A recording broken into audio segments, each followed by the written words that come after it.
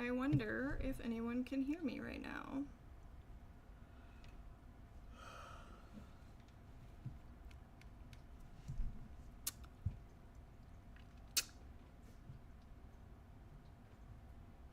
So, did we all hear about Nick Fuentes' house catching on fire?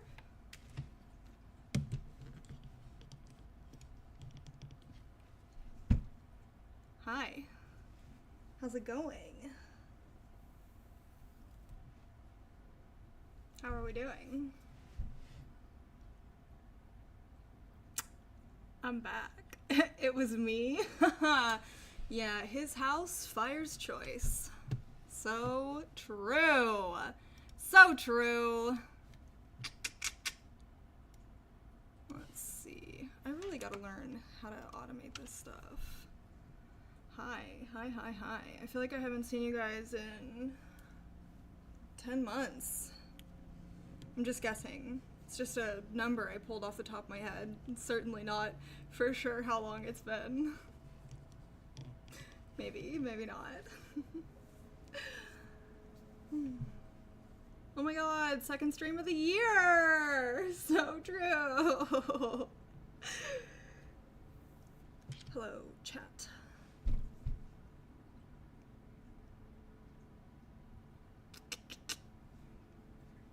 How are we doing? How is everybody doing? What has everybody been up to? Do we like, was my hair like this last time? Do we like the new hair? Do we like the new look?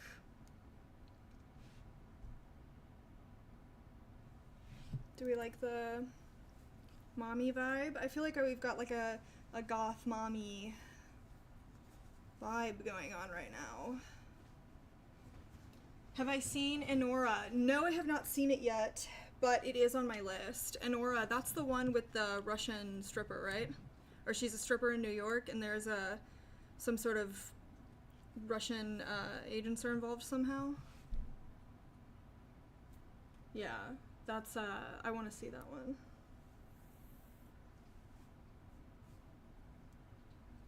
Yeah, we like it? Cool.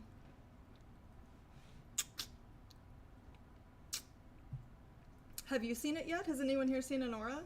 It did look like something that I would want to watch, and I do have a list. I do have it on my list. Oof, where's my water? Hold on. I'm gonna go grab my water real quick.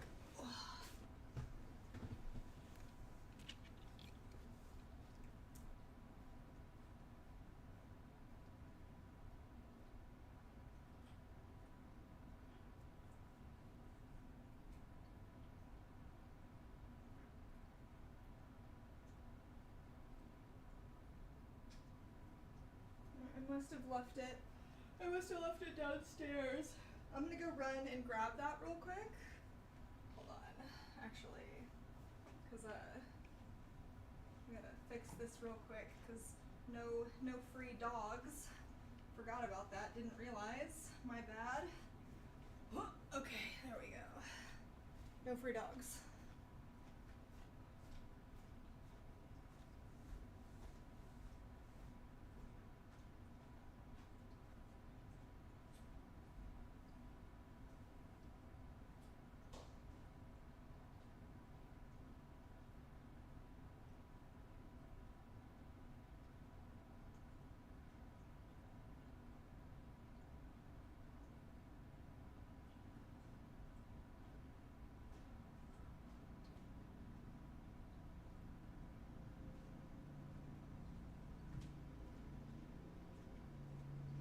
Okay.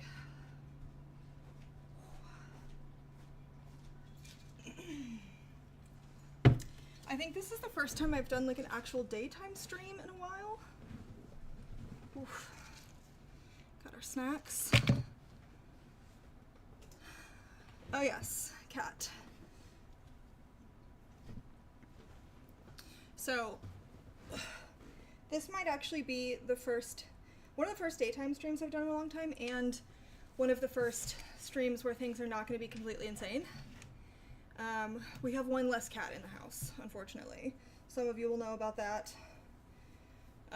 We're not going to get too much into it. It is what it is. But the neediest cat is no longer with us. So, we've got one sleeping up here. We've got Chunky Boy over there. The dogs are downstairs, I think. So, this might actually be the first calm, peaceful stream I've ever had in my life.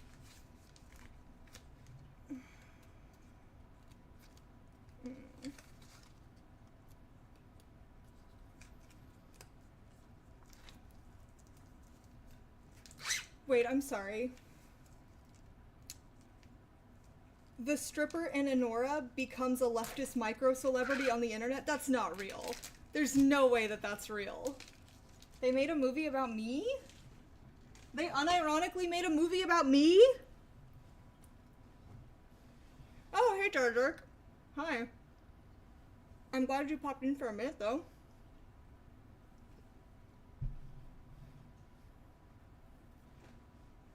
Yeah. Oh, they've completely destroyed the chair.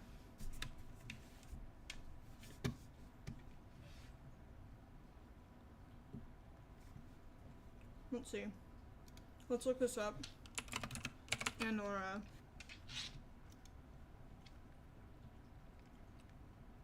Oh! It's still playing right now. I can go see it if I wanted.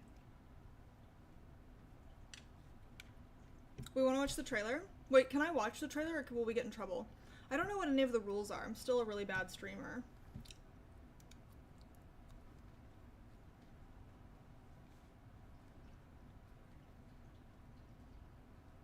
It's me, but New York. What if I moved to New York? And I went back to the club. You're just bullshitting? Stop. You guys know I believe anything you tell me. You can't do that to me. I trust you guys implicitly. It's so bad.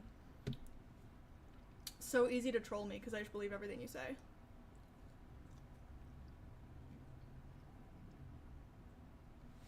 Who do we have here? Okay, we've got some names I recognize. Tyrannex, of course. Kunti Gowan. Hello. Scary Spikes. Hello. Ah. JRQ. Hello. Oh yeah, I did want to see Smile too as well. Who else do I recognize? What are you doing? I just told them that it was going to be a peaceful stream. You haven't been on my desk all morning. Off the desk all morning. Hi, Tosin. Bilderberg, hi, hello. Are you serious? You're actually for real right now. I've been at this desk since 10 a.m. He's wanted nothing to do with me until just now. Okay. Yeah, King George, you're new. Is that what it is? Come here. Come here. Come here. What are we doing? Okay. Hi, Tosin. What are we doing? So, he's lost a pound. Yeah, we lost 1.5 pounds. Yeah, I'm in an abusive relationship with my cat. That's so true. What are you doing? I think he's lost 1.5 pounds. Oh, hello, Myra. He was 19.5 pounds a couple months ago. We're on a diet. That's right. We've been on a diet. We're doing really good. Yeah, 8 minutes in and I'm flashing my pussy. I know. I'm sorry. I can't help myself. I need to be stopped. I'm a menace to society, I know. So he's on a diet. Which pound did you cut off? It was all fat. We lost 1.5 pounds of fat. The vet is very proud of him. They said he's doing a very good job. But yeah, he's on diet food now. He's massive. I know. We're making massive gains from my massive boy. My massive boy. Yeah, he needs his screen time.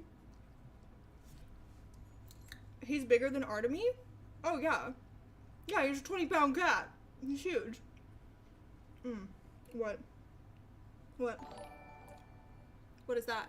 Ooh, Tyrannex, thank you. Can we please see this amazing shark clip before business begins? Yes. Yes, we can. Where did you tip that? On Twitch? What's going on? I need the linky. I can't get it through Streamlabs. Shh. Shut up. Okay. Chat, help me. Help me. How do I... Oh no. Oh no. Where is it? Where is it? I'm such a bad streamer. I don't know how to do anything. I can't do it. I can't copy it on Streamlabs. I can't do it. Will you send it in the Discord? Hi, Rumbleball. Hi, Audrey Rose. Hello. Yeah, I know. Everyone here is from Shark. Ah, here we go. Here we go. Okay, okay, okay. Let's see. What have we got here? Let's see if this is set up. Here we go. Hold on.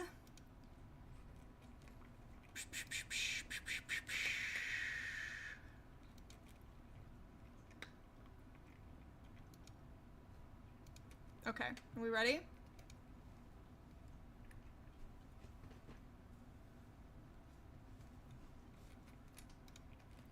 We're gonna make me a little smaller so we can see chat. Alright, let's go. God damn, let's fucking go! I love suicide, man! More death! More suicide, dog, please! I need it! I love it! Inject that right into my veins, man! Perfect! Perfect. Thank you, Shark. Very good. Love that. More suicide injected straight into my veins. Perfect. I don't know what we're talking about. I assume we're talking about conservatives, but hey, maybe we're just talking about... Maybe Shark needs a little check-in. Labeling it Shark gives chat instructions is fucking incredible.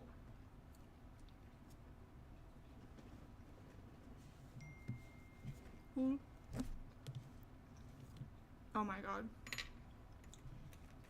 What do you guys know about the rat saga? All the rat situation, the rat stuff that was happening in my life for a while. Do you guys know about me hunting down rats in my best friend's house? Oh, hey, SW Caucus. I love everyone in chat seeing the suicide thing and being like, me, as a teenager.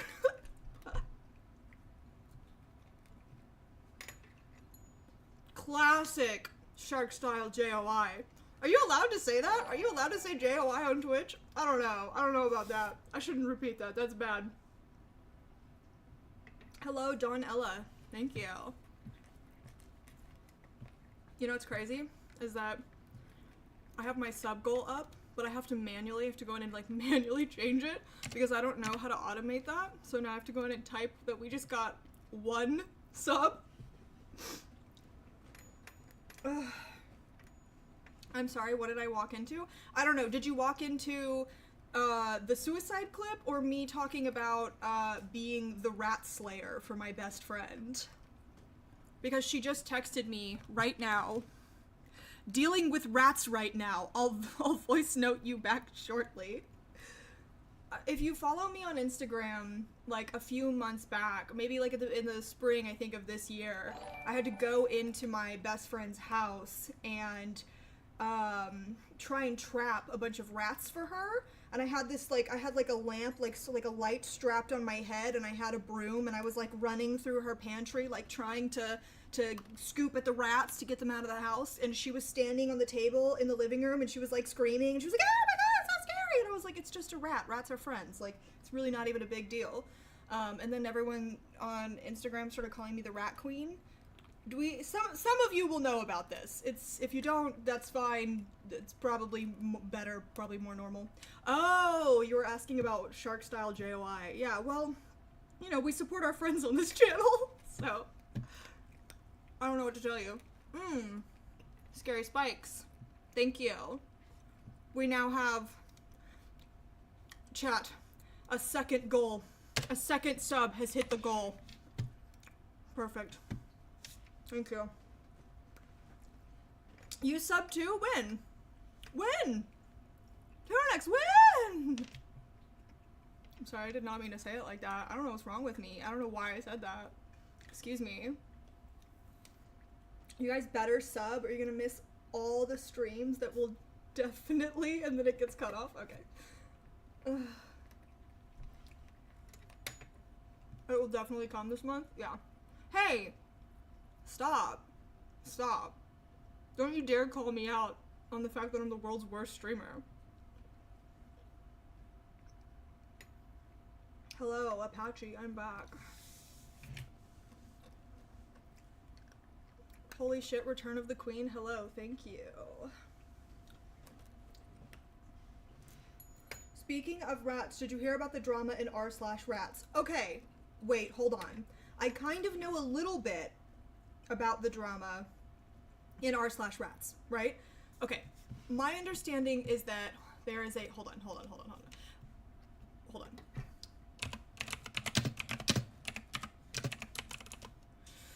My understanding is that there is a very large rat, okay? That there's a very, very large rat. Okay, I'm gonna tell you what I know, and then we're gonna look at it, okay? Can I help you? Can I fucking help? Thank you. All right. You had all day to hang out with Mom. All day. I've been in this chair since 10 a.m. Okay. So get this, right? Here's my understanding of the r/rat drama. There's a big fucking rat. And when I say big, like, the drama is that the rat is big. And it's like, how is that rat drama, right? Some rats are big. No. You don't understand. The rat is big. It's a big, fat fucking rat. And now, when you see the rat, you're gonna go, this is a morbidly obese rat. This is a rat that could only be found in America, okay? This rat has type 1 diabetes and type 2 diabetes for sure, okay? This rat is like, it's like, I think the drama is a situation to where it's like, should these people be allowed to post this rat in r/rats because are they hurting their rat because he's too fat, right? So this is the question. Uh-oh. Did we drop? Did we drop? Did we drop? Uh-oh. We good? Okay. All right, cool. Anyway, so the question becomes, are these people abusing their rat? Can you make a decision? Okay, make a decision. Come on. Let's go. Come on.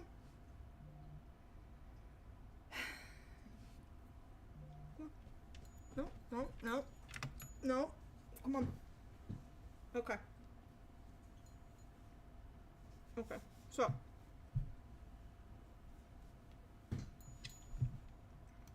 I believe the question is, are we basically like enabling this person to abuse their animal by allowing them to continue to post here when they clearly are not taking care of him, and he's like, you know, that he's way too overfed. Tyrannix tipped $5, said, Talisman would really like if you checked out the out of context channel in your Discord. Okay. Like right now? Or... Ooh, yeah, here we go. Okay. So we're going to the world's worst website. Sorry. So sorry about that. Tosin, thank you. Thank you, thank you, thank you. We are now at 3 out of 20 subs. Whoop! Perfect. Okay. So, I cannot go to her. Fuck, I can't go to her profile. I want to like go to some of the other stuff because I know that Lana B has like talked about this, right? They have, I can't remember, is Lana, oh, they, right, okay. So Lana has talked about this, yeah, but we're not going to go to their account because you might see some things. I might accidentally flash some things on screen that we are not allowed to see on twitch.com nor on YouTube. This is not a safe for work account. So, okay, you got the direct link, thank you. Yes, they detailed all the drama. Wow, look at that. Remember I told you he was massive? I told you that this was a big fucking rat. Here's his face. Here's his little face. That's like, what, 2 inches out on either side? Now, I've had pet rats before. Some of you in this chat will have had pet rats before. You know, this that we're seeing right here, this is, yeah, that's an elaborate balloon animal. Exactly. Absolute unit. That's a ball. This is not what a rat body should look like. This is crazy. So unhealthy, right? Oh no. Okay.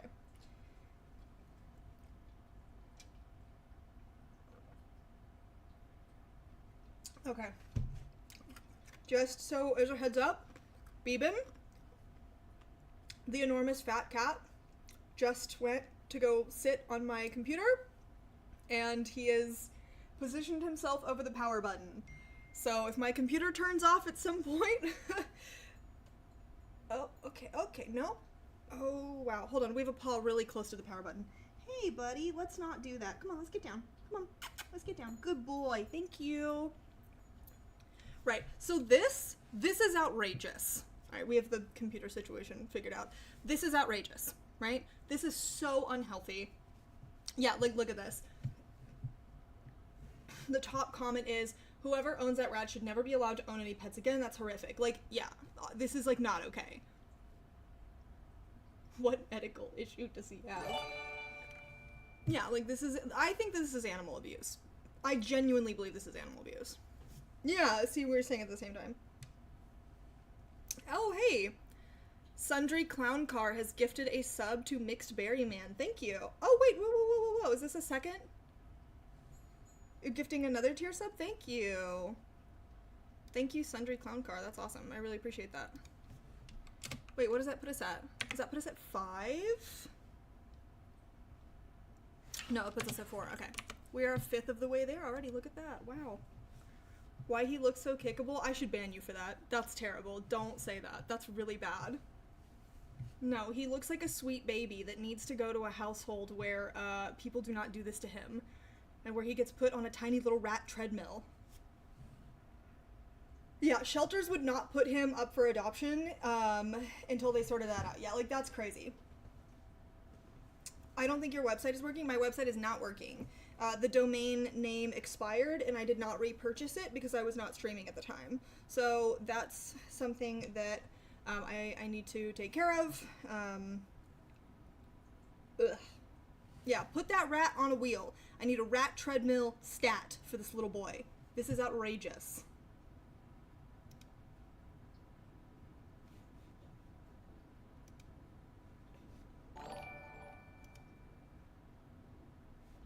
Thank you. Castrix Defiance. Thank you. Subbing for the fact that you guys keep subbing, it just, I'm like, ugh, okay, God, maybe I do have to stream regularly. Maybe I have to actually do my job. Wow, 5 out of 20. Wow, look at that. We're a 4th of the way there. That's perfect. A rat patty? Yeah, like, absolutely outrageous. So, that is the drama. That is the drama on r/rats. Yeah. Some people.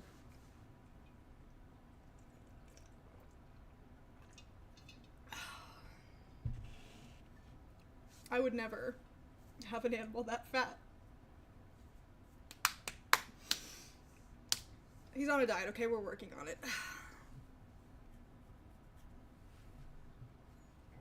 Yeah, the children yearn for the streams. I know, it's so funny, like, I'm the only person I know, I'm the only, let's say, adult content creator I know online where I'm like, please buy my adult content, and everyone is like, no!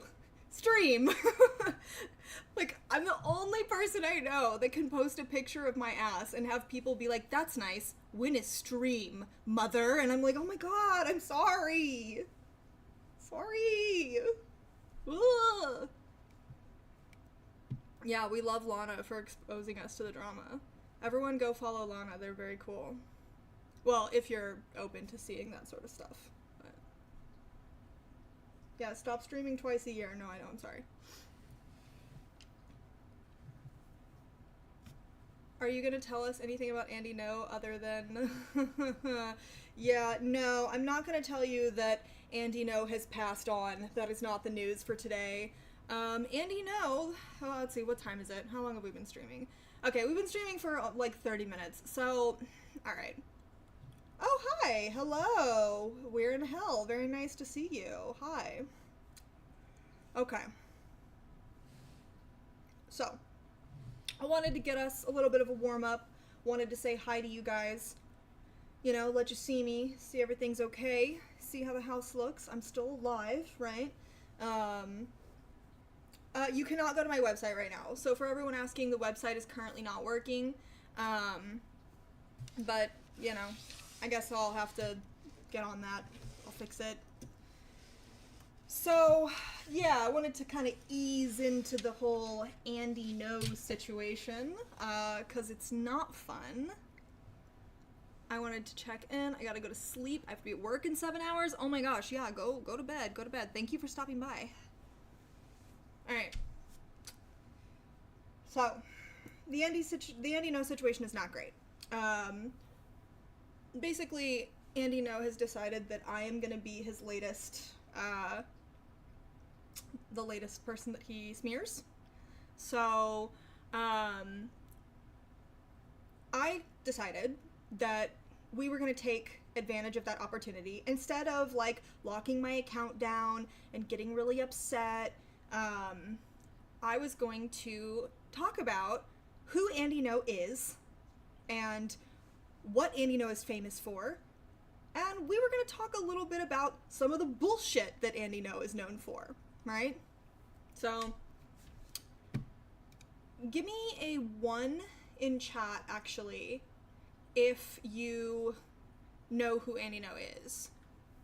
If you don't know who he is, you can, you know, I don't know, don't say anything or put a 2 or whatever, but, like, if you know who Andy Ngo is, you can give me a 1. Because I just want to get a feel for, like, who is familiar with him, who is not. So I don't know how much background I need to give you guys.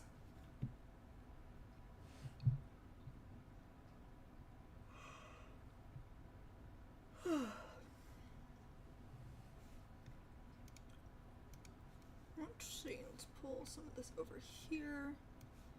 These are some of the tweets I selectively pulled up. So I'm going to show you guys, as usual, tweets. We're going to be looking at tweets.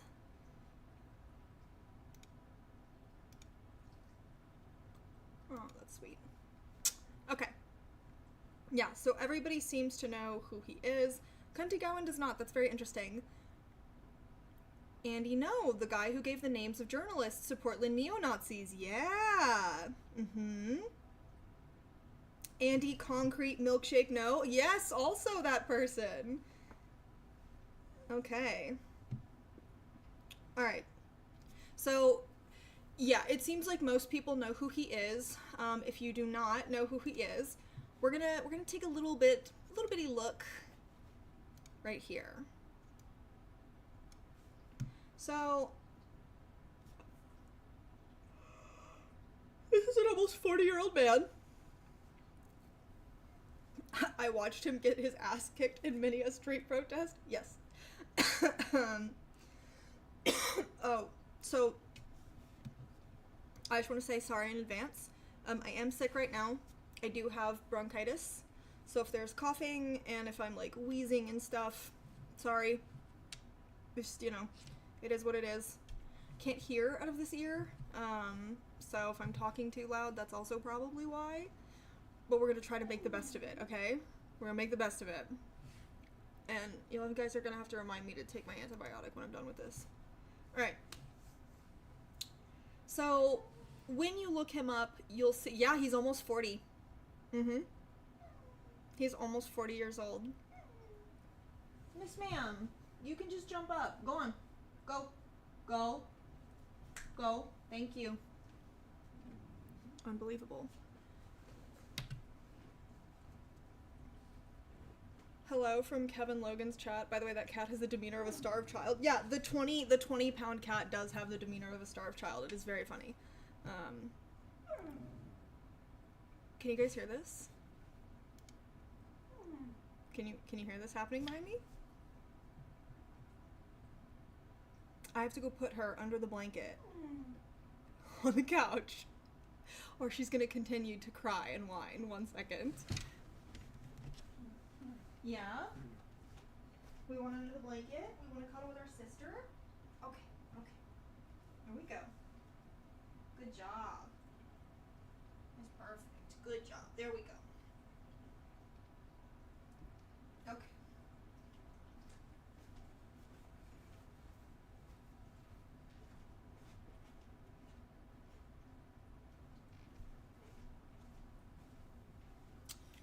I have the neediest dogs in the entire world. Okay.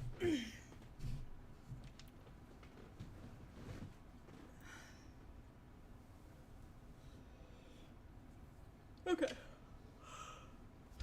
Yeah, Doglet. Oh, Doglet is such a funny name for her. That's super good. Also, look at this sweet little hot dog, Hello Kitty, that Sterling got for me in, well, so we broke up, which some of you will know. We broke up the last couple of weeks, but I don't know. We're not on bad terms, right? So look at this little Hello Kitty hot dog that he won for me at Circus in Las Vegas at the end of October. Isn't this cute? I took him to When We Were Young Fest, and the Las Vegas Festival grounds are right next to the Circus, the casino, and so we went into the arcade there, and he won a bunch of tickets for me, and he got me this Hello Kitty hot dog. So, yeah. Anyway, so okay. Anyway, this absolute fucking monster of a human being. So if you look him up, you'll see sources say that he's a journalist. I think that is particularly generous and fairly misleading. He likes to, I would say that he is a propagandist, first and foremost, because he does not care about the truth. He does not tell the truth. A big controversial part of his livelihood and of his career has been these constant allegations and, frankly, instances that have been proven of him cutting clips out of context, using other people's footage and, like, crafting a narrative about it. Basically, like, taking a video and then, like, typing something that didn't happen and then attaching that with the footage. And people being like, that was my footage, that's absolutely not what was happening in this situation, right? So he's very famous for that. He is he like Ian Miles Chong? I guess you could say that he is a propagandist, much in the same way that Ian Miles Chong is. Except he does live here in America, and he likes to, like, get himself in the action. He likes to portray himself as a journalist, whereas I'm pretty sure Ian Miles Chong is just very upfront about the fact that he's just a poster, right? Andy Ngo tries to wrap himself in this veneer of professionalism and act like he has, like, a real career, right? And that he's a real reporter exposing the truth, right? This is not the case. He's done a lot of fear-mongering about Antifa. So a lot of the stories of, like, Antifa is burning down all these cities in Portland, and they're burning down Seattle, and like a lot of that stuff. He's a big perpetuator of that narrative, right? Yeah, a disinformation producer, exactly. He's that, and that's why I call him a propagandist. So he regularly gets published. He regularly has gotten to go. Oh my goodness, excuse you, bless you. He just sneezed like 5 times. That was really cute. He regularly has gotten to go on to like Fox News. He got to go on Joe Rogan. He is... So, yeah. He's found a lot of success for himself. And he has like... Hold on, let's look it up. I think like 1.5 million followers. He has 1.5 million followers on a...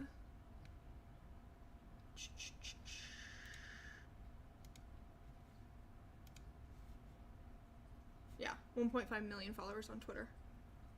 Oh, bye, Jar Jerk. Have a good time at work. Let's see some of his posts. I have him blocked. Yeah, so like, listen, the first thing that we see when we go to his page and his pinned tweet is Antifa. He likes to publish people's names and faces. He doxes people. And he finds just like regular...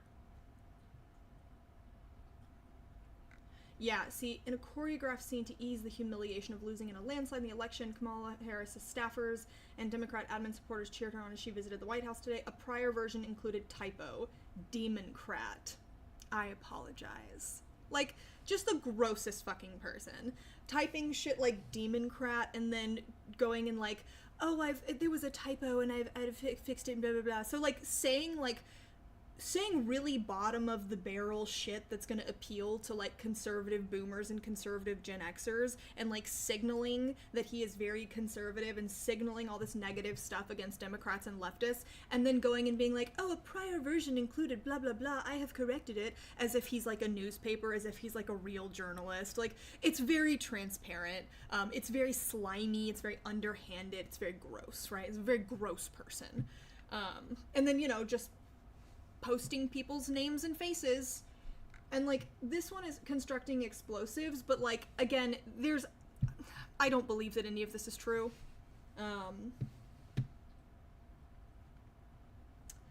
CNN is reportedly planning mass layoffs as it struggles severely with ratings in the age of streaming. CNN's viewership is low, Fox News's viewership is high. Okay, who cares? He likes to say that leftists are doing violence and that they're violent constantly. And then, you know, posting people's names and faces, retweeting, what is it? How do you say this guy's last name? I know that he's like one of the like dark web of intellectuals. What do they call themselves? The intellectual dark web or whatever. He retweets this guy.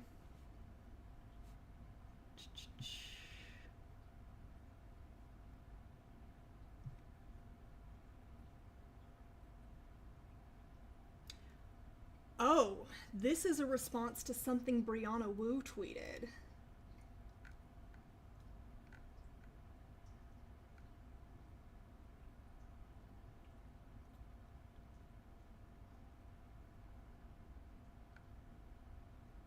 Oh, God.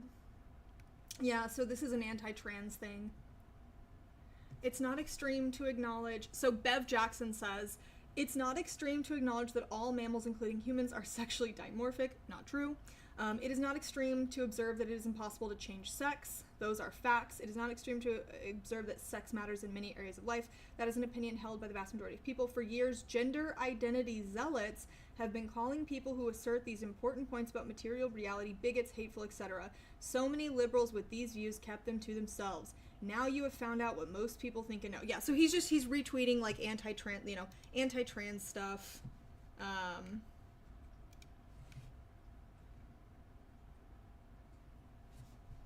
This is...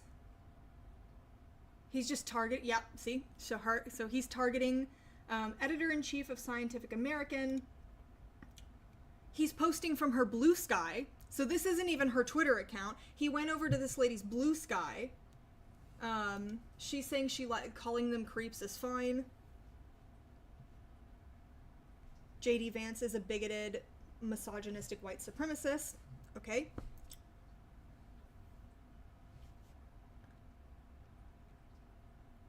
She's on R.F. Kennedy's mailing list. The messages are bad. Bloody can't, like, she's not even she's just saying she doesn't like Republican politicians. She said she doesn't like 2 Republican politicians. She doesn't like anti-vaxxers. Nothing about this is hateful. Nothing about this is particularly bigoted. She doesn't like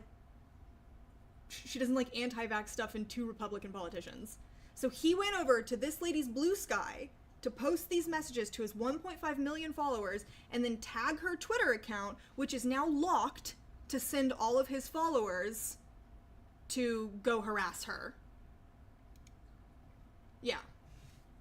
Calling it hateful screeds. So he likes to target people. He loves to target people. And he loves to take things that are really not that big of a deal and blow them up and reframe them and rephrase them. He does this with stuff people say. He does this with tweets. And he does this with footage. So he does this to individual people, and he does this with political issues. So the way that we see him, like, reframe videos and maliciously cut videos is exactly what he does to, people's statements, right? Calvin Ware has... Oh, yay. Thank you for the tier 1 subscription. I really appreciate that. Very cool. Okay.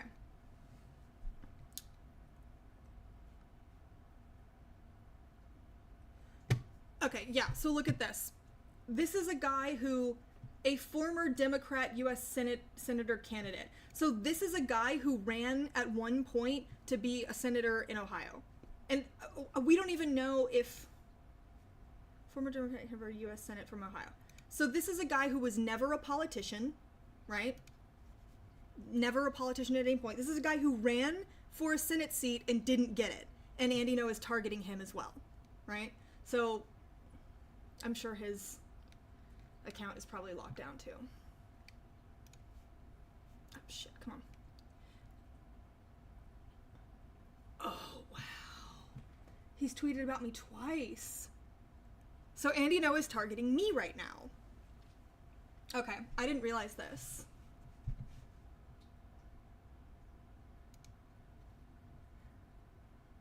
So a leftist sex worker, he loves to put that I'm, so he has to put that I'm a sex worker, right? Because he knows that that's going to really upset people. A leftist sex worker based in Austin, Texas says she plans to cut off ties with her family because they voted for Trump. I didn't actually say that at all. And I'm not going to cut ties with them. That's actually not happening. She believes she will lose access to birth control after being misled by left-wing disinfo, social media accounts, and activists.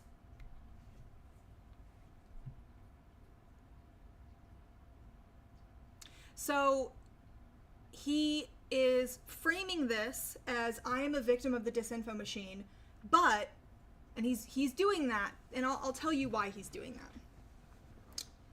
So he's doing that because he had to say, Andy Ngo had to say in court, under oath, that he is aware that when he targets people online, it brings massive amounts of hate and harassment to them and puts them in danger.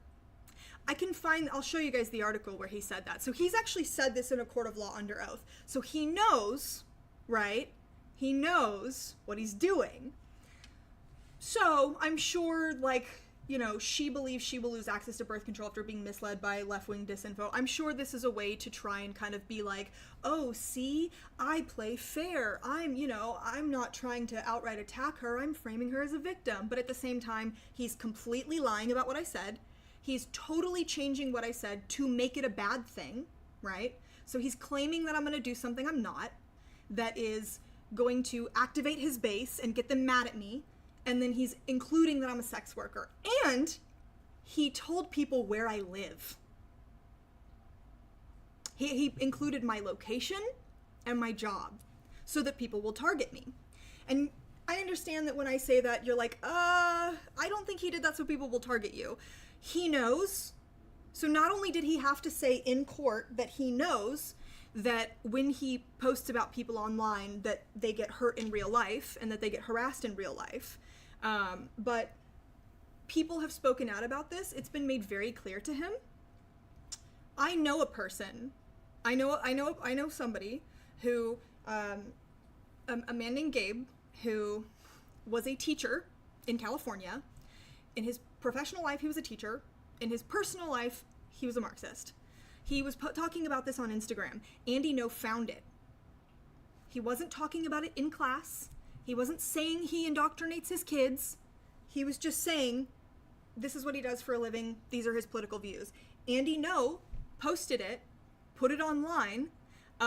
My friend had to stop being a teacher. He lost his job, and he had to move cities in California. People were coming to his house, showing up. He got doxxed. They just show up to his, and they would show up to his fucking house.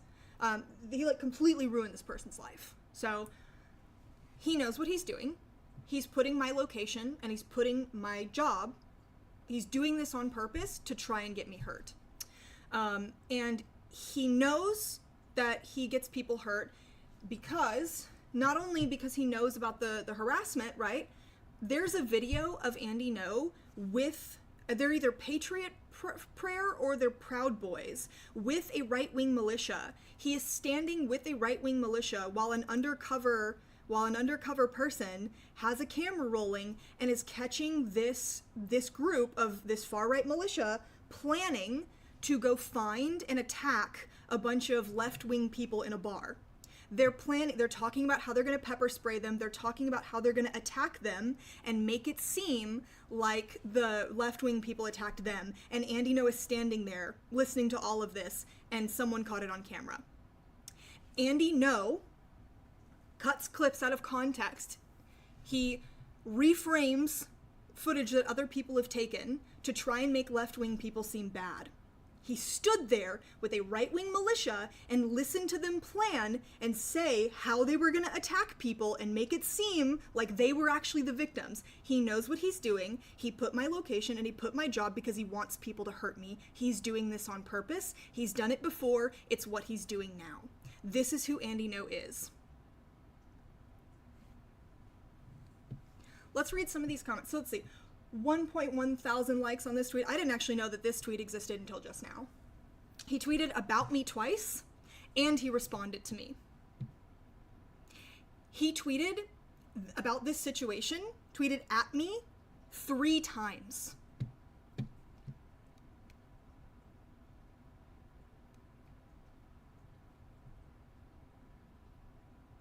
This is Lay Sour Patch Lynn's. This is a lady who used to work for Tim Pool. Maybe she does still work for Tim Pool. I think she has me blocked. Yeah, she has me blocked. This lady works for Tim Pool, or she did at one point.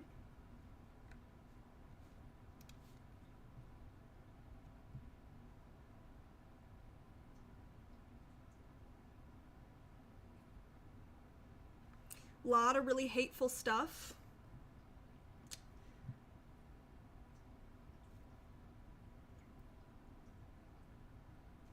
Her body, our choice.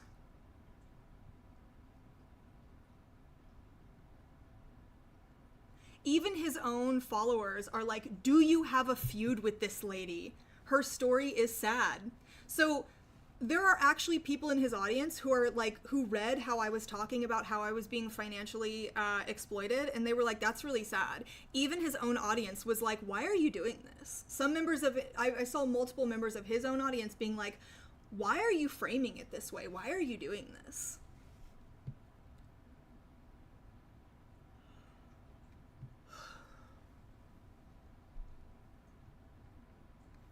Good, no herpes at the table. RIP family discount.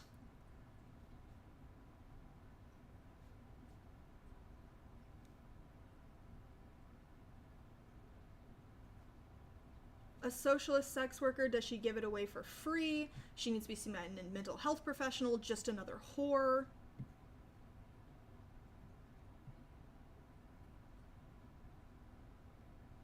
What kind of family relationships does a sex worker usually have? Oh, that's my sister, just headed out to whore for the night. Sorry, my mom couldn't make the teacher conference because she's getting gangbanged in an alleyway downtown. Evil witch, it's in the eyes. Demon possessed. A hooker. Says she has reproductive health issues. Imagine that. Well, and then they tag me. Could you try not being a whore and get a legitimate job? Just a thought, otherwise keep it up. And hopefully a transmittable disease will take care of the situation for us. So this is someone saying they hope that I get a disease and die. Is she low IQ? These people are psychopaths. She's a whore that hates normal people. How stupid is she? She's fat now, too. She should tie her tubes like all the other retards. Mental illness. Trash. She's socialist scum. Her parents are better off in a nursing home than with this monster that's focused on her right to intake semen over her parents' well-being. Oh yeah, so a bunch of people saying that I'm lying.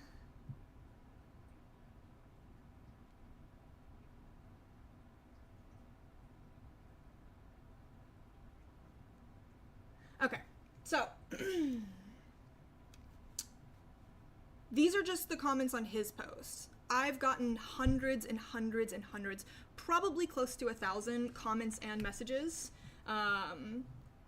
in my inbox and on my posts of people telling me they're going to rape me, I should be raped, people telling me that they're going to murder me, that I should be murdered, people telling me that my family would be better off if I was dead, you know, hundreds and hundreds of comments about how I'm insane, I'm crazy, I need to be institutionalized, I need to be in prison, that, you know, I'm an evil person, every insult you could possibly think of. I would say most of them are telling me that I'm like an evil bitch, a lot of your body, my choice, a lot of people telling me to kill myself. So, wow, I must have said something really horrible, right? Man, if all these people are saying this awful shit, I must have really said something really bad. Let's read what I said. Well, actually, let's see. Hold on. That's his first post about me. Here's his second post where he quote tweets me. So he primes his audience. He puts screenshots of my tweets. Oh, hold on. He takes my first tweet of the thread and some of my last two tweets, and he skips everything in the middle of my thread that details the ways in which I've been financially exploited. He purposefully cuts those out to not show those so that he can frame me as a bad person. So he primes his audience for that. Then he quote tweets me directly so he can get them worked up and he can get them angry, and then he can funnel them directly at me. So that's what he does here.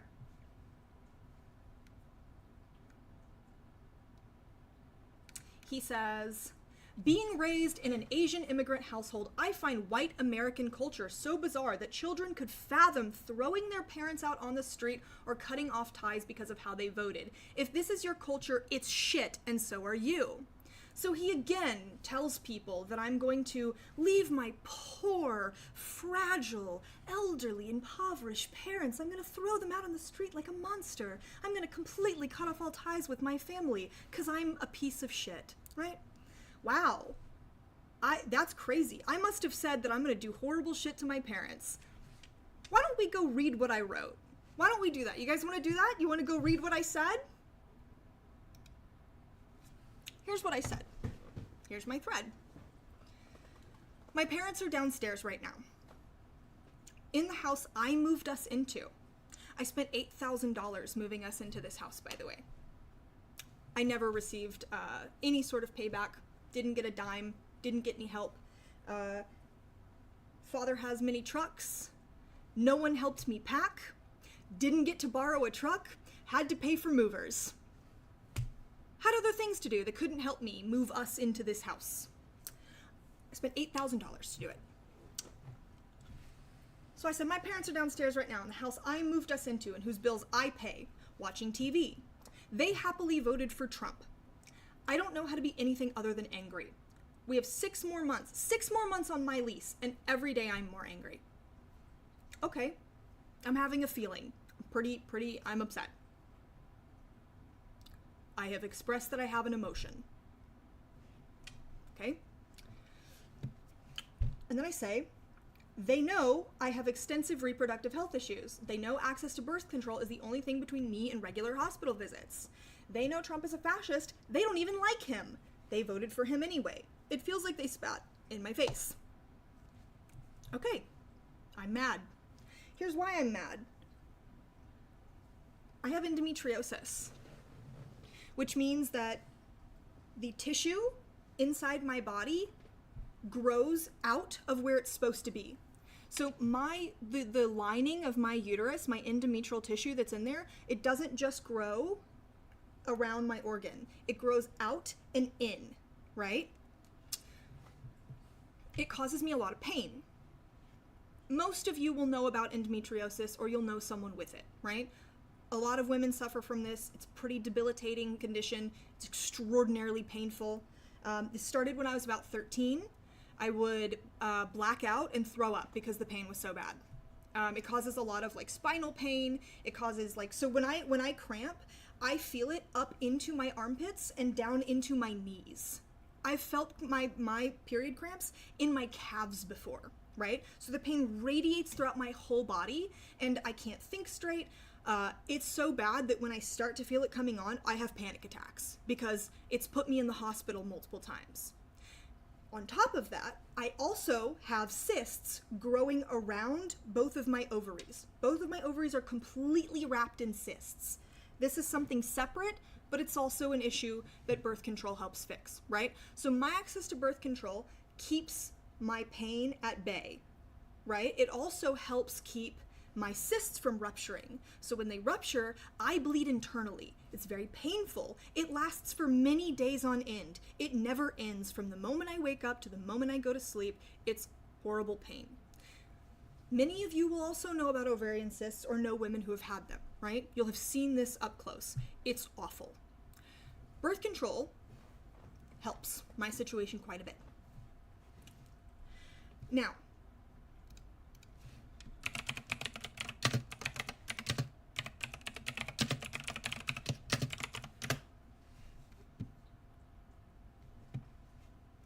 Project 2025. They want to make it very, very, very difficult for us to access birth control. Clarence Thomas, a sitting Supreme Court justice, talked about how he thought he would be very willing and it might be good and appropriate for the Supreme Court to take a look at the law that keeps birth control, keeps contraception legal. Trump and Mike Johnson, the Speaker of the House, have talked over and over and over again about how they want to gut the ACA. They have nothing to replace it with. Trump said he has concepts of a plan. So not only do they want to make it very difficult to access birth control, they want to gut our healthcare so I can't afford it, even if I did have access to it, right? So they don't even have to pass a law saying contraception is illegal. They're gutting our healthcare. I might not be able to afford it, right? So there's a very, very, very real possibility that my life going forward is about to be like pretty painful, pretty physically painful. Now, is that set in stone? No, but it's now something that I have to worry about, right? I would never, ever, ever vote for a candidate who would make people that I love have to worry about things like this. One of my family members who voted for Trump has a brain tumor, and she has she has to take hormone regulation stuff because she had a hysterectomy. One of my family members who voted for Trump, needs constant medication. She's not gonna have access to that anymore. I would never have voted to take that away from her. So I'm a little mad. I have every right to be. I would never have voted for there to maybe be the potential for her to lose her health care, right? Because that would be bad and fucked up and selfish. So I'm feeling a little mad. That's where we're at in this thread. I'm feeling mad. I'm disappointed. Here's why. Here's my very real medical issues and very real concerns surrounding my medical issues, okay? Here's where we're at. And then I say, my dad's fiance sent me a photo of when she voted. Super chipper. I didn't bother to respond. I felt that was really awkward and inappropriate. You know how strongly I feel about this. You know that I'm scared. You know that I'm stressed out. I don't think it's appropriate to send me a photo of that. I don't respond. My dad joked he was going to be sure to vote to cancel my vote out. Thought that was kind of shitty too. I don't even want to look at them right now. 6 more months on this lease. I don't know that we'll talk afterwards for a long time. I'm pretty stressed out and upset. I really feel like they made a choice that's going to hurt me. But I'm also sitting here right now saying that there are 6 more months on this lease. I don't know that we'll talk afterwards. So that makes it very clear we're waiting out the duration of the lease, right?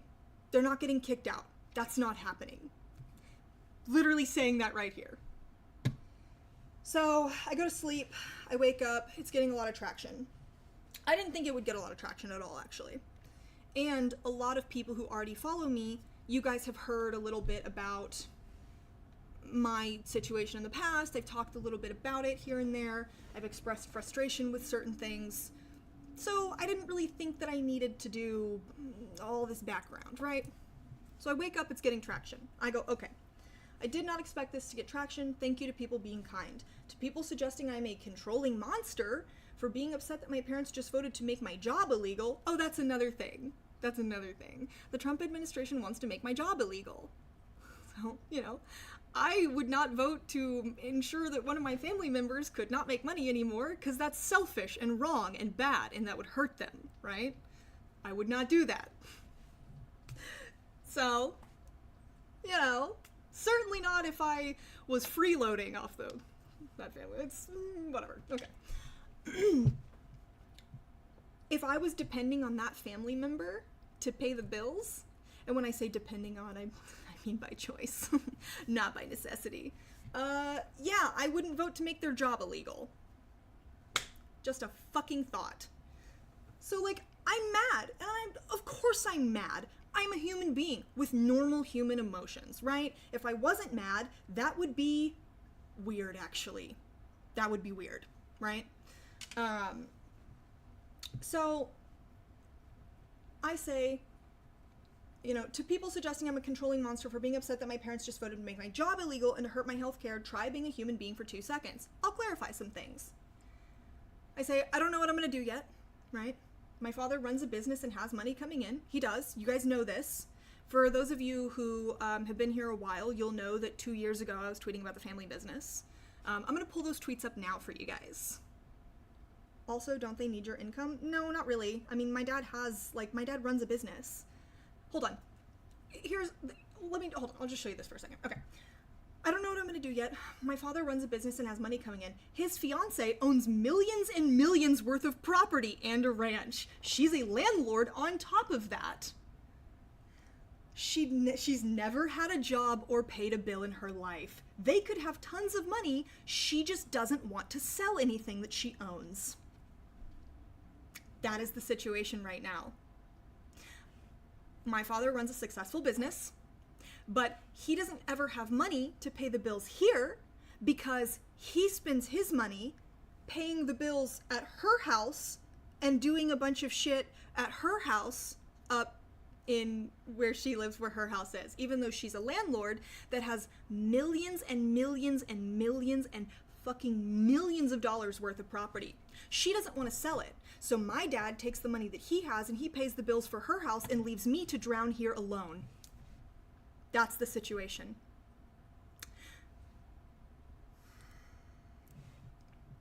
When she was getting divorced, he asked me to buy her car from her. I later found out he asked me to buy her car from her for $10,000. I later found out that I paid for a third of her divorce attorney with that money. And that the car was not worth $10,000. It was worth about $2,700. Yeah. No apologies. just denial. When I showed him the Kelly Blue Book, he found a way to change it. But then when I sat down and put everything in it that was wrong, the, value went back down to what I knew it was. I've lent him a lot of money over the years. I worked for his business for free 2 years ago. Some of you will know, because I tweeted about it at the time, talking about how I wasn't getting paid, how I was doing manual labor and working on pools and cleaning for 8 to 10 hours a day and driving 3 hours a day, going from Austin to San Antonio to work a fucking pool cleaning business because he asked me to, and I wasn't getting paid. Meanwhile, I was letting him sleep on my couch, and I still had all my bills to pay. So I was still streaming with you guys, and I was doing OnlyFans, right? So I was working a full, more than 40 hours a week doing manual labor and not getting paid for it. And I was paying to put gas in the trucks, and I was paying to buy supplies for the company. 1 second. Hey, what's up? Hey, hold on a second. Hey, I'm streaming right now. Can I call you back later? Reese, Megan. No, I'm streaming. I'm on stream right now. I'm on stream. I'm on stream.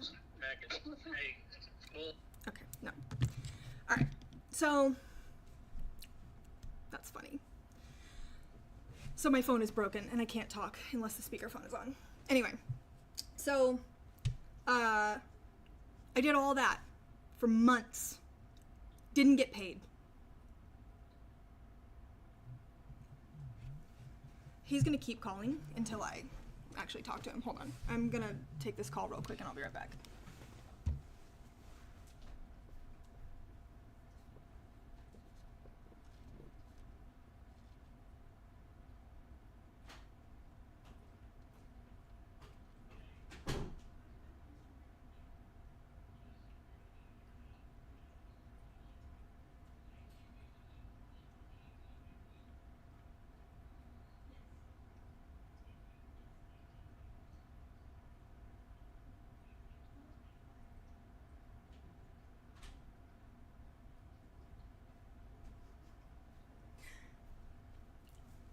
You know what's funny? That phone call is about how this weekend I get to go clean more pools for free for my brother. Yeah. Yeah, I'm being asked currently to go clean pools right now this weekend for free. I have bronchitis right now, by the way. He knows that. So, yeah, that was him. That was him on the phone just now, asking me to go clean pools for free this weekend while I have bronchitis. So, the reason why I stopped working for him the first time in 2022 was because I had organ damage from COVID, and I was throwing up blood constantly while I was working. Yeah. Yeah, so I was working 8 to 10 hours a day, not getting paid, and paying all the bills at my place that I live down south while I was letting him sleep on my couch, while I was lending him thousands and thousands of dollars of cash. So working, not getting paid, paying for supplies for the company, and just giving him cash. Then getting tricked into buying a $10,000 car to pay for his fiance's divorce attorney. He then totaled that car a couple of months ago, by the way. Never paid for it. Never gave me the information of the lady he got in the wreck with. So I had to sell that car a couple weeks ago. Now I don't have one. So let's look up some of my tweets from 2022 where I'm talking about this.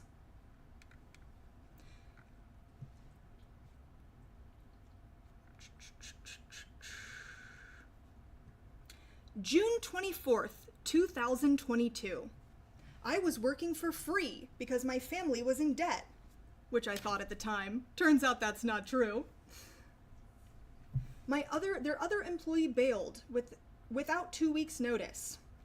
Well, that was the excuse that was used this time around too, so I don't know how much I believe that one either now.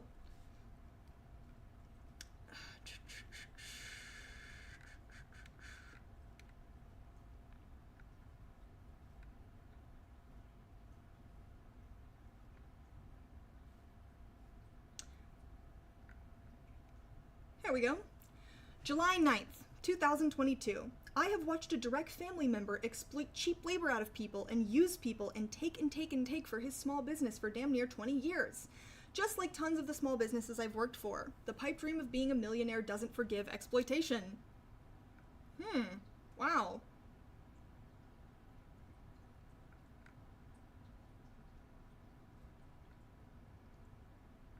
Here's me talking about Big Papa Fascist, June 24th, 2022.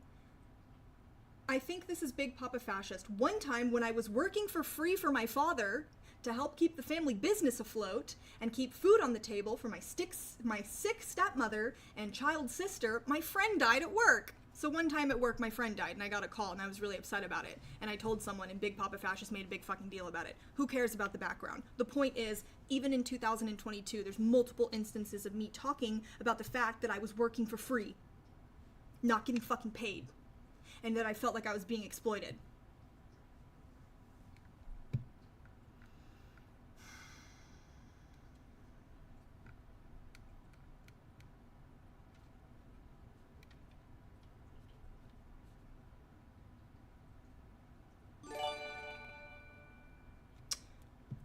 Here we go. January 21st, 2022.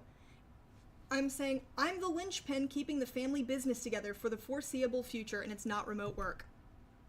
So, thank you, Tyrannex. Oh, for Talisman, I appreciate that. So, a lot of stuff has been done to me financially that I don't think is particularly kind, that I don't think is particularly loving or fair, and that I think is a very clear-cut example of exploitation.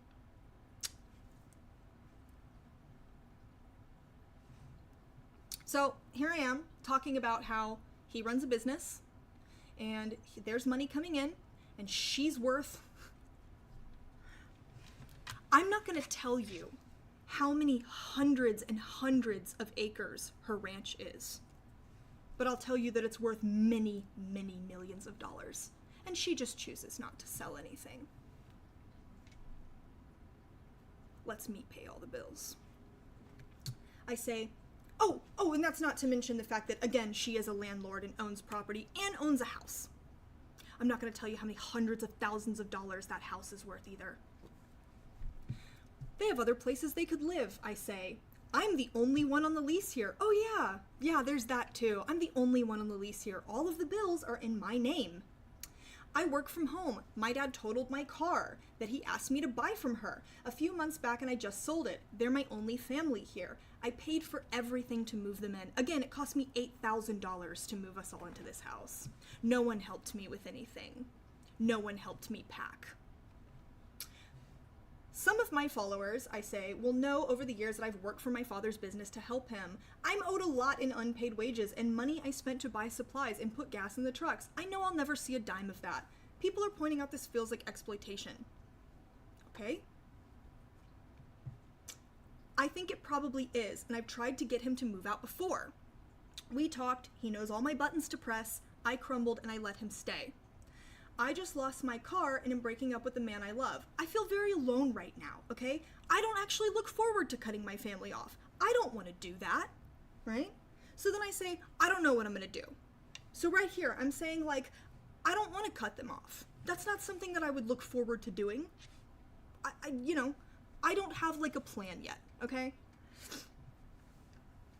So you'll notice that all of this stuff where I'm saying about how many assets they have, how much money they have, how many resources they have, and how they've used and taken from me, you'll see how Andy Ngo cut all of that out.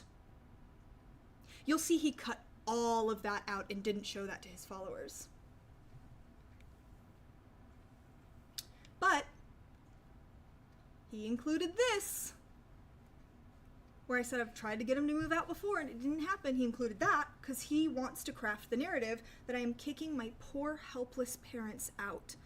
Just abandoning my elderly, destitute parents onto the street with no warning for no reason because I'm a cruel, mean liberal who's been brainwashed. So I say, to end the thread, I say, I don't know what I'm going to do. I know this is all very personal, but fuck it, it's out there now. Maybe now I have to be held accountable to actually stand up for myself and do something. Thank you to everyone who was kind to me, about this. This really sucks. Okay? So then here, he says it again. So he quote tweeted me, he took screenshots, he cut out all of the stuff that would show that the way I feel is very correct and that they are doing bad things to me. And he posted those. Then he quote tweeted me, and then he responded to me with the same thing. Being raised in an East Asian immigrant household, I find white American Western culture so bizarre that children could fathom throwing their parents out on the streets or cutting off ties because of how they voted. Is it really about how they voted? Or is it about how they fucking treated me? And is the voting just a further extension of how they have mistreated me? If this is your culture, it's shit, and so are you. Again, this is beyond unfair. This is beyond unfair. That's because it's not supposed to be fair. He's doing this on purpose. Andy Ngo is completely misconstruing what I said and lying about me on purpose. That's why he selectively cut out the tweets that would have people be on my side and explain the ways in which I'm being exploited and used. That's why he put the city that I live in and that I'm a sex worker. Because Andy Ngo wants me hurt. Andy Ngo wants people to harass me. Andy Ngo wants me to suffer because he doesn't like my politics. Andy Ngo is doing this on purpose. He knows what he's doing. He knows that his audience is very, very stupid, and he knows that they're bloodthirsty because he has purposefully gone out of his way to cultivate a stupid, bloodthirsty audience. He's doing this on purpose because he wants me hurt. If Andy Ngo could put my physical address and the hours in which I'll be home alone, he would. He would. Because Andy Ngo wants people hurt. It's why he was caught on camera planning with a right-wing armed militia to go attack a bunch of left-wing protesters who were dining at a bar. They were having fucking fried cheese and beer at a bar. That's what those left-wing protesters were doing. By the way, when Patriot Prayer, who fake journalist and propagandist Andy Ngo was hanging out with, were planning about how they were going to attack and hurt and pepper spray them and then tell everyone that Antifa actually attacked them. Andy Ngo heard all of it. Because he was there. Because he's okay with that. Because Andy Ngo wants people hurt.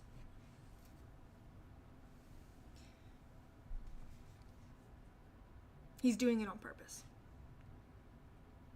So, I feel like this would constitute defamation. Maybe. Maybe. But, I mean, what am I gonna do? Take him to court? Please, he's lost 1 million court cases. So, I actually looked up a bunch of stuff about Andy Ngo.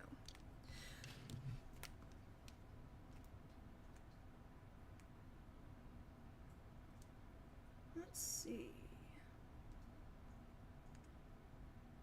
I have all the links here.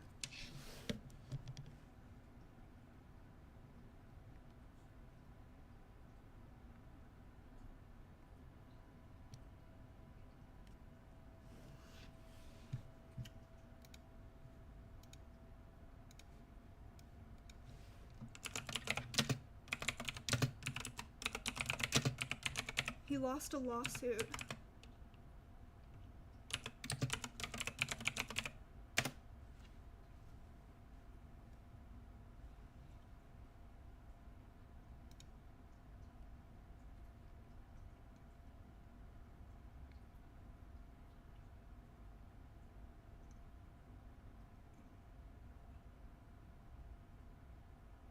Okay.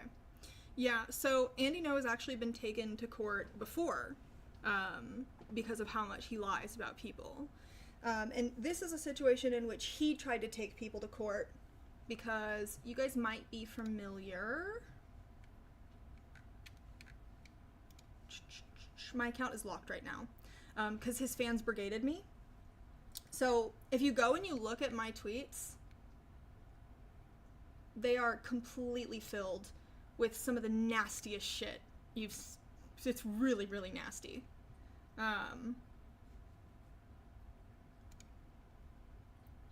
But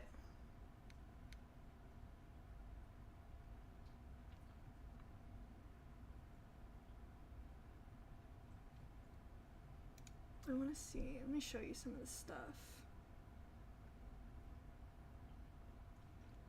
Okay, yeah, here. So it's a lot of this. The reason why I showed you guys the tweets of me talking about this stuff from 2 years ago is because it's a lot of this. I'm just betting if he owns a business and his fiance has millions and you have all these healthcare issues, you live off them, not the other way around. A lot of people telling me I'm lying, a lot of people saying they pay for everything and I'm a liar.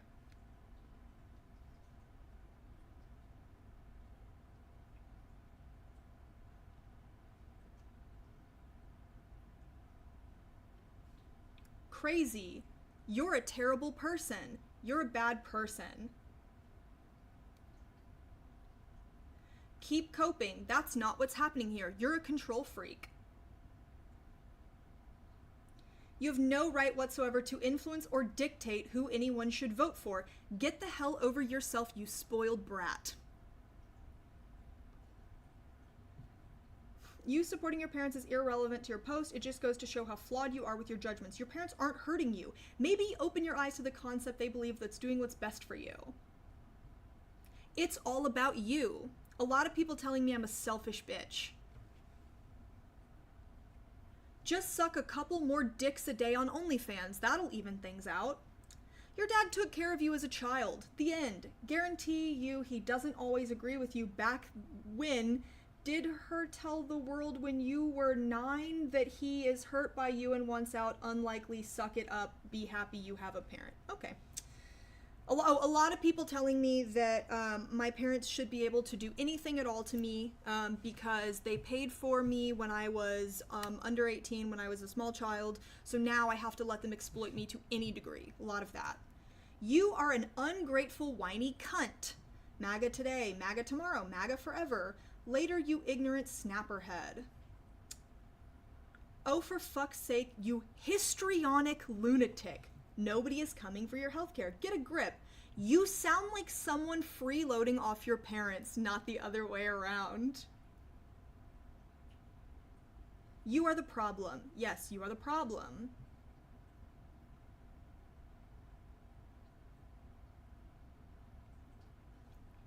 You're gonna kick your mom and dad out because they won't conform to your cult's tenets? What a great child you are.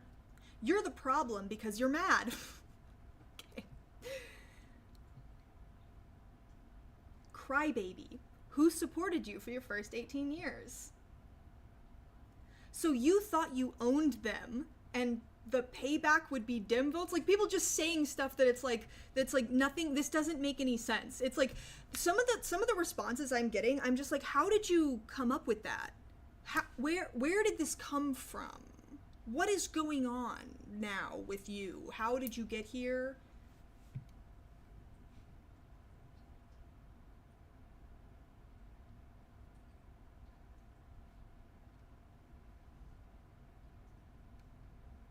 Yeah, all of this stuff is just the people telling me I'm the problem.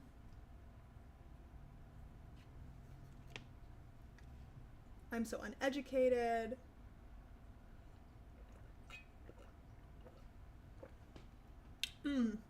A lot of people saying I'm a bad socialist. Abortion is not healthcare.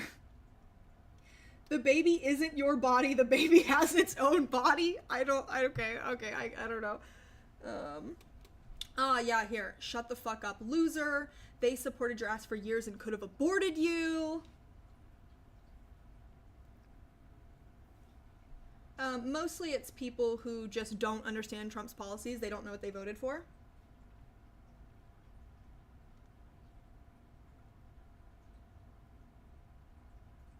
You're a liar and miserable person.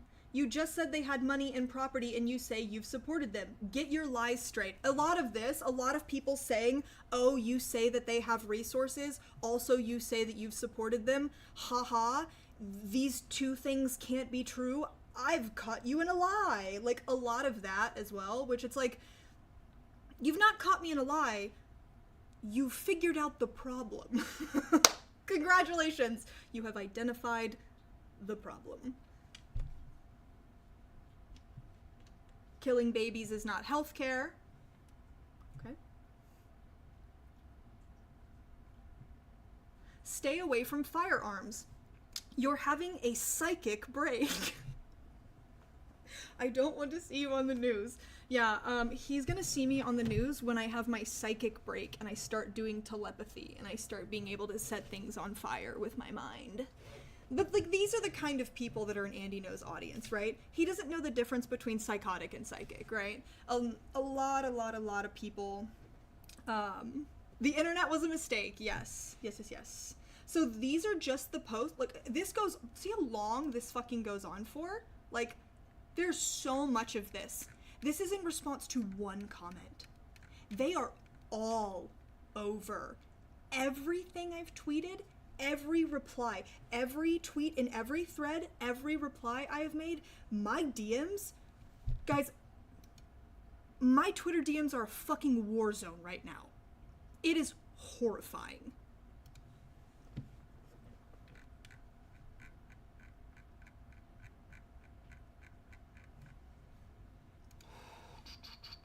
A lot of people telling me that it's very obvious, that the very obvious interpretation was that I was saying I was kicking them out tomorrow.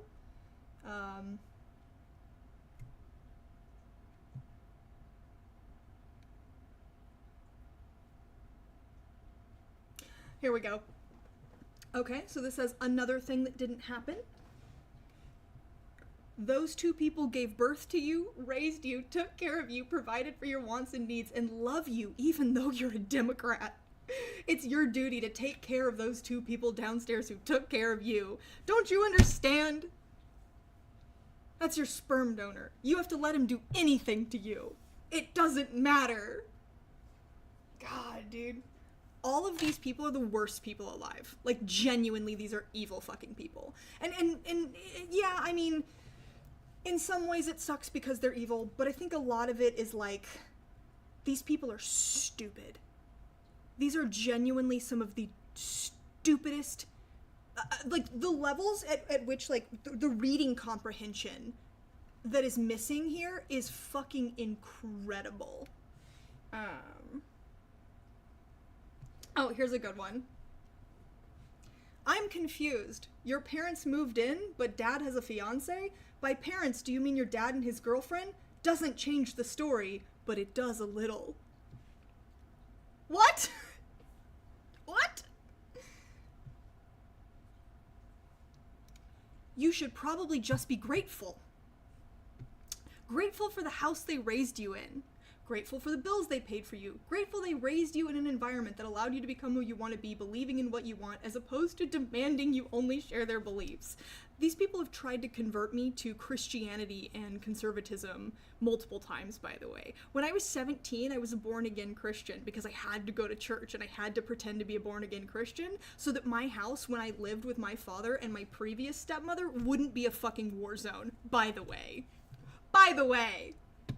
I think the thing that is, like, so crazy about this is the degree to which these people have crafted these stories in their head and they're so sure they're true. These people don't know anything. Like, this guy, Andy Ngo or whatever, stupid, wrong. Wrong about everything. So sure he's correct. Like,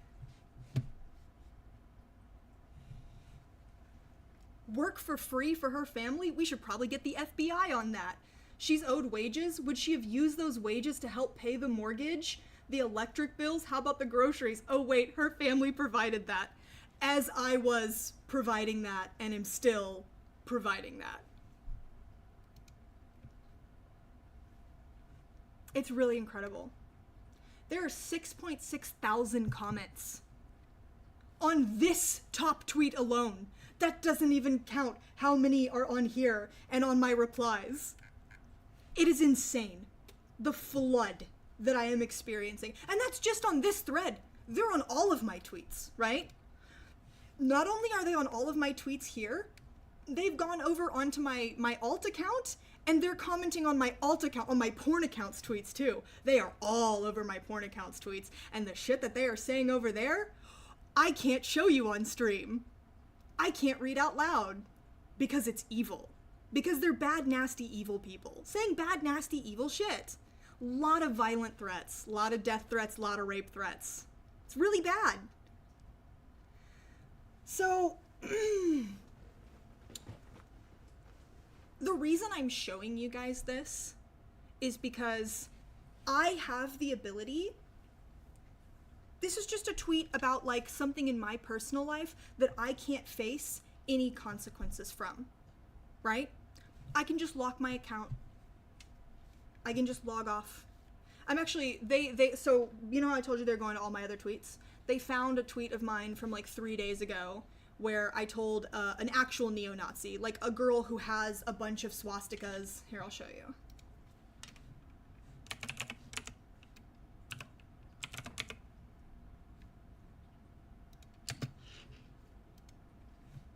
This lady. You're a white supremacist. Yeah, so? This is the girl who, people who are not white, how do you cope, says Miss Rita Love. I don't even want to read these tweets out loud. Like, this lady is tweeting something, like, this is a bunch of swastikas and shit. I quote tweeted a tweet of hers where she was like, if knowing the truth is anti-Semitic, then I guess I'm Hitler. And I was like, this is you. And it was her pinned tweet at the time. And it was like Third Reich puns and a bunch of swastikas. And a bunch of flags she had in her room with swastikas. And I was like, this is you. So I told her to follow her leader.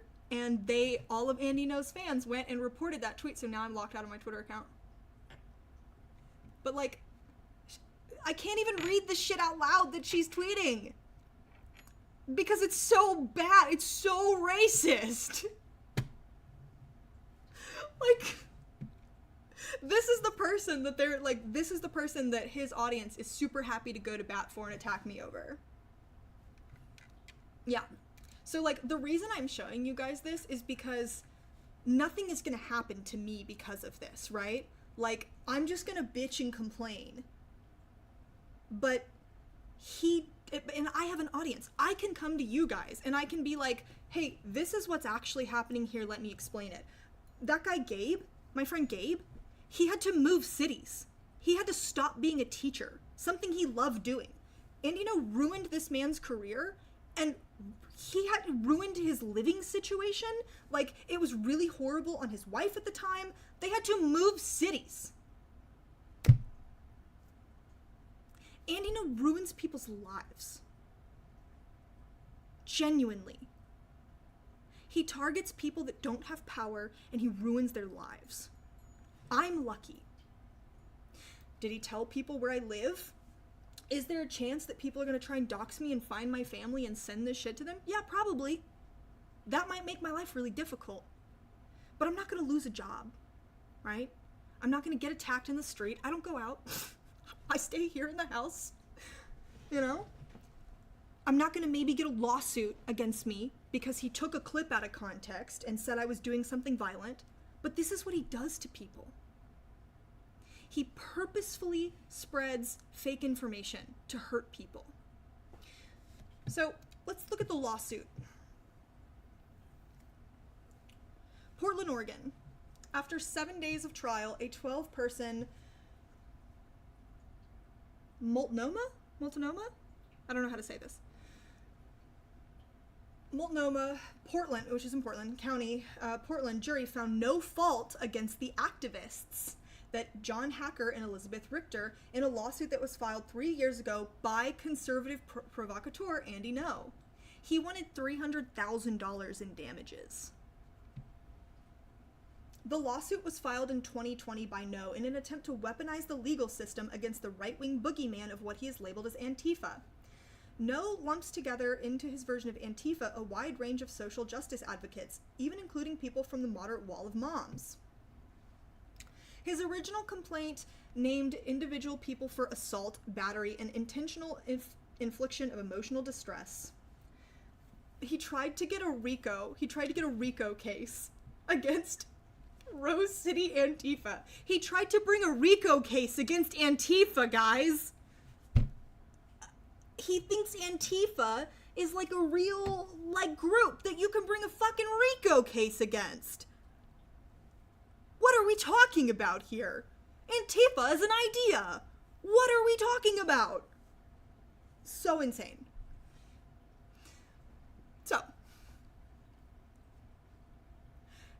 As Mr. Hacker, and Miss Richter's legal teams pointed out throughout the trial, Mr. Ngo and his attorneys were relying almost completely on evidence that those two defendants simply spoke freely about a public figure after other people had allegedly assaulted him. Mr. Ngo has proudly proclaimed that he is, or was at the time, one of the most infamous journalists in Portland, yet tried to convince the jury that, but for Mr. Hacker and Mrs. Richter making public comments about him, he would not have been identified during a June 2021 event. So you know what this is? Have you guys seen all the tweets right now that are going around that are like, I thought conservatives loved triggering the libs. Why are they so upset that liberals now don't want to associate with them? That's what he's doing. He's like, I'm the biggest, baddest, most infamous journalist. I'm taking down Antifa. I'm taking down the liberals. And then he's like, oh no, these two people tweeted about me and so I was identified and then I was in danger. I'm just a little lamb. Oh. He's a fucking crybully. That's the shit he's doing. Whoa. We're getting a rating party of 141? This is crazy. Okay, hi, hey guys, we're talking about Andy Ngo right now. We're talking about how Andy Ngo is the biggest piece of shit alive right now. Welcome. James from the internet. I don't know if we've, James from the internet. Okay, hold on. Okay, I'm so sorry. What is going on? Hello, James from the internet. Thank you for the raid. That's crazy. We're gonna show everyone who, okay, cool, hi. I think this is you. Is this you? He's a little yeah. Andy Ngo tried to say that he was a birthday boy. It's so true. Hi, hello. Is this your Twitter account? Yeah, this is not your Twitter account, is it? Okay, we're gonna look you up on Twitch. Let's look you up on Twitch so that people, my audience, can see who you are. Okay, hi, hello, this is him. We're gonna give you a follow, cool. 5.8 thousand followers. Okay, everybody go give James from the internet a follow. That's very nice, thank you so much. Thank you. Okay, so, Andy Ngo, we're talking about Andy Ngo right now. If you guys don't know, we're talking about the lawsuit that Andy Ngo brought towards these Portland, activists or whatever. He lost. He tried to take it to court and say that, oh, they tweeted about me. I'm just a sweet little birthday boy, and these people put me in danger. And the jury was like, that's obviously not real. That's obviously not what happened. You are not a birthday boy. You are, in fact, a bully. And he lost his fucking lawsuit. Now,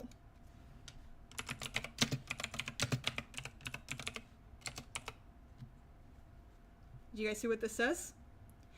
This says Andy Ngo concrete milkshake. Do we all here know about the Andy Ngo concrete milkshake incident? Do we all here know about the Andy Ngo concrete milkshake incident? Do we? Have we seen this photo? Here it is if you haven't. This is Andy Ngo with a bunch of milkshake on his face. Wow. Feels a little good, doesn't it? After everything that we've seen, after everything that we just saw that he did to me yesterday, and after just the little tidbits I've told you about what he's done here and there, doesn't it feel a little bit good? The man got milkshaked. He didn't get hurt, but he got embarrassed in public. Got a little bit of milkshake on his face. Oh no. He's in danger of getting diabetes. Yeah, exactly. Well, unfortunately, yeah, this is a classic. Looks great, Andy. You're wearing it well. So, unfortunately, for those of you who don't know, this is another example of Andy Ngo being the birthday boy. And if you don't know what the birthday boy means, King Leopold, thank you for the sub. I really appreciate that. Do we all here know about the birthday boy? I love that tweet. Let's see. birthday boy.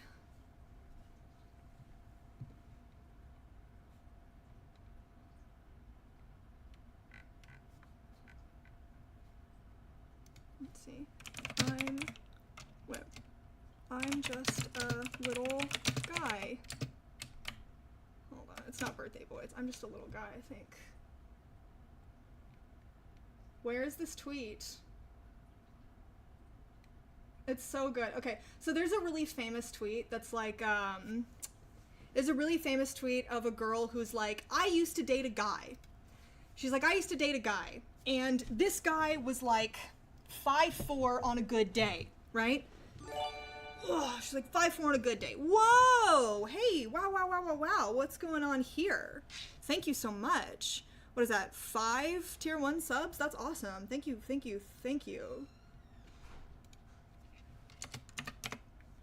So, hi. You streaming? I am, yeah. Okay, bye.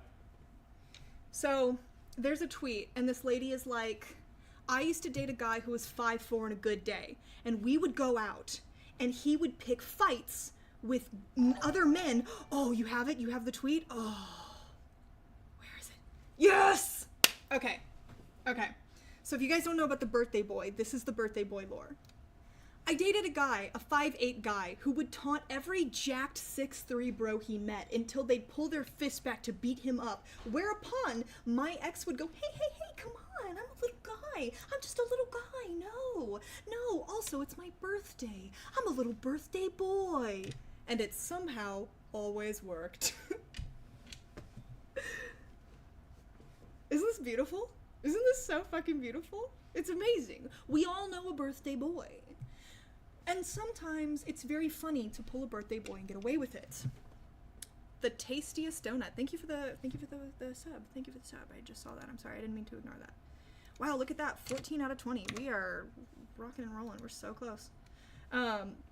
Yeah, this is incredible. I'm just a little guy, and it's my birthday. I'm a little birthday boy. You wouldn't hit me. Classic Andy Ngo. Classic Andy Ngo move. Before we knew... Andy Ngo was birthday boying before we knew about the birthday boy, right? Whoa, Scary Spikes. Thank you. Oh my goodness. Thank you. That's awesome. I really appreciate that. Dang, we're 1 away from our goal. That's crazy. Yay. Okay, that's awesome. Okay, so if you look up the milkshake incident, you'll see there's a ton of articles about this. I assume that most of you know about the milkshake incident. It's become very famous at this point. So here, let's actually look at this one, because this article is framing it as though he won. This is actually, get the fuck out of here. Don't you dare charge me to read your website. Get the fuck out of here. You know what websites don't do that? Right-wing websites. They don't charge you to read their articles. They let their bullshit get spewed out everywhere for free. Anyway, so this is actually the lawsuit that we were just talking about and I was just reading to you about in the other article. So the reason why these people had to pay $300,000 to him is because they didn't show up to court. Those two people that did show up to court, Mrs. Richter and Mr. Heckler, the jury found them completely innocent. But because the other 3 defendants didn't show up to court, they were judged to be in default, and the judge required that they pay him the $300,000 that he was asking for. So that's why this is framed. This is like a really dishonest framing. Yeah, see, look. It's, he won a judgment, a $300 judgment against 3 Antifa members who sent him to the hospital by attacking him in the notorious milkshake incident. He won the maximum judgment. The finding was no surprise as the 3 defendants refused to show up for case and had a default judgment entered against them. So you'll see people online, and in my mentions people were doing this too. They were like, he's won a bunch of his lawsuits, and it's like, well, he only won the lawsuit because they didn't show up. The people who did show up, he lost, and the jury very clearly decided that this was not real. So if you're sitting here going, how could you bring a lawsuit about a milkshake? How could a judge possibly, you know, grant or assign you $300,000 worth of damages, well. What was that? Oh, thank you. Thank you, Ternex. Yeah, oh my gosh, we're at 20. We did it. We reached our goal. We did it. Oh my god. Hell yes. Thank you. Thank you so much. Your socialist aunt kitties. Yes. This is Bibembap, Bibem, and this is Ernan. I love how people say Antifa like they're opposed. Like, are you pro-fascism? Yes. Yes, they are. So, I wonder if it'll say it in here. Ah, here we go. The 3 demonstrators attacked Mr. No as he tried to cover a violent Antifa protest in Portland. In June 2019, punching him, hitting him with signs, and throwing milkshakes at him that Mr. No says were loaded with concrete. Throwing milkshakes at him that Mr. No said were loaded with concrete. You heard me correctly. The birthday boy claimed that the milkshakes had concrete in them. The median voter is probably pro-fascist, let's be honest. Yes. Okay, here's the truth. Here's the deal. The median voter is the scariest person you've ever met in your life. The median voter's politics are like, they would break your brain. What is that little box in Hellraiser that Pin has, the box that takes you to hell? Unraveling the median voter's politics is like doing the box, okay? It's the code to the box. It's terrifying. It's the worst thing you've ever heard in your life, okay? So yes, when people are like, I'm Antifa, they're this, that, and the other, blah, blah, blah. Yeah, that person is scary. Yeah, because they're the median voter. Yes. We live in hell. This country is extremely regressive. The median voter is Hitler. Yes. Okay? Okay. Glad we got that out of the way. I'm joking, by the way. Please don't clip this and post it on Twitter. And Andy, if you're watching, please don't clip that I said the median voter was Hitler. I was joking. I'm sorry, birthday boy. So, yeah, Andy Ngo claimed that the milkshakes had concrete in them. I wonder if I can pull up an article that says, let's see. Hold on, I actually asked. I looked this up earlier. I made notes of it.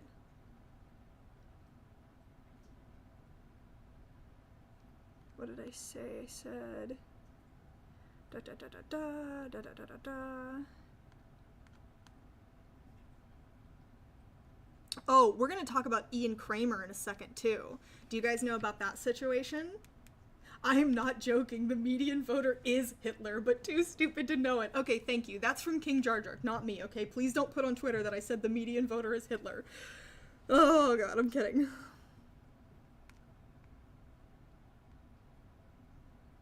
Yeah, here we go. Okay. Did I write the source for this? Okay, here's what I wrote. However, let's see. No claimed that I wrote this on my notes on my phone. I'm sorry. I should have done it on the computer, but I'm not a real streamer, so my bad. No claimed that the milkshakes thrown at him contained quick-drying cement or concrete, an allegation he shared on social media, which gained significant attention. However, there was no conclusive evidence to support this claim, and the Portland Police Bureau, which initially warned of the possible presence of quick-drying cement in milkshakes, later had to state that they could not confirm that any milkshakes contained cement.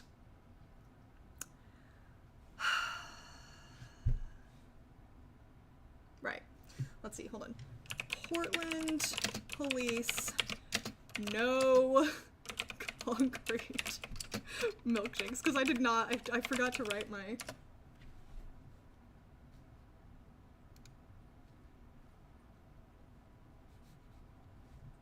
Get out of here. So 2 days after the protest, they were saying that they firmly believed that there was cement in them, but then there was no... Oh, that they had received information. They didn't test it, they didn't see them themselves, but that they really felt the vibes at the police station were that there was cement.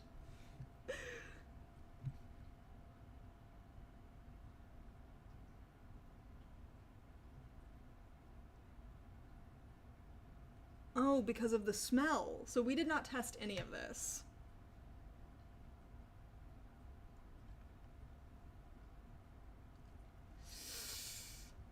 Attorney, okay, so they was saying this initially, attorney Juan C. Chavez of the Oregon Justice Resource Center sent a letter to the city on July 15th on behalf of Pop Mob, demanding the police retract the Twitter message within 2 weeks, arguing that it was defamatory. If no retraction was offered, Chavez threatened to sue the city on behalf of Pop Mob, alleging negligence, defamation, and emotional distress. City Attorney Tracy Reeve responded that the Twitter message accurately stated that the police had received information that some of the milkshakes being thrown contained quick-drying cement. The tweet in question referred to only some of the milkshakes being thrown today. So, here we have it. Vibes. Vibes from the police. Somebody told the police, so the police went online to report it as fact. Because that's how this works in this country. That's how this works in this country. If you're right-wing, the police are on your side, and you can get away with anything. You don't need evidence. You just gotta tell the police that something happened, and so they'll post it on Twitter for you that it's true. Oh my goodness. Okay. Let's talk about probably the worst thing that Andy Ngo has done.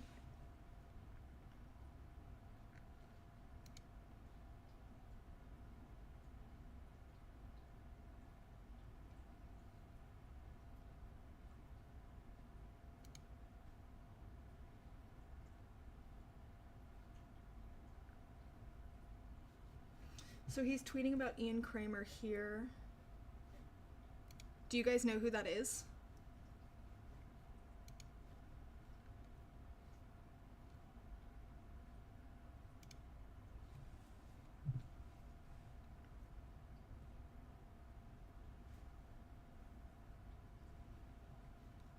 So the woman that Andy Ngo was just talking about, that he was just saying was violent and who was getting arrested because she assaulted the guy. Video published on social media shows Ian Kramer hit a woman with a baton, knocking her unconscious. Portland police today arrested far-right brawler Ian Kramer on 6 charges related to a May 1st assault in front of a local cidery. Oh god, that's so very Portland.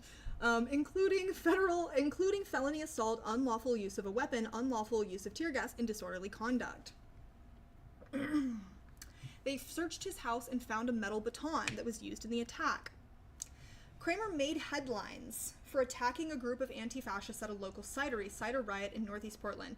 Earlier in the day, he'd been marching with a small crowd of far-right provocateurs that included Proud Boys and Patriot Prayer supporters.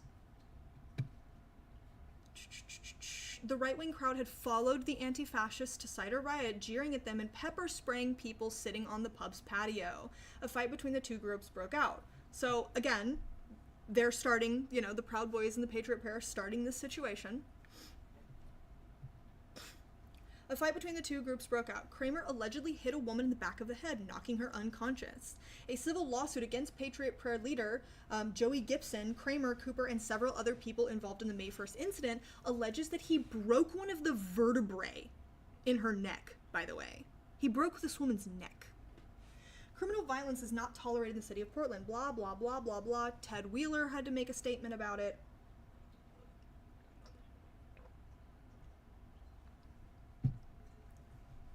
So, let me see. Andy defended this guy.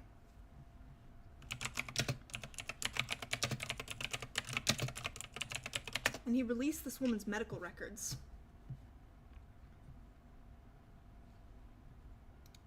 Here we go.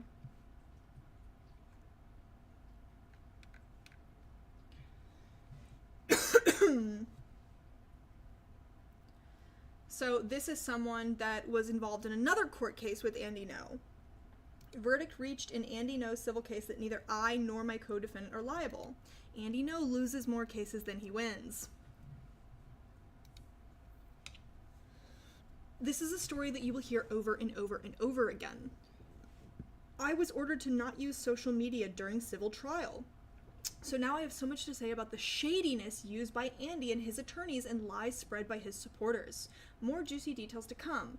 Start with Andy got no money from anyone named, no fault found for any of his baseless claims.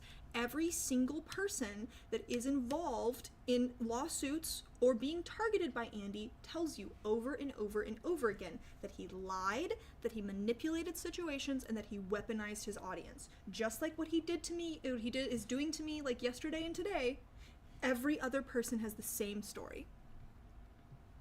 Some of these people, and this is why I'm saying like this is such a big deal, some of these people, he's litigious. He loves to take people to court.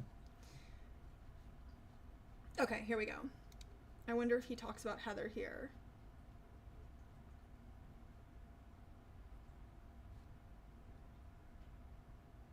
Okay, so Heather Clark is the woman who was assaulted by Ian Kramer. Heather Clark took the stand. Clark was vilified by Andy Ngo after being hit in the head with a baton by a neo-Nazi named Ian Kramer. Ngo went as far as claiming that Clark faked her injuries. Andy Ngo went online after this Nazi broke this woman's neck. Andy Ngo went online and said she was faking it. Clark was able to provide medical records showing her spinal injuries. Andy's attorney in cross-examination attempted to admit an illegally obtained medical record of Clark's that didn't even dispute the claims of her injuries. Andy Ngo published this woman's medical records online, by the way. He illegally obtained her medical records and he tweeted them out to try and discredit her, to defend the neo-Nazi that broke her neck.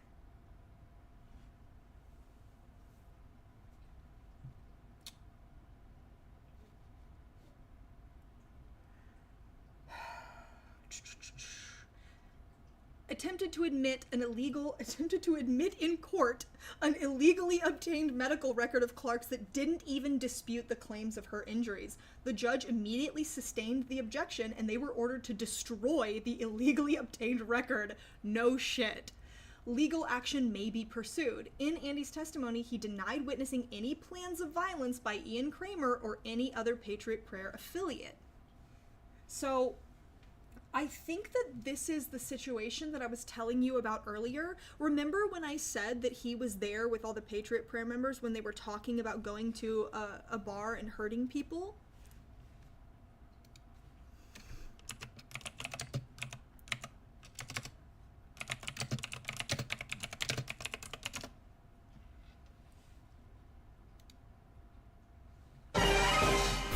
Hold on, I'm gonna turn this volume down. So, some more news covered this a while back. I really like them. Cody's very nice, very personable. You know, him and I talked a little bit about like the ways in which they do their research. He actually told me that they have a whole research team.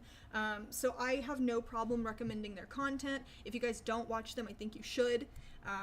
I trust the process that they have, just based on like what him and I have, like conversations that him and I have had, and from what I've seen from, you know, the content that they put out.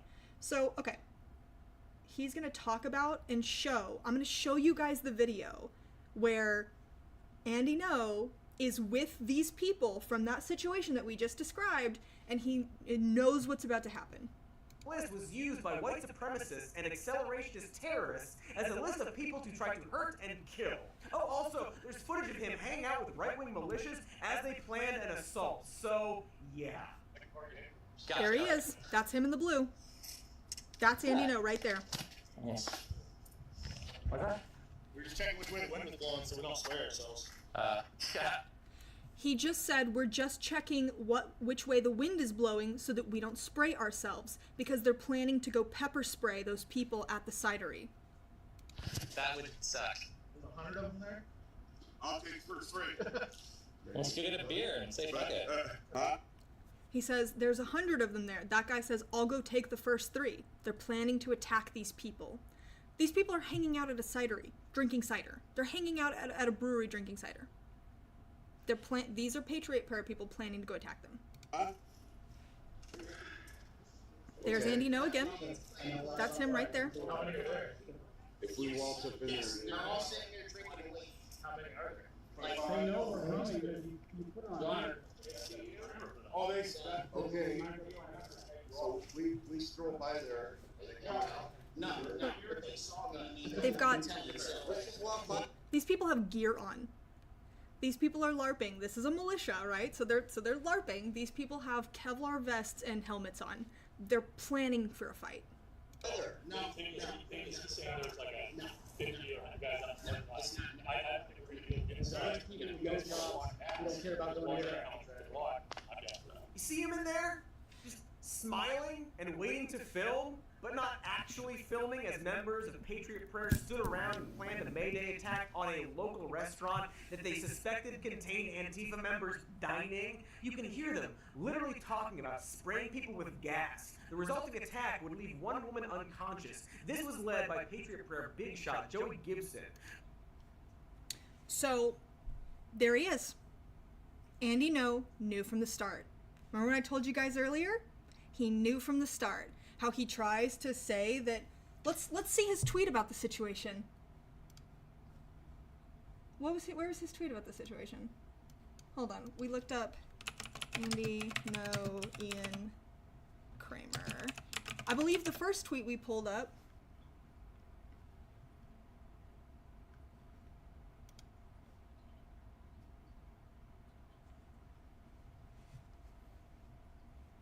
Ian Kramer pled guilty to assault and more for knocking #Antifa member Heather Clark out after she charged in to fight at a brawl outside Cider Riot.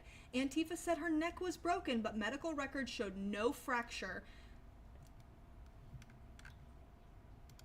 Let me see if we can search his tweets. Let's see if he says anything more about Ian Kramer. I probably have to unblock him. Hold on. Maybe we'll look up Heather Clark.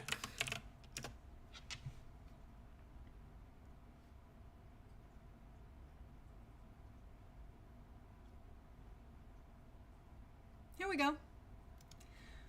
Photographs of Portland Antifa member Ashley Heather Clark in the moment she rushed into a brawl before getting hit with a stick and getting knocked out. Cider Riot manager Breanne Gerhart told state investigators she wasn't aware of anyone calling for medical assistance that day. So trying to make it seem like nothing happened. The Rose City Antifa event at Cider Riot was the first time I was injured while reporting on Antifa. A wanted suspect from the pub rushed at me and sprayed my face with bear mace to disable me from documenting their violence. So just so you guys know, this incident is exactly what those people were planning in that video right there. You see how he's a liar, how he makes stuff up? How he frames things. He plans violence and frames it and purposefully tries to make it seem like leftists are just attacking people for no reason. He sat there with Patriot Prayer and listened to them plan this.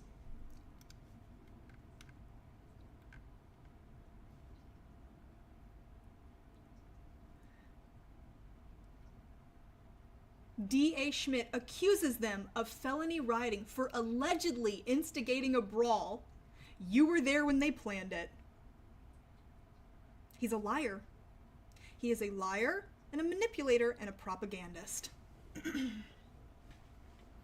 He knows exactly what he's doing. Exactly what he's doing.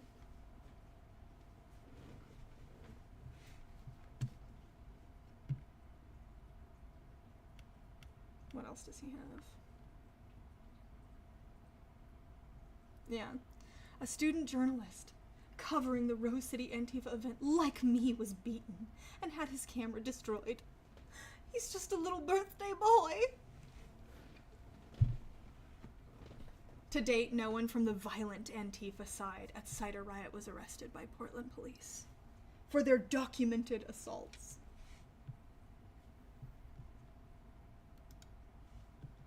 Didn't know the Antifa attack on OSU journalists was this bad. I saw his camera was destroyed, but didn't know attacker ran inside for refuge while owner blocked the student from finding him. He says he was beaten and dragged to the curb by the mob.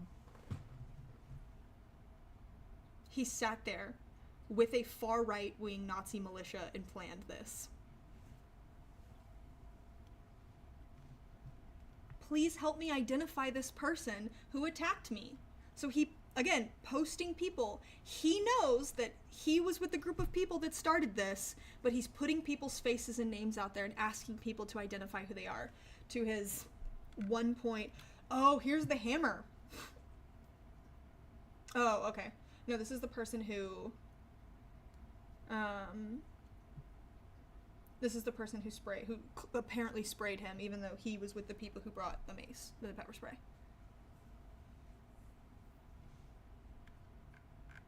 But yeah, we're gonna reblock him, obviously.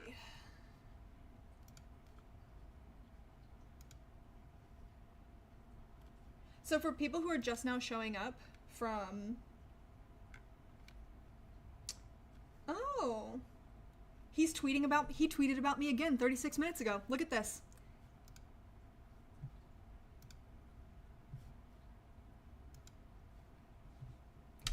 He tweeted about me again 36 minutes ago.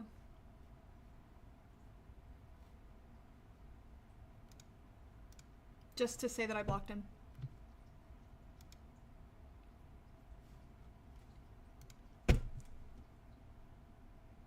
So he has been harassing me and trying to get his followers to harass me for 18 hours now. He has tweeted about me, what, 4 or 5 times now? This is someone who's trying to get me hurt. So for the people who just showed up, this is why we're talking about Andy Ngo. He's been attacking me for like 18 hours online. Did anyone even... Is it because I reblocked him? No, I didn't reblock him. Why is it not showing any interactions with this tweet? That's crazy. This is wild.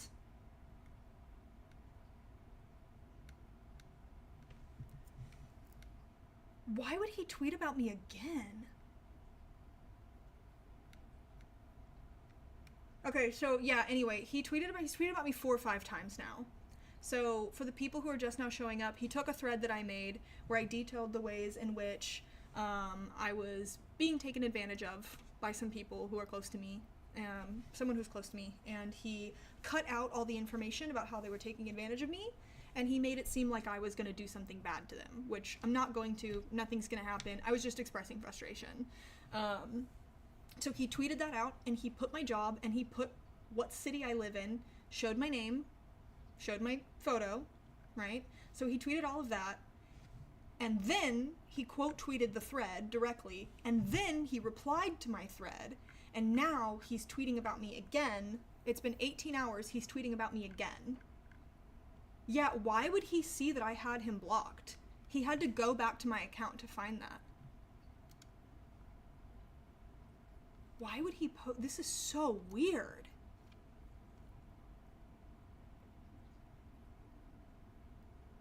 I mean, he can't quote tweet me or respond to me anymore, but like, why would you? And look at this.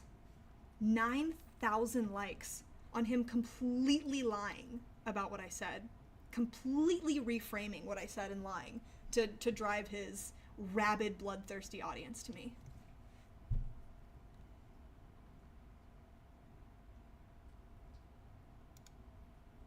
This is really surreal. Yeah, because there aren't any interactions with that tweet, just views. But like, he has 1.5 million followers. Like, everything he tweets blows up. That doesn't make any sense that he would have tweeted this 38 minutes ago and there's no interactions. Like, it just doesn't make any sense. There should be some interactions on this. This is weird.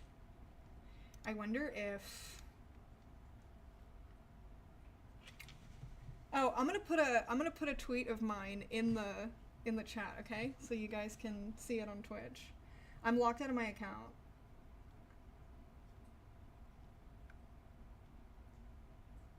Wow, that's crazy that he was back at it like 30 minutes ago. Like, that's really weird, actually.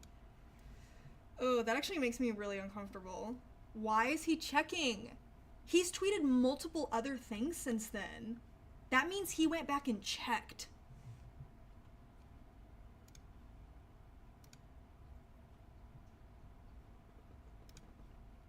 Alright, I'm gonna put this. Would your feelings be any different if she said her parents were Antifa? He says no.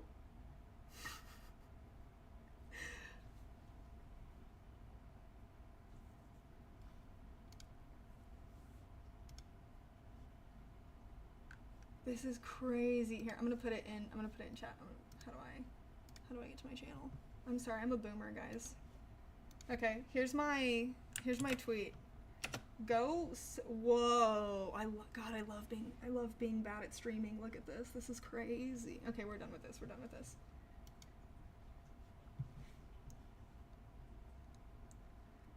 Yeah.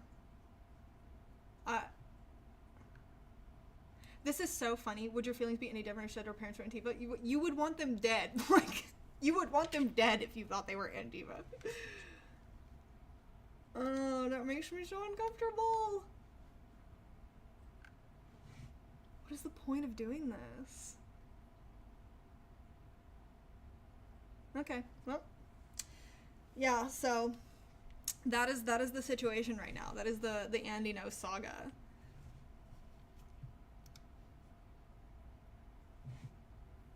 What were we? Okay, we're gonna move on from Andy Ngo though, because he's a really scary person, and we don't need to give him any more of our attention. And I've showed you guys how awful he is and why this shit matters, and you know how he likes to talk about, like, what he's doing to me doesn't really matter, right?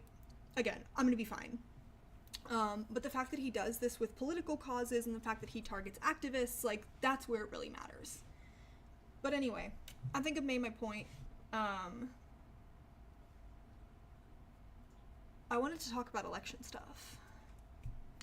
And I wanted to talk about the Dems losing.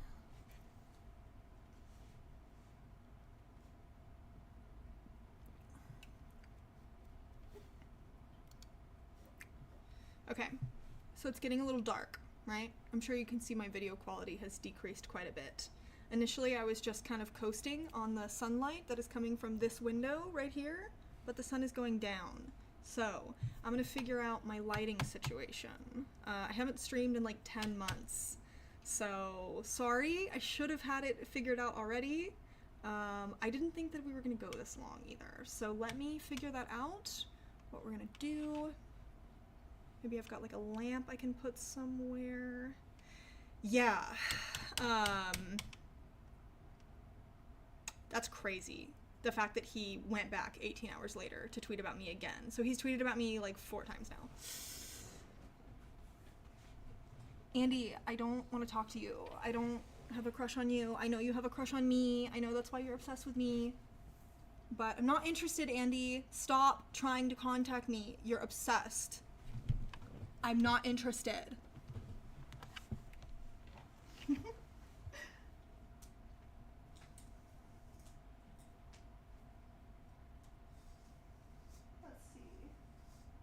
We can do a little bit of backlighting back here. We can turn. Ooh, I've got some cute little pink string lights. What do we think about that? That could be cute, right? We'll see. Here. Maybe I'll hate it, but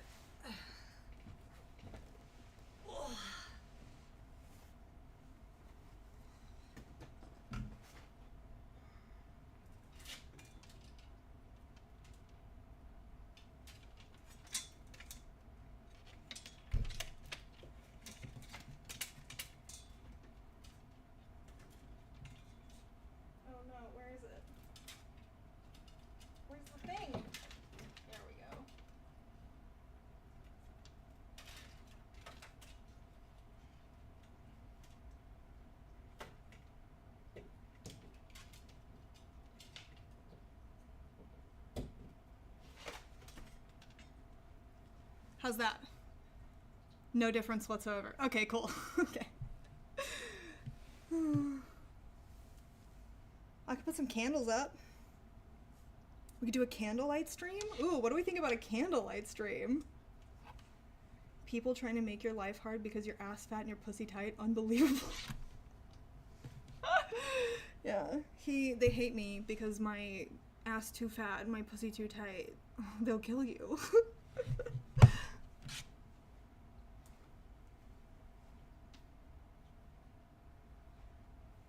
My swag too hard, my bitch too bad, my ass too fat, they'll kill me.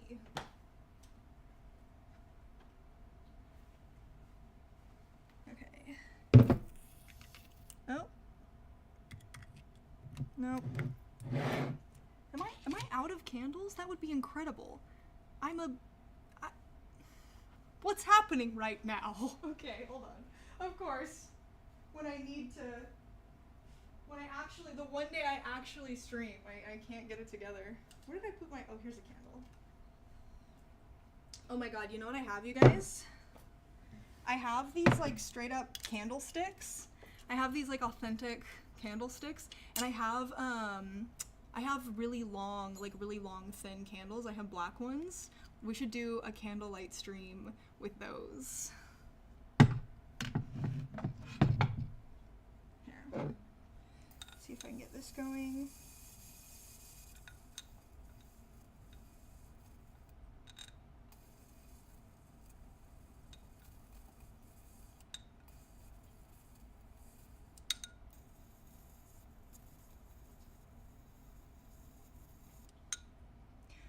Cool, not working. Okay. Sick. I promise once upon a time I was a real streamer, guys. Okay, we've got one candle going, 0 light coming off of it. Very cool. Do you guys know the trick for applying candles to the old bases? Here, I'll show you.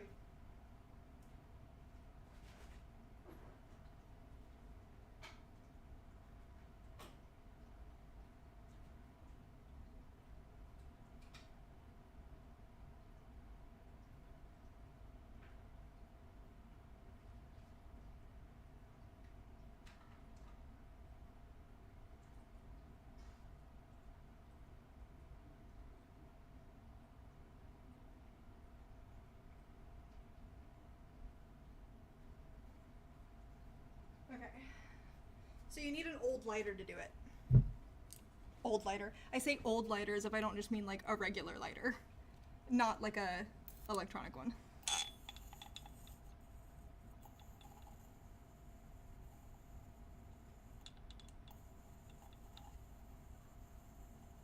Okay, there we go. So, get some lighting from that one. Let me go get the actual candles. So like I'm gonna have to pick this part off.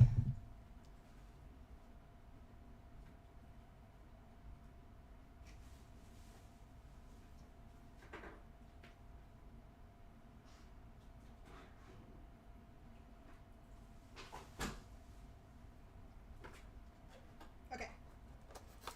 So, get them ready.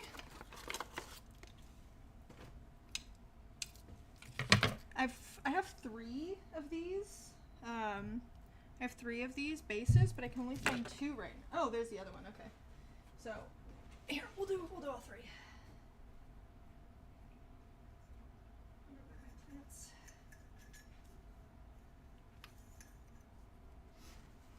So, the way it works,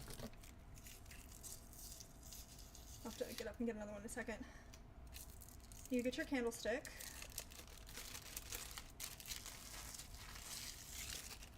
Okay. Maybe I'll be able to... No, not right now. Okay, we'll try that one later. So basically I've made sure I've cleaned out the bases. You can still see, like, obviously I have like wax in here still, but it's fine as long as like the actual indented part is mostly cleared out. You're good. So, some of you will already know this. This is not for you. Basically, what you want to do is you want to bond the candle wax to the frame. So, ready? We're going to use, you want to light the bottom.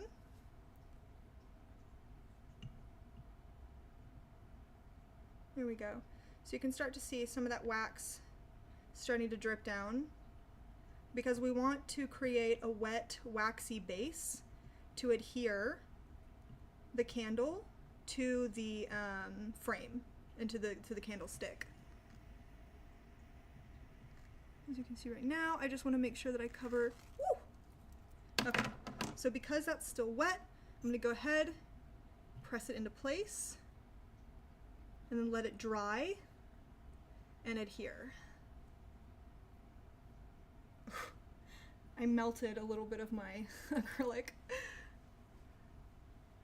Okay, so letting it sit, as you can see, it's staying perfectly in place. Letting it sit, letting that wax harden. And then be careful. Don't try to touch the lighter again immediately. You will burn yourself. That didn't work, so we're going to use this one.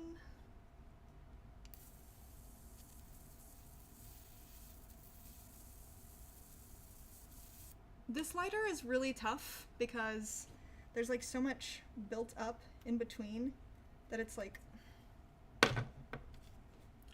hold on.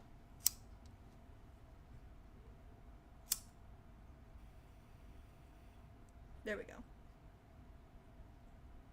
And now, there we go. So now the candle is going to stay because you've built that wax bond on the bottom. So we'll put this guy. We did burn a lot of the wick, which I don't love. So we're not going to get a ton of, we're probably not going to get as much light as I want out of that one. It's okay. We are going to get a little bit of light out of this guy though. So I'm going to put him here. There we go. Love my robe. Where did you get it? I cannot remember where I got it, but ask me on Twitter. I still have my mind blown that Biden listened to Matthew Iglesias. I don't even want to talk about that. I don't even want, stop. We're not talking about that. That's, I don't want to be sad today. Yeah, here we go. Look at that. Got a pretty decent flame going there. I'm sorry, I totally called it like an old, like, what did I call it? Like an old lighter, an old people lighter. Yeah, an analog lighter. God damn. You'd think I was Gen Z, I'm so sorry. I'm gonna start talking to you guys about TikToks next. Subway surfers, I'm really sorry. Who is Matthew? We don't need to talk about that. Don't ask me that question. Don't ask me who that is. It doesn't matter. Okay, so we're gonna do the same thing here. We've got our base. We're gonna light the bottom.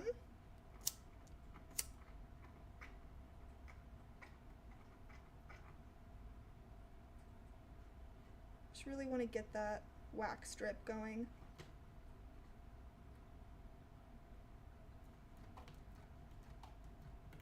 Oop, okay.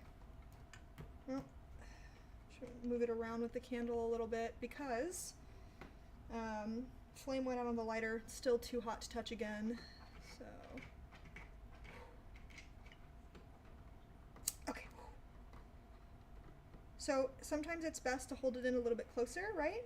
Because you want to be able to make sure that you get it all in the proper spot. There we go. Get enough of a drip going. Get that down, mush it in, oof! And then hold it in place for a second. What do you mean you're not 24? Yeah, it turns out I'm not 24. Sorry. Not anymore. Not for a long time. Okay. And now, we don't even need to use the lighter. We will use... Perfect. Okay. Look at that. Look at that. Love it. We could try with this one, but here, you know what? Actually, let's see if I can't brush it out. Use the bottom of this brush to get it out. It's just that the wax is stuck in there and I'm not going to be able to like pick it out with my fingernails.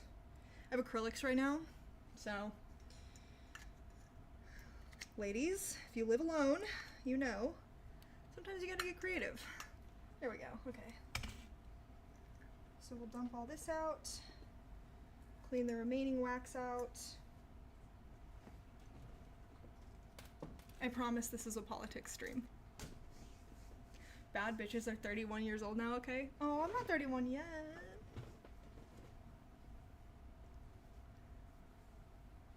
soon. I'll be 31 in April. Oh, I need to get another candle.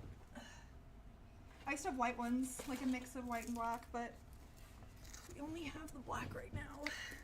It's okay. I think it adds to the witchy vibe. I think it's good. So what are we thinking about this lighting setup? Better, right?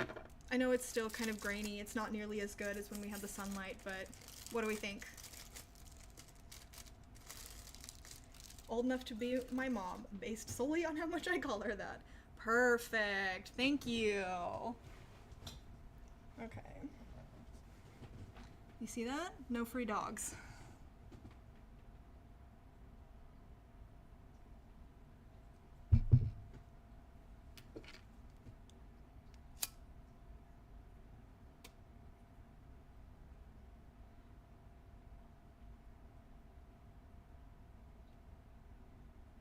Okay. We are almost where we would like to be. Okay. There we go. Hold it in place. Let the wax melt.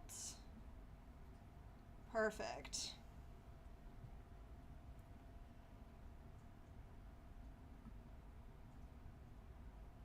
There we go.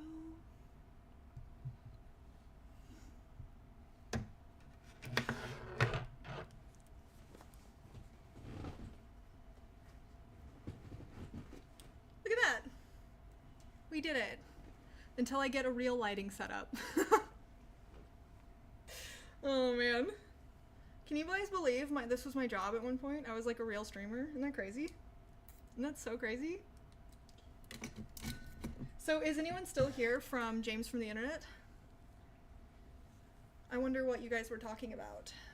I would love to hear. I'm interested to know more about him because I feel really bad that he came in here and he was like, hey, here's like 141 people. And I was like, I don't know who you are.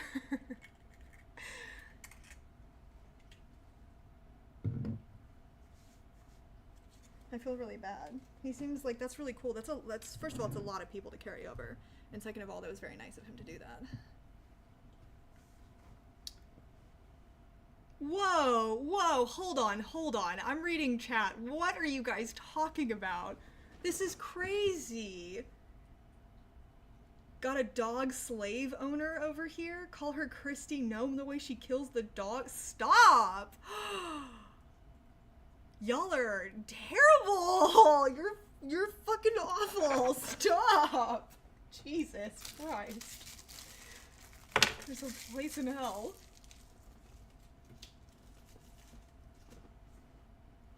The image is a little overblown. Lowering the ISO hair should make it less grainy and bright.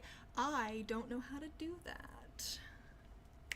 I don't know how to do that at all. I wonder if I can do it through Streamlabs. There's nothing that makes me feel old quite like talking to another adult who wasn't old enough to have a 9/11 story. Oh no. Yeah, if they don't remember 9/11, you gotta walk away. You can't date, I'm sorry, you can't date them. If you're an adult and they don't remember 9/11, you cannot hit that. You need to walk away. They're too young for you. Fuck. Oh no. If it helps at all, I didn't know who you were either before we rated in. No, that does help. That's very helpful. I like being exposed to new people. I like new people finding out who I am. Thank you. What were you guys talking about, though? Could I walk down the stairs again? That's very funny. No. Actually, maybe I might actually, because I have to go get a glass. Because now that we've got our good lighting, and we've got our good setup, I think I'm gonna go get a glass. I was in college when 9/11 happened. I was 6. I was almost 3. Okay, well, you're too young. Tastiest donut. We could never be together.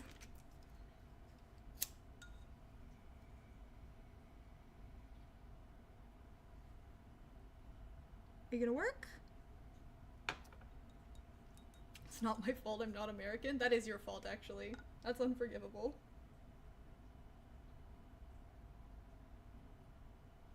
No? Okay. I think this candle's done.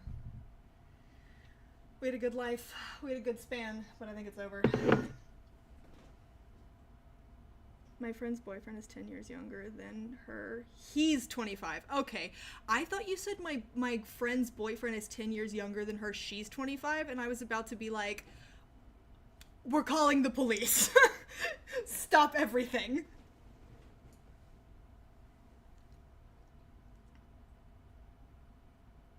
James spent some time arguing with a dumb chud in chat and also reacting to some of Trump's new appointees. Oh, okay.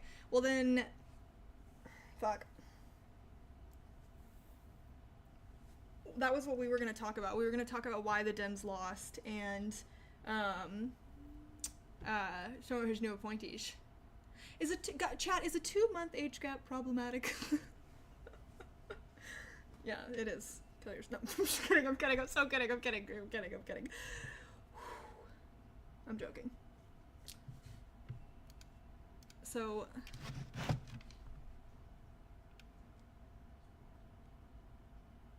I had a movie recommendation. We watched Saint Maud for movie night 2 weeks ago. Ooh, I really like Saint Maud. Saint Maud is really good.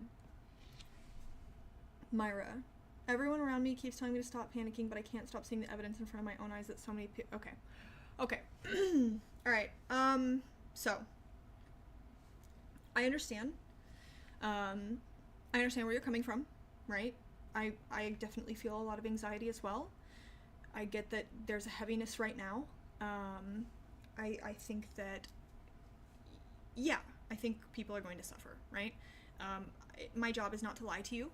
I don't want to lie to you. I don't think that it would be beneficial to tell you everything is going to be fine, nothing bad is going to happen, especially when we spent all the run-up to the election saying that bad things were going to happen. Bad things are going to happen. However, I think that there's only so much that you can do, okay?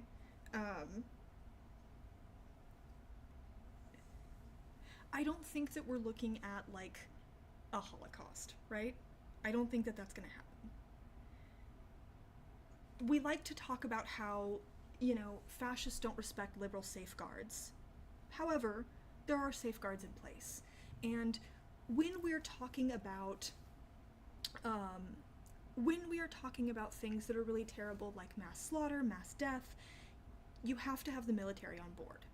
Now, what we saw during Trump's first term was a consistent pushback from the military, okay? We're going to continue to see that again. He has the House, he has the Senate.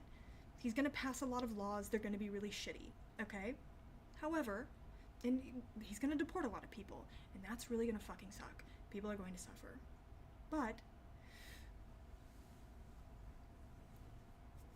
he is not going to have the military support that he needs to do, like, mass killings, okay? We're not going to see stuff like that. We're not going to see, like, gas chambers and death camps. What we're going to see is a lot of really shisty legislation. We're going to see a bunch of different hoops being made that makes things harder on people. It is going to get harder. It's your job, however, to remain as calm and as grounded as you can, okay? Because you can't help anyone else. You can't help yourself if you're panicking. And I know that you're gonna still feel powerless, right? I feel a little bit powerless too. But again, we have to depend on each other right now, okay? Breathe. Remember, do box breathing. In for 4, hold for 4, out for 4. Do tapping of pressure points and talking about how you're feeling, right? There's I think it's DBT. There's DBT techniques that you can use to regulate yourself, regulate your feelings, make yourself calm. I need you guys to be strong right now, okay? Right? I need you guys to be strong. I need you guys to be as brave as possible. Hi. Thank you guys. Hello to the raiding party. Thank you, No Justice MGT. Thank you. Welcome, guys. We are talking about how to deal with these feelings of tragedy, how to deal with anxiety and the worries about what's going to happen. And what I am saying is, you know, we're not going to see like mass killings. We're not going to see people, you know, being gunned down in the streets. We're not going to see slaughter camps. We are going to see... Audio is really low for everybody all of a sudden?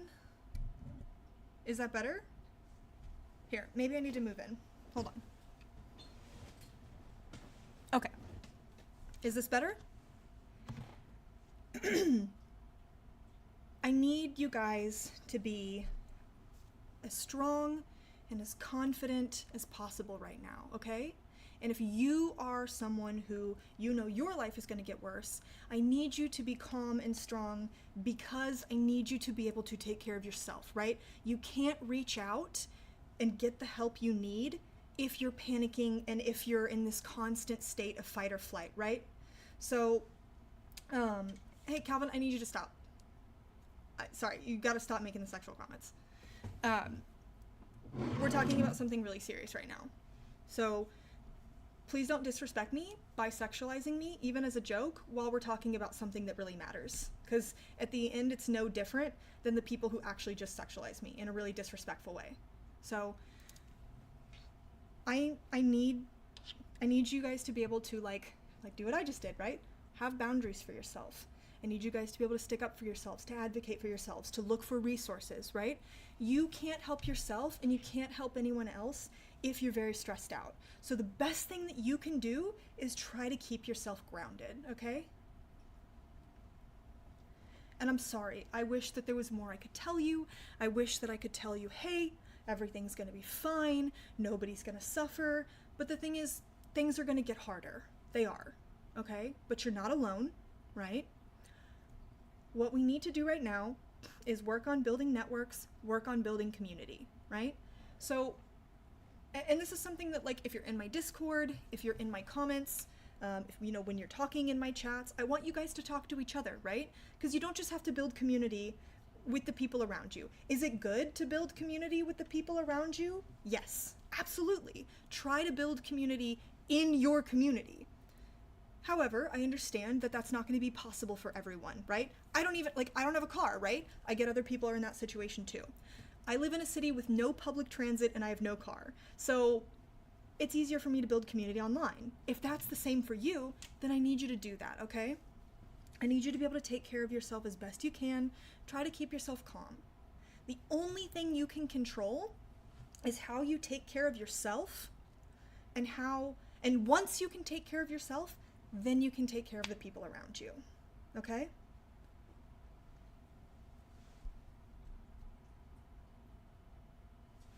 We might not see big systemic violence, but his supporters are definitely going to be more violent in some way. I think that they are going to attempt to do big systemic violence.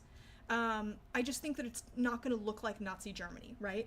I don't think that it's not going to look like death camps. I think it's going to look like people getting their healthcare gutted. I think it's going to look like people not having access to being able to transition. I think I don't know if they're going to completely take that away. I think it's going to look like them trying to take away access to healthcare, trying to take away access to transition, trying to gut social safety net programs, right? So yes, I think these things are coming.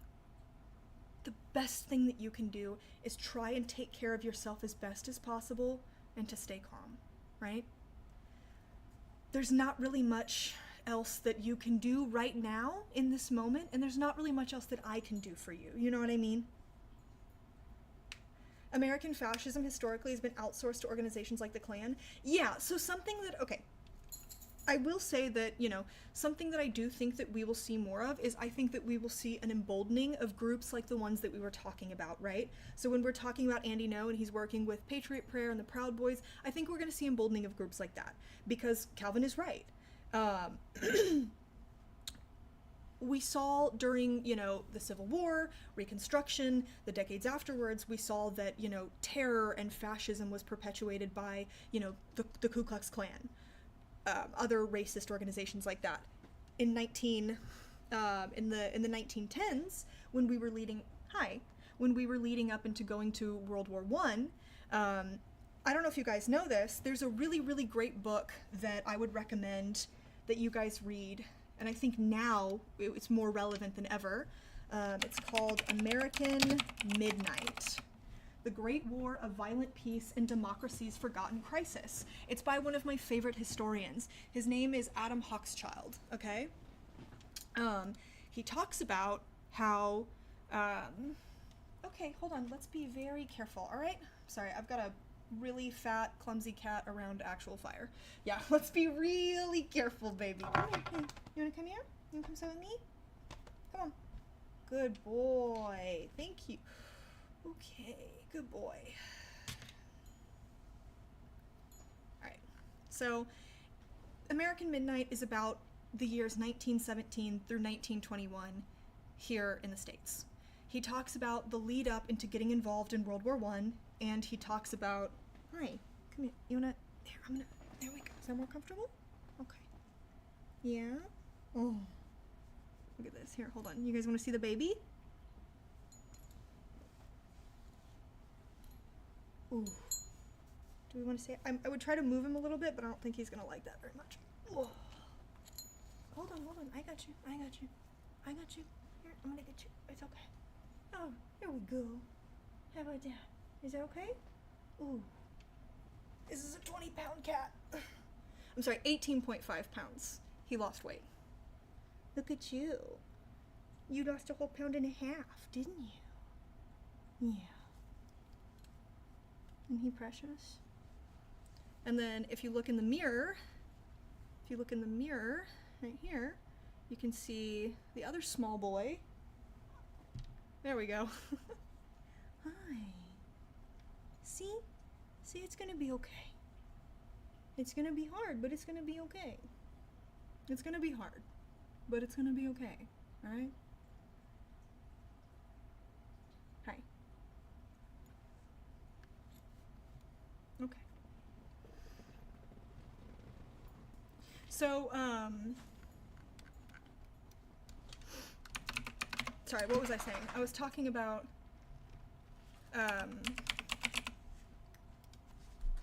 the book.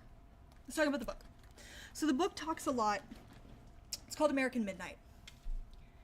Let me show you guys what it looks like. If you guys have like Audible or websites that download books for you in PDF form. Okay. This is a pretty detailed account of how Woodrow Wilson used the Justice Department and the did we have the FBI at that point? I don't. He used he used cops in the Justice Department, and he used the powers of the state to really, really crack down on American leftism. In fact, it talks a little bit about how they crippled the IWW at this point. IWW start date. So if you guys don't know, the IWW is the International Workers of the World. They're one of the largest unions. I think they're the largest labor union in this country. They don't work with like a specific industry. Anyone can join the IWW. So it was established in 1905. So in the lead up to World War I, because a lot of leftists were very, very against the war, and because, you know, they didn't want workers to have rights, because basically, like, it was kind of seen as your patriotic duty to work as much as possible and to be exploited and to give everything, like, for the war effort, right? So there was this huge crackdown on labor rights, labor unions, and Woodrow Wilson completely crippled the IWW. Like, they went and they raided all of their offices constantly. They arrested tons of, they used to call them wobblies. Here, yeah, wobblies. Its members are known as wobblies. So the book opens with a description of how right-wingers and cops took a bunch of labor union guys and, like, basically tarred and feathered them and dropped them off into like a canyon or something somewhere. And they found there was a bunch of razor wire there where they saw other dead Union members and how they used to torture and torment and kill Union members at this point in U.S. history. And the cops were doing it, and there were a bunch of right-wing militias, like how we see with Patriot Prayer and Patriot Front and Proud Boys and all these groups. Let's see, World War I right-wing militia. There's a lot of them in this country. America, not the Freikorps.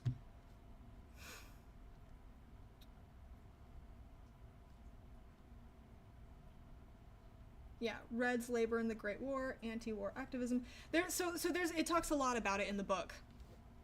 How a lot of like German citizens, because we were at war with Germany, so a lot of German citizens, American citizens, were pretty tormented, and how labor unionists were tormented by right-wing militias, and cops all over the country kind of look the other way, right? It was really bad. This is an American tradition, fascism being enforced by these sort of extrajudicial paramilitary groups. There's a chance that we'll see this again, okay? I mean, we already saw it in the run-up, right? Donald Trump telling the Proud Boys to stand back and stand by, all the fighting that we saw in the summer of 2020, 2021. There were 2 Red Scares. That was the first one. Yeah, there was a massive Red Scare in the lead up to World War I. We will probably see stuff like that again. Let's see. When did the FBI form? Yeah, I think the FBI... Yeah, so the FBI also played a part. The FBI was formed in 1908. So the FBI played a huge part in infiltrating labor unions and the IWW specifically, and anarchist groups, and shutting them down and arresting people. So Woodrow Wilson, they shut down tons of publications too. So let's see, how many newspapers did Wilson close? Here we go. So this is an article from Mother Jones, and they're talking about Adam Hochschild. They're using him actually as a reference. This is an article called America's Top Censor So Far. Woodrow Wilson's postmaster put papers out of business and jailed journalists. The tools that he used still exist.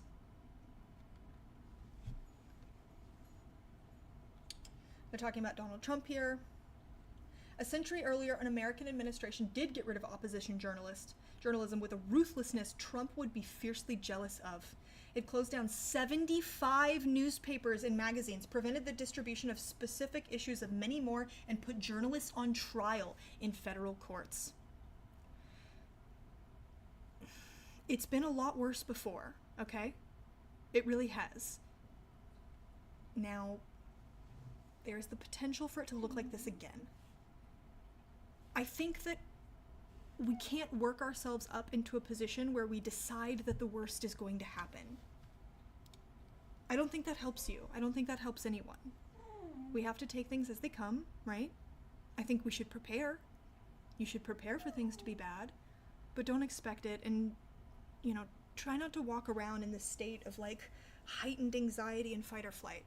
You're just gonna hurt yourself that way.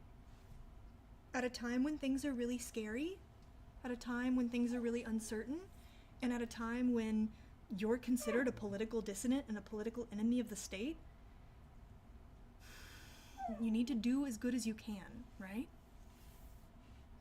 Surviving and thriving are unironically acts of resistance. As corny and as cheesy as that sounds, it's true.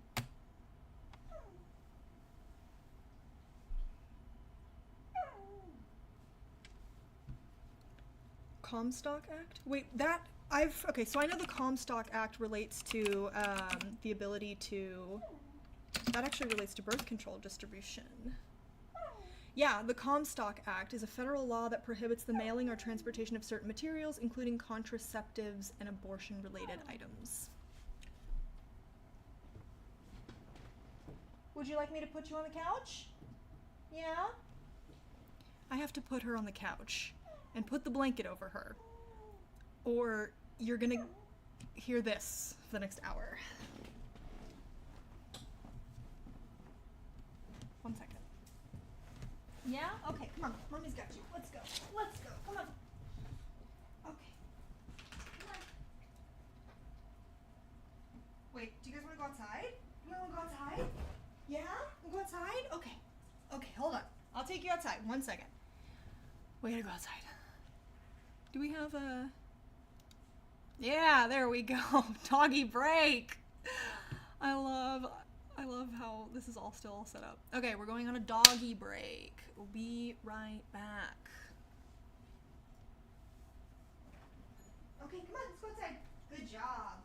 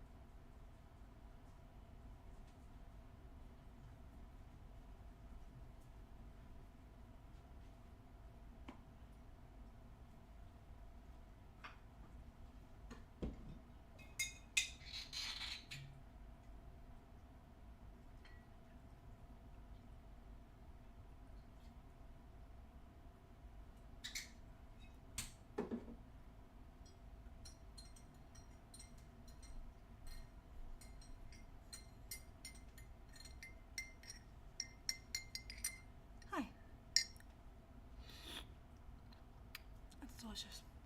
Okay. I love apple cider.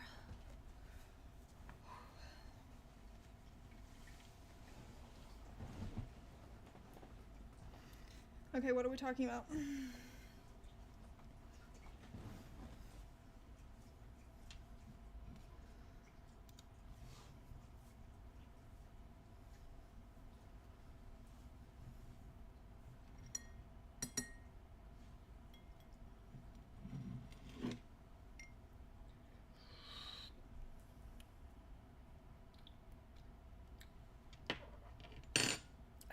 Okay.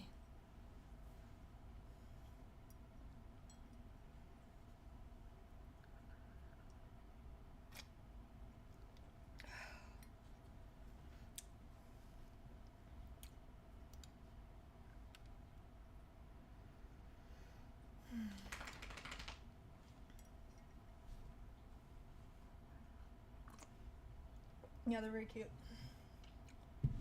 This one. Come on the other side. Okay, come on. You can't get in this way though. You gotta come on the other side. Come here. Come here. No. Hold on. Your sister first. Come on. Well, okay then. Come here. Oh, now you want to jump up. Okay. Okay. Okay. Okay. See how long we can make this last before somebody gets mad. Oh, is this? Are we sure this is gonna work? So you know how I told you I had a 20-pound cat? This is a 30-pound dachshund. Remember earlier when I was showing you guys the really fat rat? I kind of have no room to stand. I have no leg to stand on. I have no room here because this is a 30-pound dachshund. This one right here. She's 28 pounds. When she went to doggy prison for 2 weeks, they told me that she needed to be on a diet. The dog jail told me that. Yeah.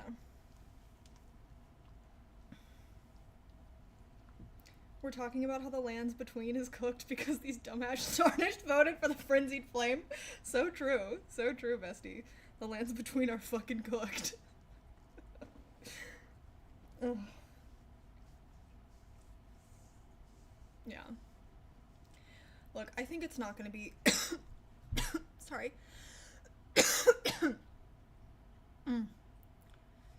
think it's not gonna be great. I think it's not gonna be great, but... Oh my god! Okay. Ow. Ow. Ow. See, I was wondering how long this was gonna work for. You can't be on the top bottom. Your sister has to be on the bottom. Okay. Oh my god. They're about to rip my top off. Okay.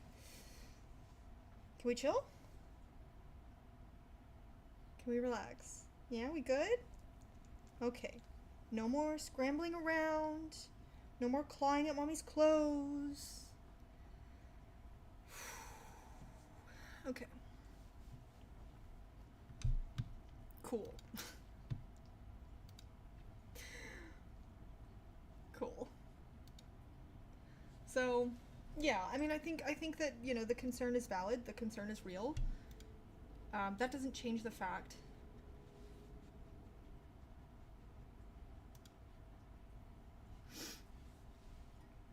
The concern is real, the concern is valid. That doesn't change the fact that we have to do our best.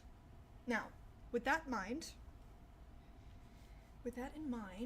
let's go look at some of these Trump picks, okay?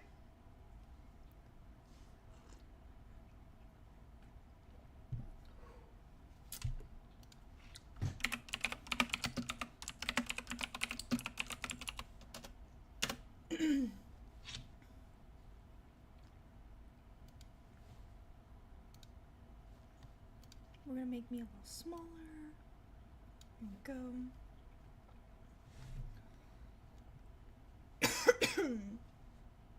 Get the fuck out of here.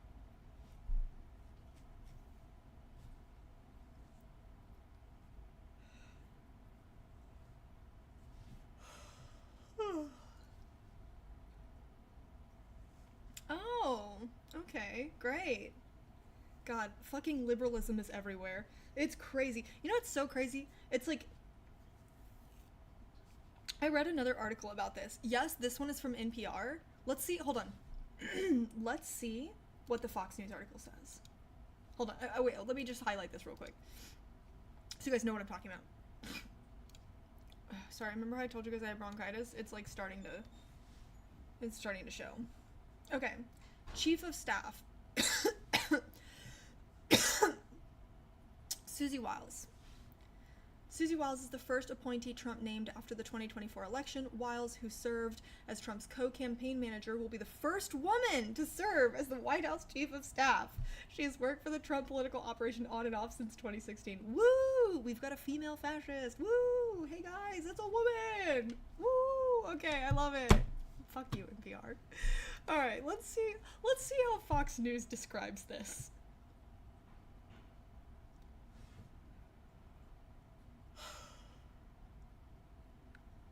Wow. Hold on. I'm gonna make me smaller. I'm gonna make this, we're gonna zoom in on this. I wanna really take this in. Look at this photo. Look at the aura. Look at the energy on this woman.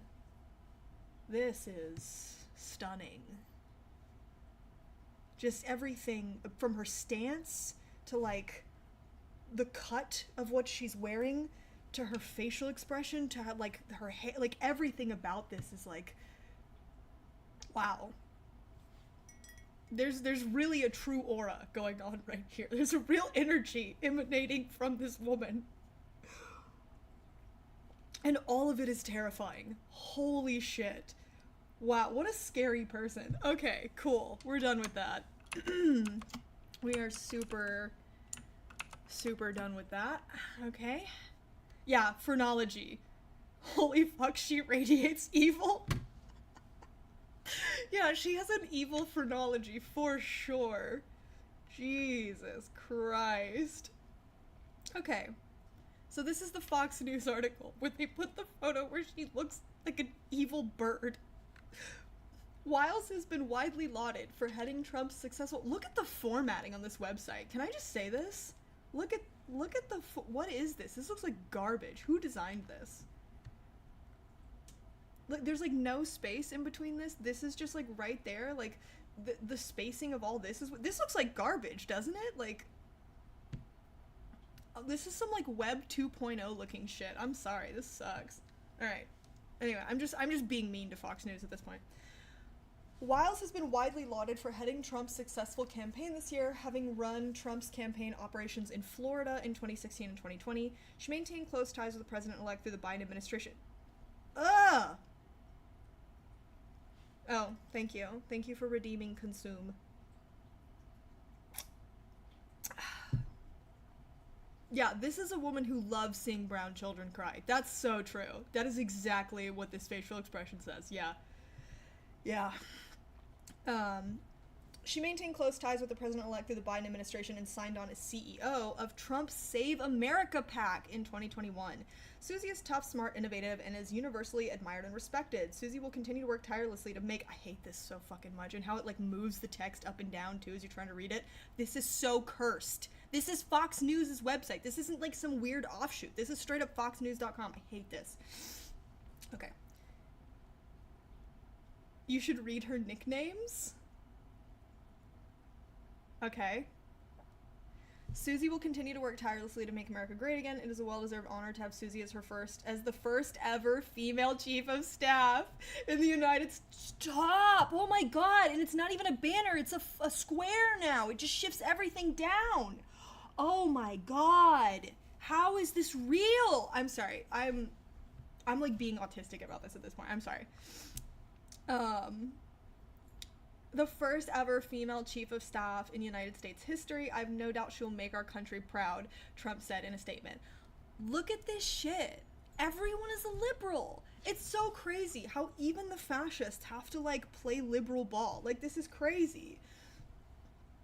She would be the first ever female... Shut up! Shut up! I don't care! Shut up! But it's so interesting to me.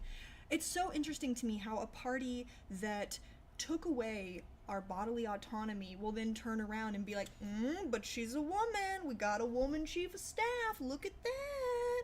Do I grab them by the pussy without even asking? Do I just do it? Do I just start kissing them? Yes, of course. Do I have a first woman chief of staff? Wow, look at that, guys.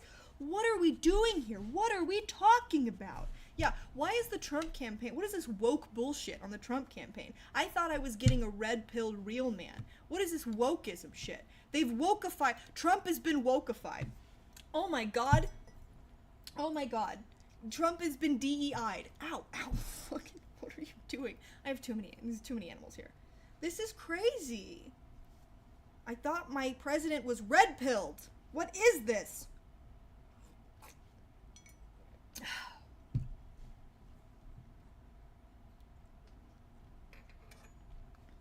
Okay.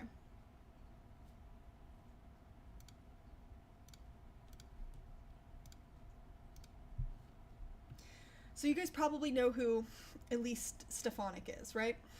She's been in the news before. She's not really a new face. She's not really a new name in politics. She was a big Great Replacement lady, if I recall correctly. You guys remember that?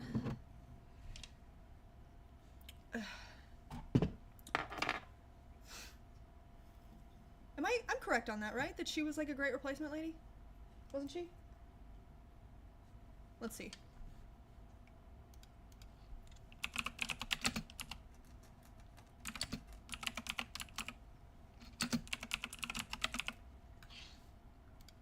I'm fairly certain. Yeah, here we go. 2 years ago.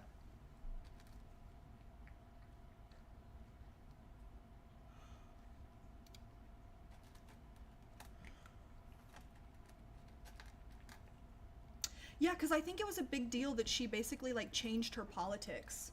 She actually shifted further to the right.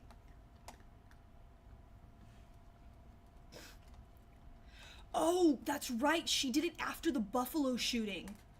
Oh, that's right. That's why it was such a huge deal. I remember this.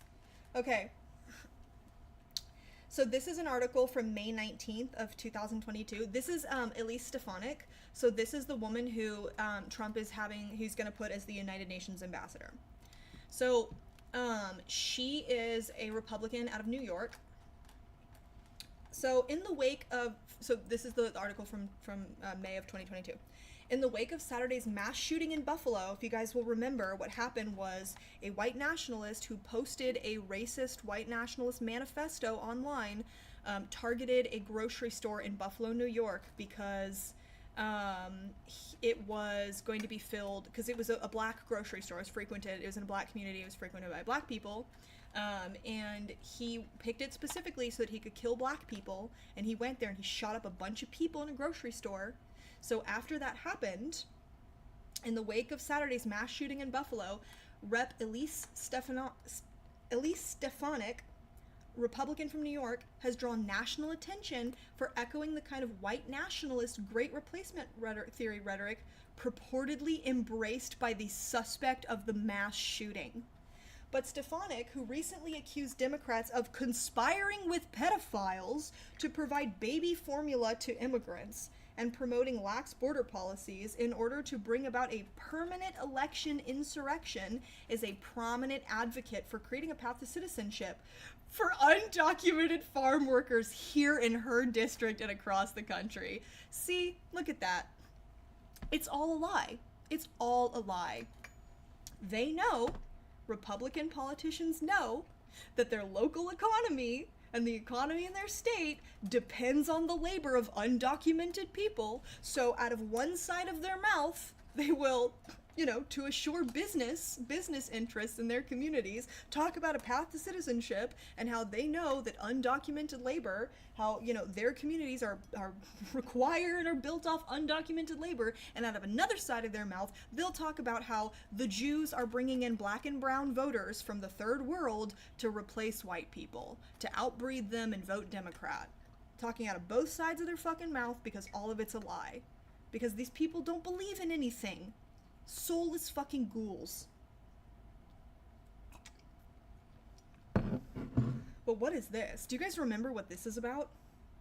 accuse Democrats of conspiring with pedophiles to provide baby formula to immigrants.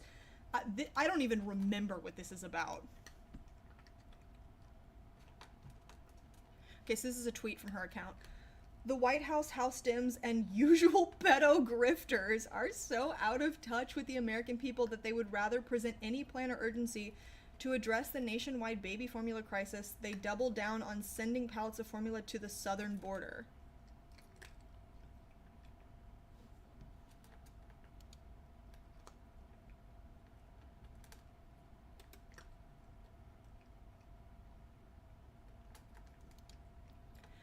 The White House, House Dems, and usual pedo grifters are so out of touch with the American people that rather than present any plan or urgency to address the nationwide baby formula crisis, they double down on sending pallets of formula to the southern border.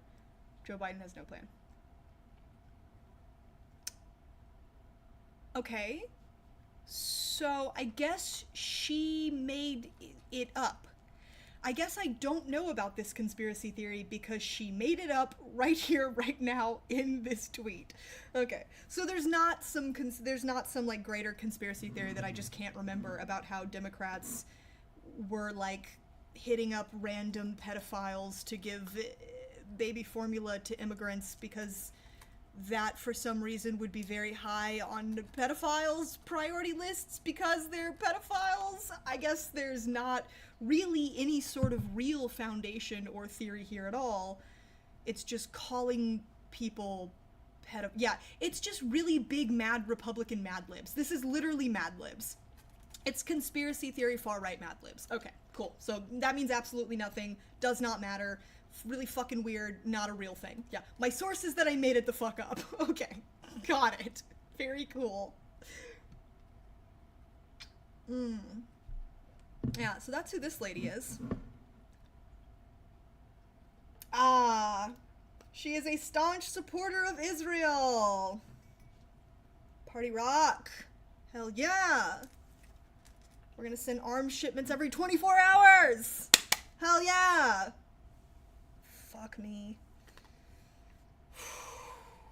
Yeah, the just say shit theory of political engagement. The New York representative and current House GOP conference chair has been an attack dog for Trump in Congress. She's a staunch supporter of Israel, having made headlines for her combative lines of questioning of Ivy League university presidents over their handling of anti-Israel protests, some of which prompted the presidents to resign. She's the person who got university presidents to resign? This is the person who is going to face the world for us. Dogmatically pro-Israel. Labeled as an attack dog for Trump. Someone who calls her fellow congresspeople pedophiles and fellow travelers of pedophiles. This is who's gonna represent us to the world. It's very cool and very normal. Awesome. Good stuff. Okay. So his national security advisor, Michael Waltz. Oh, wow. Wow. Why does he look... He looks like an animated character. He doesn't look like a real person.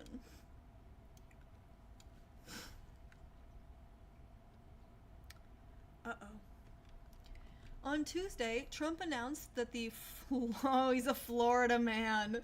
Oh no, Trump announced the Florida Republican representative and former Army Green... Yeah, he looks like he was an Army Green Beret. The square face, yeah. No, I get it, okay. Would be his national security advisor. He's decidedly a hawk on China and Iran. So cool, love that. Let us definitely amp up tensions with China and Iran.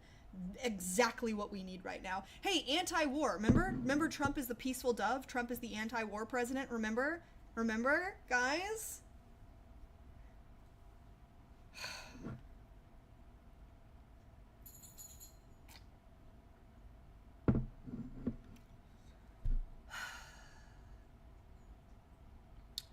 Mike retired as a colonel and is a nationally recognized leader in national security, a best-selling author, and an expert on threats posed by China, Russia, Iran, and global terrorism, Trump said in a statement.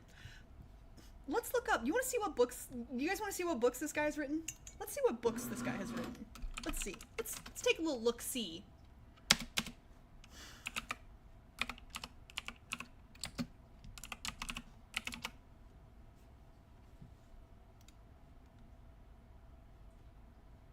These are, he looks, oh my god. This guy has like, he has like, he looks confused. Look how he looks in every photo. Here, I'm gonna make myself small again. He's got the same face in every photo. Oh my god, it's every one. It's every single one. He suffers from Tucker Carlson syndrome. Hold on. You know how he's always making that face? He's always making this fucking face? Mike Waltz is one of these guys.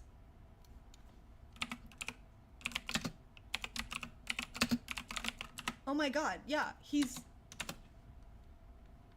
look, he's always doing the face. He's got the same face thing going on. Oh no. Oh god, we have a Tucker Carlson phenotype on our hands. Oh no.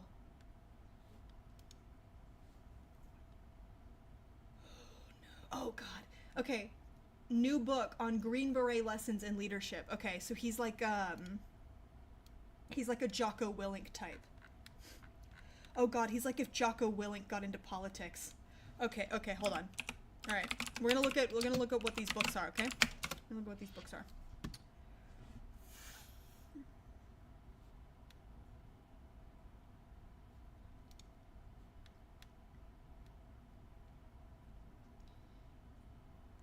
Oh, he said 3 years ago that we were in a Cold War with the Chinese. Cool. He was the first member of Congress to call for a full U.S. boycott of the 2022 Winter Olympics in Beijing. Okay, that's cool. Oh no.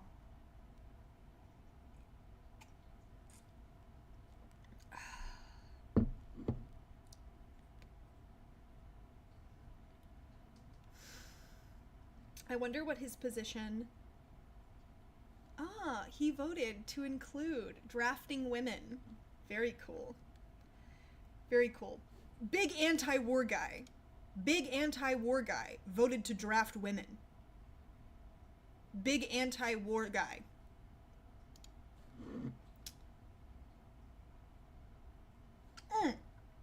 In 2020, Waltz voted for the National Defense Authorization Act, which would prevent the president from withdrawing soldiers from Afghanistan without congressional approval. In August of 2021, he called on President Biden to reverse course on the war in Afghanistan. Oh my god. While initially backing Ukraine following the launch of the Russian invasion in February 2022, he indicated that his views have evolved to a less supportive position.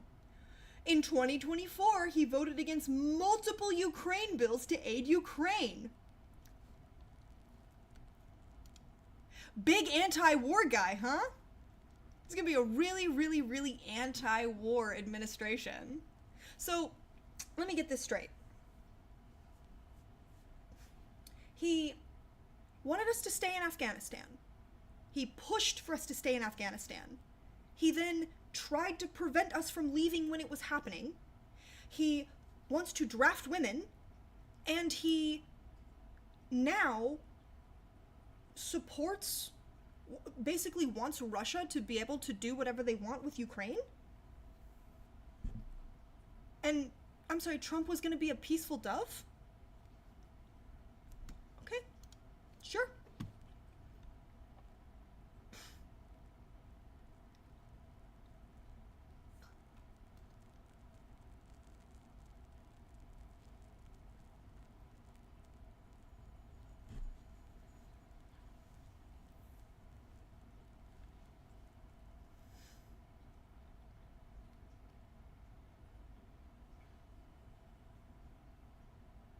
Wow. So in regards to veterans, which he himself is one, the PACT Act, which expanded VA benefits to veterans exposed to toxic chemicals during their military service, he voted against. Waltz, a veteran himself, voted against the PACT Act, which expanded VA benefits to veterans exposed to toxic chemicals during their military service. Regarding cannabis, he voted against weed. Voted against marijuana. Cool. That's really cool.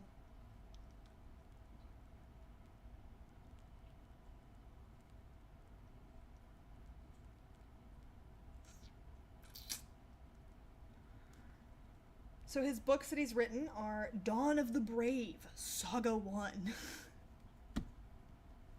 Wait, I'm sorry. Dawn of the Brave, Saga 1, Book 9? Hold on. What does this even mean? Oh, are there... Oh, okay, so it's like an anthology, but book series. So I was like, how could he be how did he write? But he only wrote book 9, because Dawn of the Brave is like a book anthology where it looks like in every Brave book we partner with people to teach complex Christian and conservative values. Okay, let's check this out. Oh my god, it's a children's book. He wrote a children's book.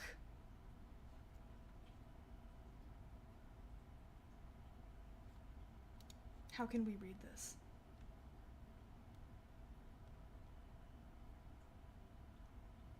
I need to read this book. Okay, let's see. Let's look at some of these pictures.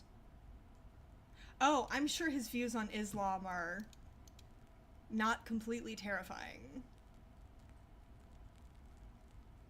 Yeah.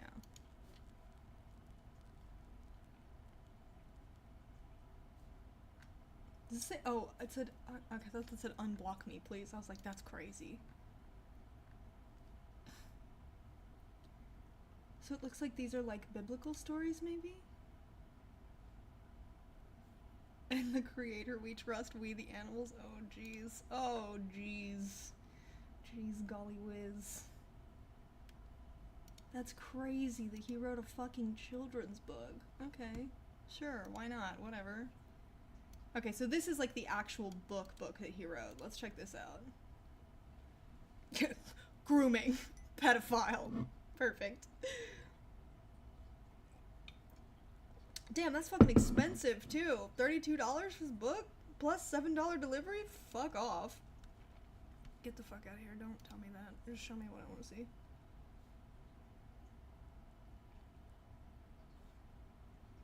It's only 136, or maybe that's just the preview.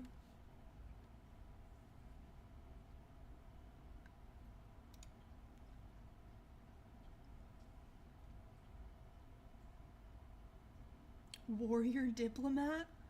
That's great. Like it's his fucking Dungeons and Dragons, like that's his class system. He was a warrior diplomat. Okay. So he clearly has this image that he wants to portray of himself as being like a tough, this really like tough protector warrior, but who's also an intellectual, right? That's why he's a diplomat. That's why he has, you know, he's writing books and he's running for Congress, and like, I don't trust it. It's really kind of weird. Grappling with centuries-old feuds, defeating a shrewd insurgency, and navigating the sometimes paralyzing bureaucracy of the U.S. military are issues that prompt sleepless nights for both policymakers in Washington, D.C. and soldiers at war. Few, however, have dealt with these issues in the White House Situation Room and on the front line. Michael G. Waltz has done just that, working as a policy advisor to... Oh, God. He was a policy advisor to Dick Cheney. Dude. This guy was a policy advisor to Dick Cheney.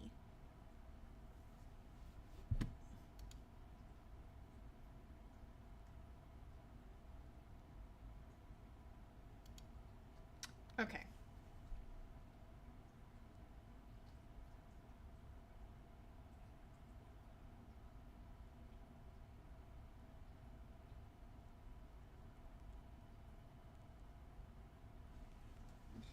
That's very interesting.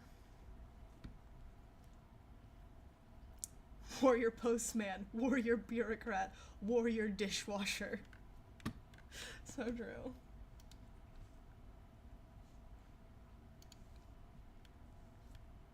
Dick Cheney subordinate. Ugh. That's crazy. That's not very drain the swamp of them now, is it? Seems like that's pretty swamp entrenched. Yeah, villains, villains, villains.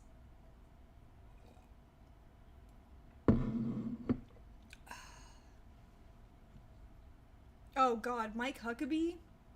No, come on, man. Also, like, what is this formatting? What is going on here? This is crazy. Mike Huckabee, former governor of Arkansas, is a staunch supporter of Israel, prompted by his evangelical faith. Oh my god, dog, just take me out. Just fucking take me out. Ah! Ah! Okay, it's fine. It's fine. Everything's fine. I'm never gonna make that noise again. I'm so sorry. Until next stream, when I will definitely make that noise again at some point. Oh, man. Mike has been a great public servant, governor, and leader for many years. Oh, okay. Mike has been a great public servant, governor, and leader in faith for many years. He loves Israel and the people of Israel, and likewise the people of Israel love him.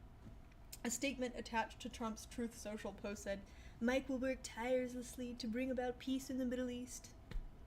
Cool. Very cool. So cool. Okay, so this is interesting to me. EPA Administrator Lee Zeldin. Because this guy is like... Yeah, he's very anti-war. Just don't look at anything he has said or done. Yeah, so true.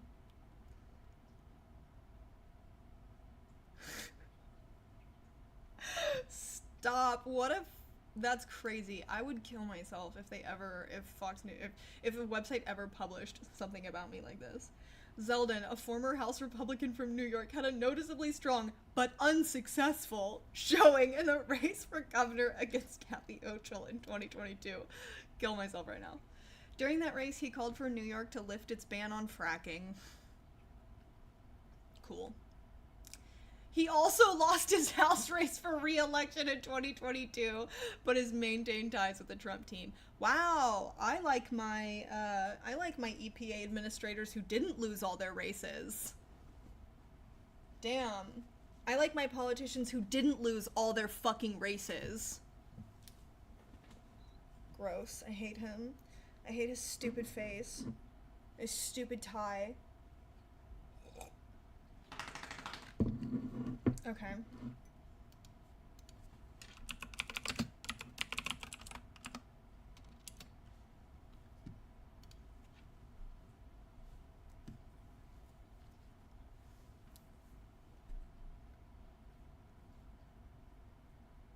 Oh no.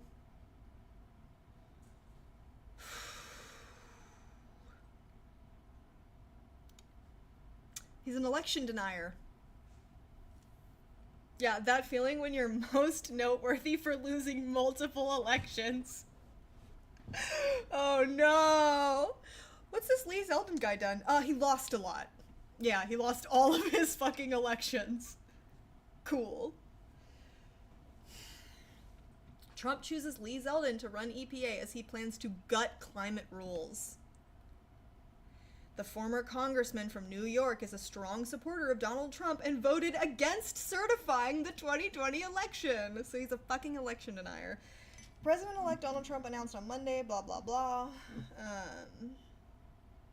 A position that is expected to be central to Mr. Trump's plans to dismantle landmark climate regulations. Mr. Trump campaigned on pledges to kill and cancel EPA rules and regulations to combat global warming by restricting fossil fuel pollution from vehicle tailpipes, power plants, smokestacks, and oil and gas wells. In particular, he wants to erase Biden administration's most significant climate role, which is designed to speed a transition away from gasoline-powered cars and towards electric vehicles. So, I really have to wonder about this, though, right? Because how is this going to work when he's got Elon Musk basically doing tricks on it 24/7, right? Like, I don't know. I think that this might end up being a cause of tension. So I see this going a couple of ways. One, either he decides that he likes having Elon Musk around, and that he likes what he provides and the propaganda machine and the spin that he can provide from, basically running all of Twitter to be a giant propaganda platform for him, and so he decides that he wants to back off on this a little bit. Or the significantly funnier, and I think much more likely option, is this causes a huge point of conflict between the two of them, and we see absolutely incredible. We start to see stuff leak. I think we're gonna start to see stuff leak, right? We're gonna hear little snippets. Oh, so and so who didn't want to go on the record, but we have a source in the White House who said this, who said that. We might start to hear little things leak here and there about tensions and disagreements between the two. Then, I think if we are lucky, we might see a complete and total fallout between Trump and Elon over this situation. How blessed would we be to watch the fascist infighting between Trump and Musk over the push towards electric vehicles. He musking up that thing. So true. Oh, they did it again! They did it again! A former congressman from Long Island who ran unsuccessfully for governor. Oh my god, imagine you get appointed to a position and all of the newspapers are printing about how fucking bad you were at congressional races and how all you did was lose everywhere. That's so funny. Oh, it's so funny. Oh, I hate these fucking people. Oh, man.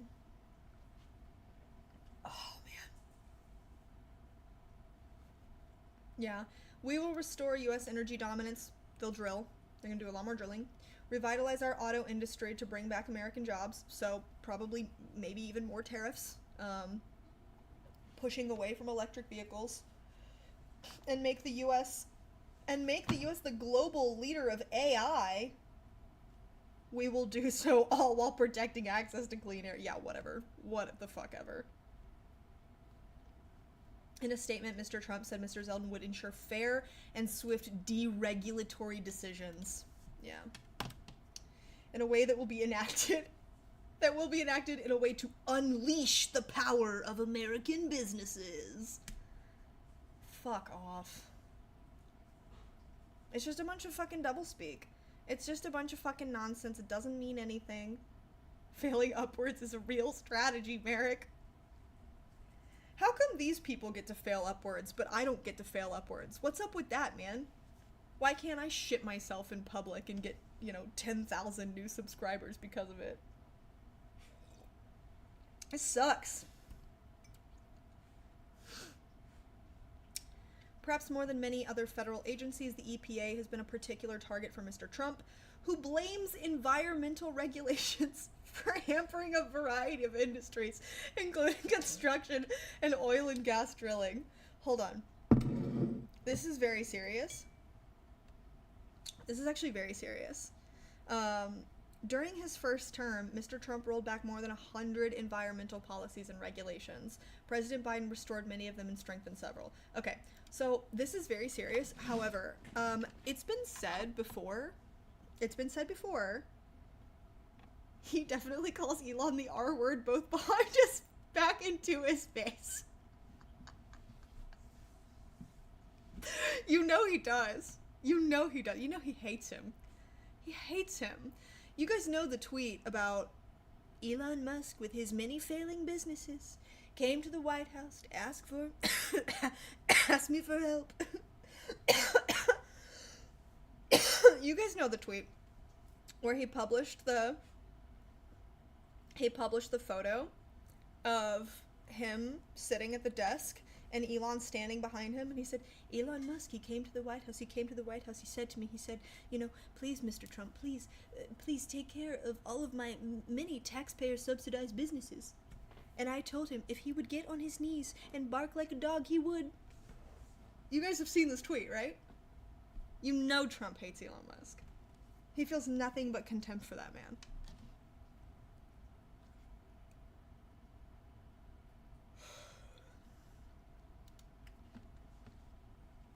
Wait, what were we? Oh yeah, hold on. This is really serious.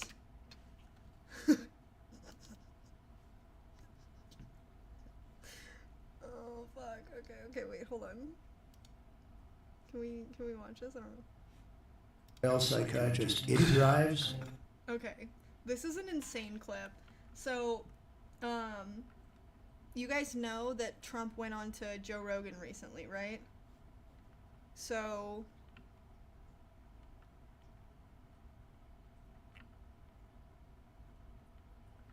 Trump has this very weird, his relationship with like environmental deregulation, it's not just like your standard Republican bullshit. Trump has like a weird personal vendetta against like alternate forms of energy generation, and a lot of people have speculated that it's because of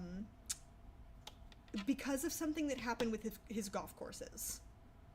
And that sounds fake. I know that sounds not real, but Trump owns a lot of golf courses. And my understanding of the story is that some windmills were put in on his golf courses in Scotland, and he didn't like how it looked. He thought it like fucked up the aesthetic and it pissed him off. So now, so he hates wind turbines now. And he has like a personal vendetta against alternate energy forms and alternate energy generation because he doesn't like how it affected a golf course that he owns. So he always says the like most insane stuff possible. Yeah, wind turbines were messing up the view? Is that what it was? Okay. We're gonna look that up in a second, but I need you guys to listen to this clip because he went on Joe Rogan, right? You guys know he went on Joe Rogan, and he said he's saying the most insane shit possible. This is about wind turbines. The whale's frickin' crazy. I always got more publicity than other people. We're gonna restart it. The whale psychiatrist. It drives the whale's frickin' crazy. I always got more publicity than other people. I don't know exactly why. Maybe you can tell me why. Oh, I could definitely tell you. You said a lot of wild. Maybe. Russia would have never gone into Ukraine if I were president. How would you have stopped it? Automatic, two things. I told him. I said, Vladimir, you're not going in. To me, the most beautiful word, and I've said this for the last couple of weeks, in the dictionary today, is the word tariff. It's more beautiful than love. I lost by I didn't lose, but they say I lost. You're not a Kamala person. I know you. I've watched you. I know him better than he is. You know what? Without speaking to you, I think I know you maybe almost as well as your wife. You're a Khabib person, but you're not a Kamala person. No, they asked me to run on a treadmill, and then they make it steeper and steeper. They said, it's unbelievable. I could have gone, I'm telling you, I felt I could have gone all day. You know what it is? I want to be a whale psychiatrist. It drives the whales frickin' crazy. Okay, that was what I wanted you guys to hear. I didn't realize the rest of it was just going to be other insane shit that he has said. He's so quirky, yeah. Okay, I didn't know. Okay. Trump windmills. Whales? I think he's saying that wind turbines. Okay. Yeah. So he's talking about wind turbines. When he's saying it's making the whales crazy, he's talking about wind turbines. That's why he's saying he wants to be a whale psychiatrist, because they're making the whales crazy.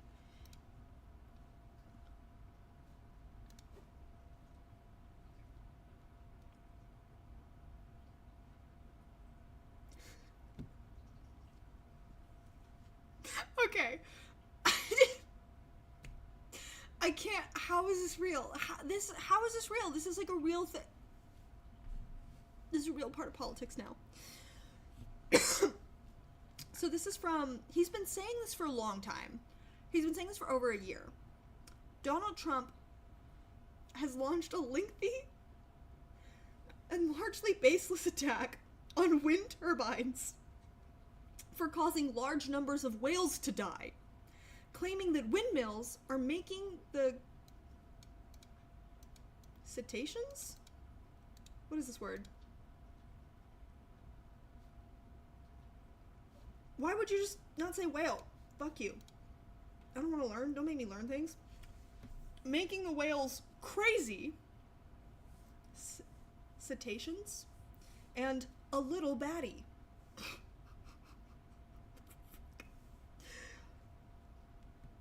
Trump, the frontrunner of the Republican presidential nomination, that's my president,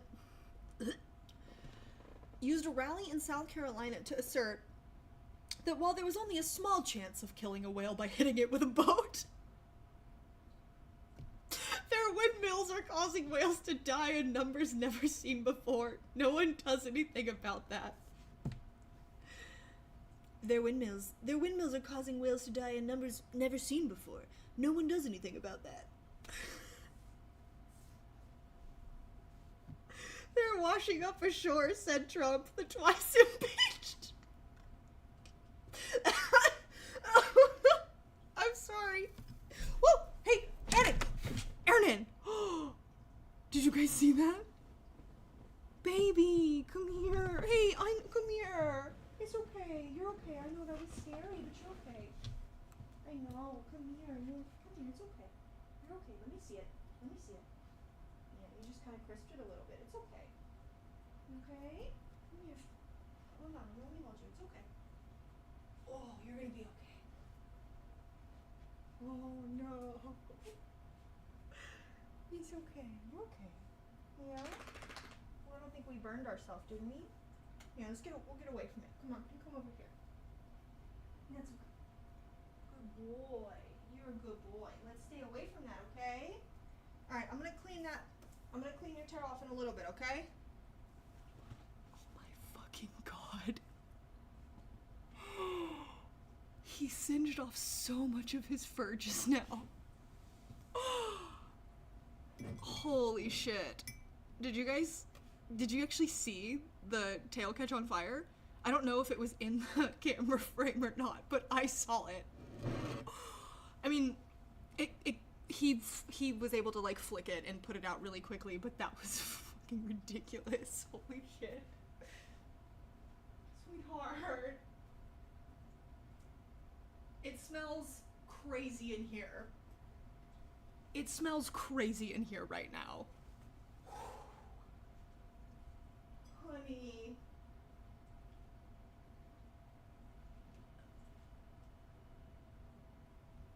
Okay. Well, I'm gonna have the rest of this.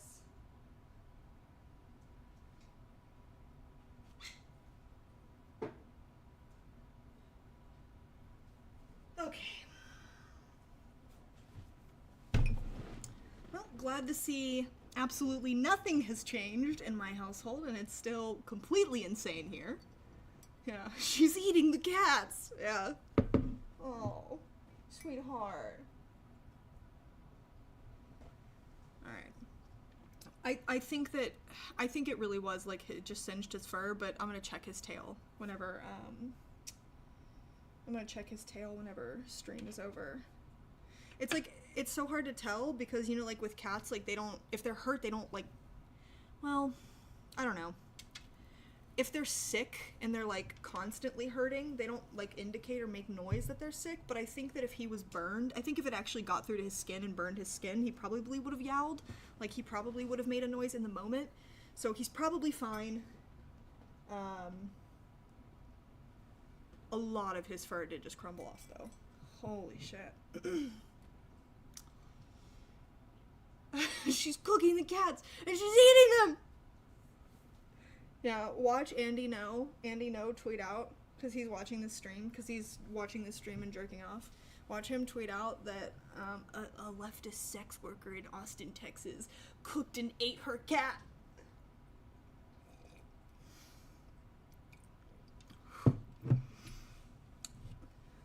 Oh, you guys know Andy Ngo is watching this, breathing heavy and jerking off.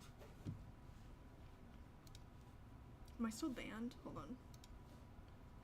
Let me check. I want to see if I'm still locked out of Twitter.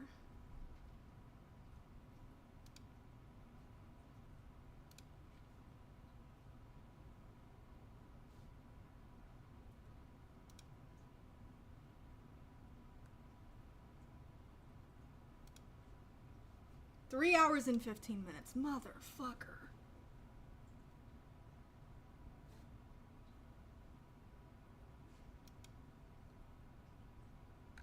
Okay.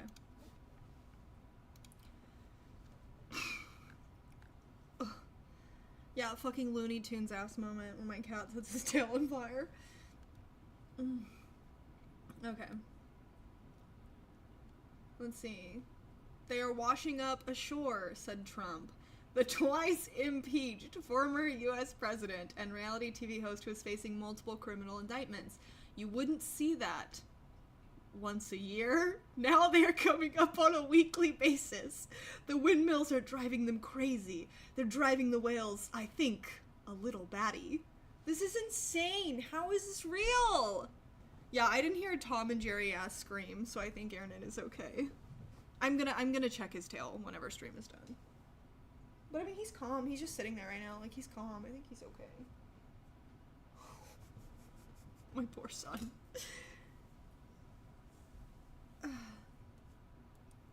I still remember when I first became aware of Merrick going on Vosh's stream. It was like 4 years ago. Never thought I'd be here in stream years later seeing cooked cats and crazy whales. So true.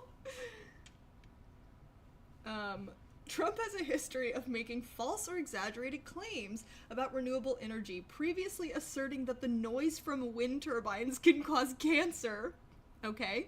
And that the structures kill all the birds. In that case, experts say there's no proven link to ill health from wind turbines, and that there are far greater causes of avian deaths, such as cats, or fossil fuel infrastructure. There is also little to no support. There is also little to support Trump's foray into whale science.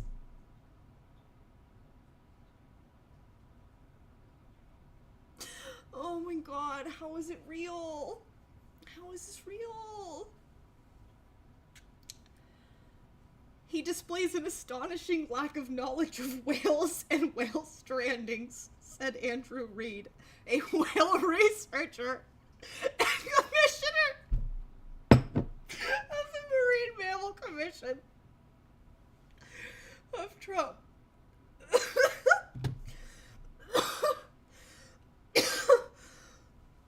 Oh my god. I'm gonna clap myself into an asthma attack. Oh my god. There's no scientific evidence whatsoever that wind turbines or serving for wind turbines is causing any whale deaths at all. Oh my god.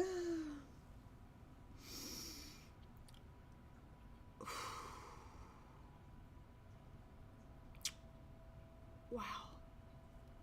That's this is so crazy.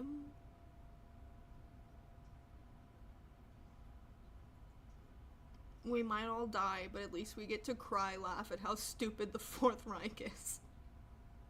Yeah, dude, we're gonna be marching to the camps, and I'm gonna be on my phone. I'm gonna be having phone time, reading articles about Trump laughing at...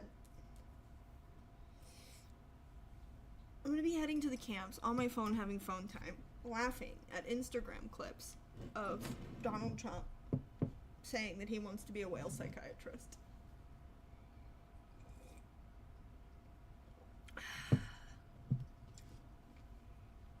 Hannibal Lecter is using the windmills to create hurricanes. Sure, fuck it, why not?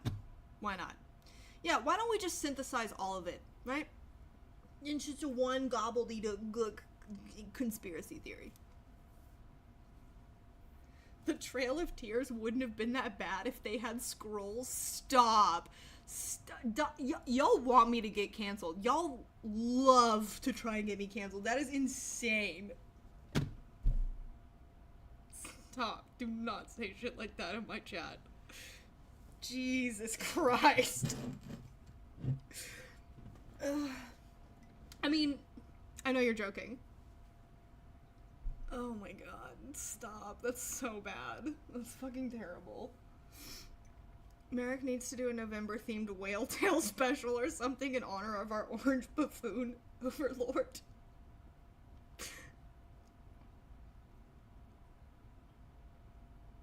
Half the fun of your stream is trying to get you canceled? Yeah, I know. Yeah, I know. Let me see. Let's see if we can find this. Trump golf course.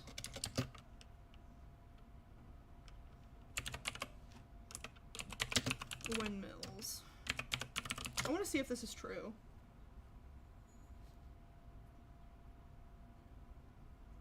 Oh. Well, that is very interesting.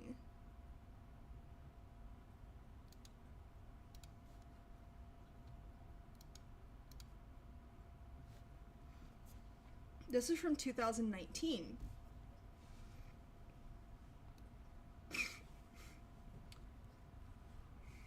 Trump organization ordered to pay $290,000 after losing battle against Scottish wind farm. Okay. What did I tell you? What did I fucking tell you? Okay. The Trump organization has agreed to pay $290,000 to the Scottish government, ending a multi-year legal battle in which Donald Trump tried and failed to block an offshore wind farm from being built in view of one of his Scottish golf courses. That's it. That's all that it is. The reason why he hates alternative energy as much as he does, and why he hates windmills as much as he does, is because he lost a legal battle about whether you could see windmills from one of his golf courses. We are going to slingshot ourselves into global climate catastrophe because this fucking narcissist is mad that he lost a lawsuit about being able to see windmills from one of his golf courses. Global climate catastrophe. Whole countries not being able to produce food, the desertification of the Sahara, of northern Africa, constant flooding and storms in India and Pakistan. Temperatures rising. The West Coast on fire every fucking summer. Because this motherfucker lost a lawsuit about being able to see windmills from one of his golf courses.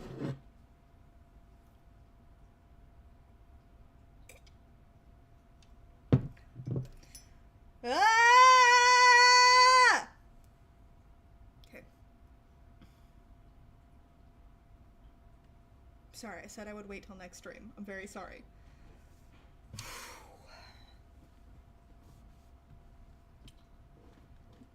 Yeah, sorry. It upset me. I had to go full goat about it.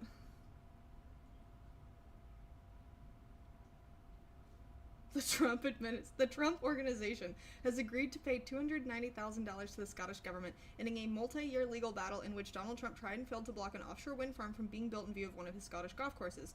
The agreement to pay the government's legal fees ends the company's bitter public dispute with the Scottish government.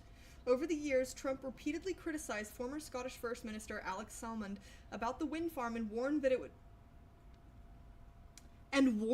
would cause almost total destruction of the country's tourism industry?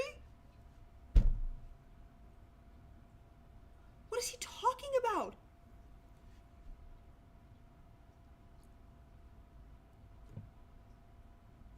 a single wind farm would cause almost total destruction of the country's tourism industry? Okay.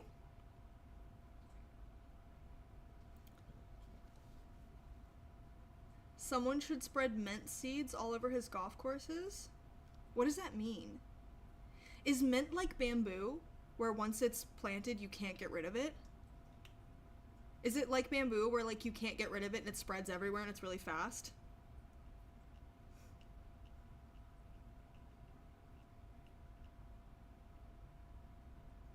Mint takes over? Ooh. That's funny. It's funny, that stuff.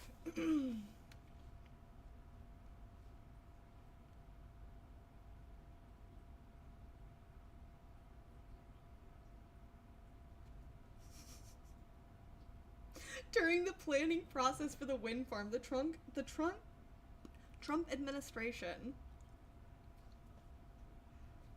sued the Scottish government to block it. Trump was angry at what he called a monstrous project and said the turbines would destroy the view of perhaps the greatest golf course anywhere in the world. Trump wrote in a 2013 op-ed in the Scottish Mail on Sunday that he had instructed his lawyers to launch an all-out challenge to Mad Alex, as he called Salmon, to fight the wind farm in the country where Trump's mother was born. I am going to fight him for as long as it takes to hell if I have to, and spend as much as it takes to block this useless and grotesque blot on our heritage. He's so insane. He's so fucking insane. Oh my god, dude.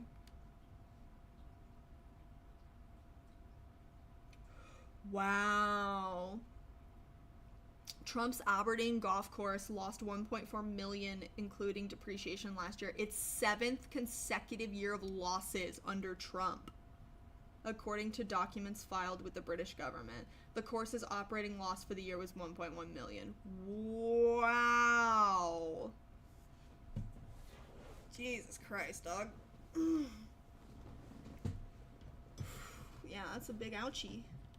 That's fucking crazy.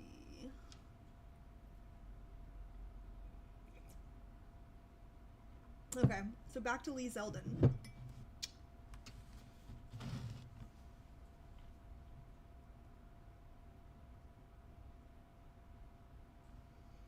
Some people, so Lee Zeldin, if you guys remember, that's the guy who he's putting to run the EPA.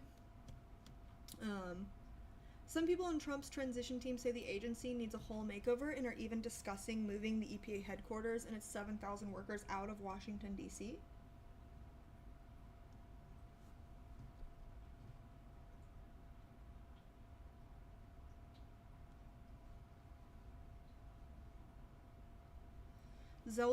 Lee Zeldin is a great pick, said Mandy Gunasakara, who served as a chief of staff at the EPA under the first Trump administration. She wrote a section on the EPA for Project 2025, the conservative blueprint for re-engineering the federal government. In it, she recommends slashing the EPA's budget, ousting career staff, eliminating scientific advisors that review the agency's work, and closing programs that focus on minority communities with heavily polluted air and water. Oh my god, dog. Oh my fucking god, dude. Oh my god. So my dad voted for Trump, right? And when I asked him about it, he said that he doesn't like Trump. My dad does not like Trump as a person at all, right? He thinks he's a narcissist and a shitty person. And when I asked him, you know, what's up? He's like, oh, Kamala Harris is stupid. That woman is stupid, and she wants to give transgender, I'm so serious, transgender surgeries to illegal immigrants. And I was like, no, that's not happening. And he was like, well, whatever. Realistically, it's about, you know, even though I don't like Trump as a person, the government needs to be run like a business. And I was just like, but he doesn't run businesses good. This is crazy. Imagine that. I didn't know that his golf course, his Aberdeen golf course, had operated at a loss for 7 years in a row. That's fucking insane.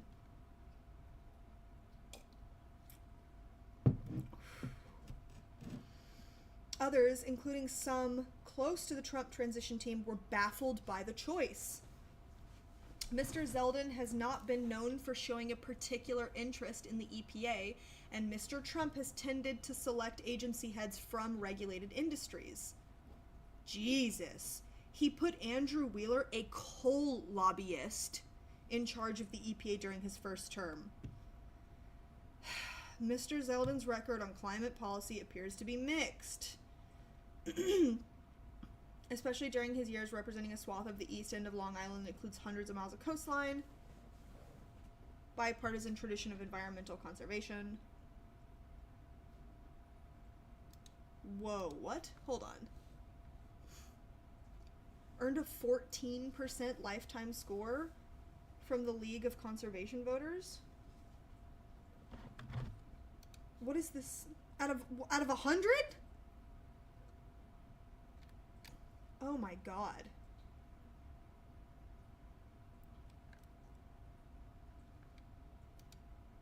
Oh no.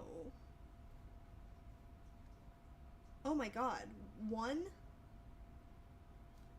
2, 3, 4. Oh god. Okay.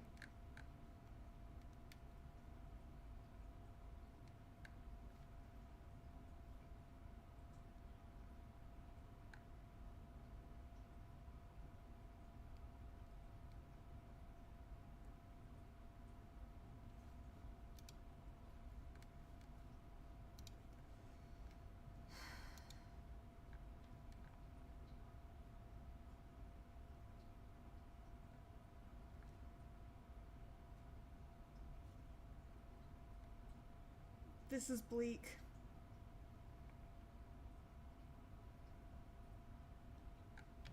Let's look at climate change specifically.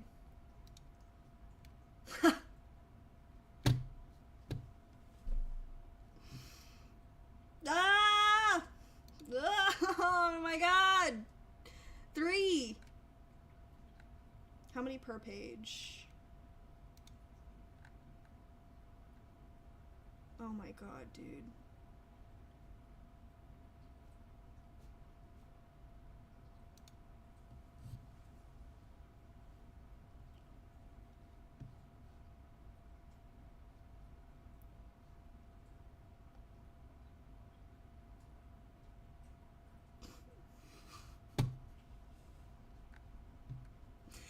Okay.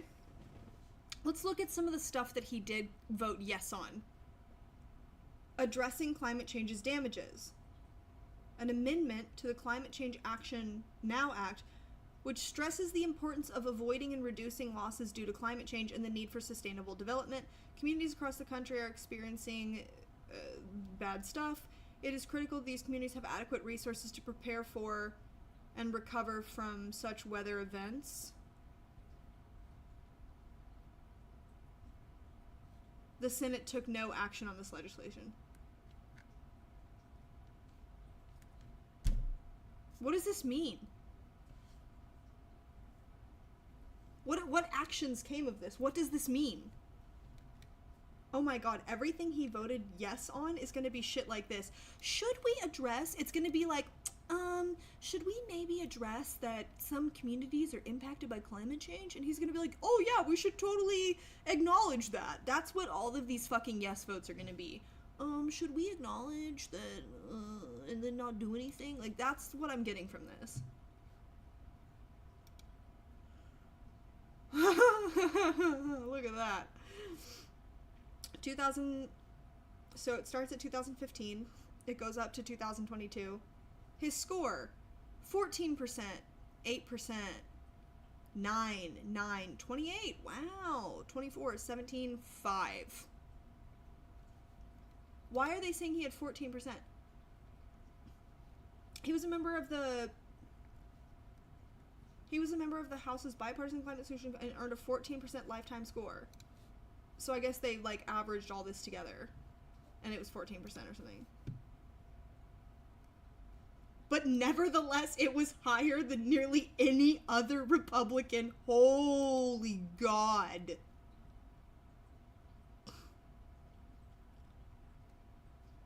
obviously not what you would hope to see from the person who could be in charge of protecting the air we breathe, the water we drink, and combating the climate crisis.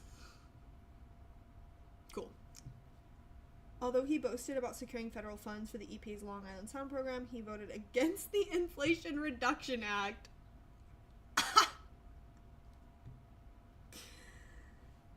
The 2022 climate law that has pumped at least $370 billion into clean energy and energy vehicles and electric vehicles. No. So Kathy Hochul, the woman that he ran against and lost to, that every newspaper has pointed out that he lost to, criticized Mr. Zeldin for opposing the climate law. He responded on social media saying, "I just voted no because the bill sucks."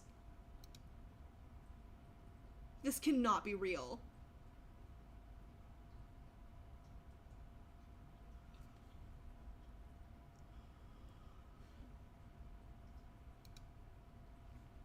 So this is the lady he lost to.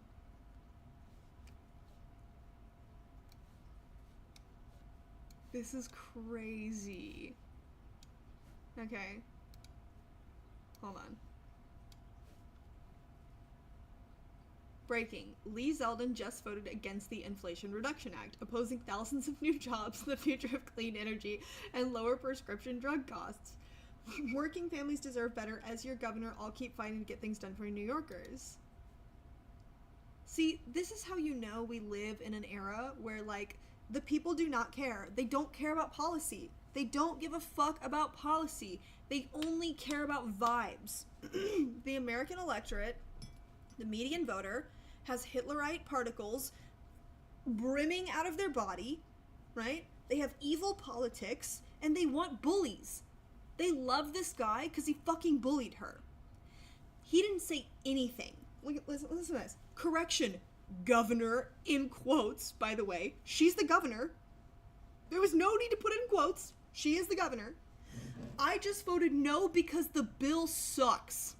It's like a 12-year-old talking.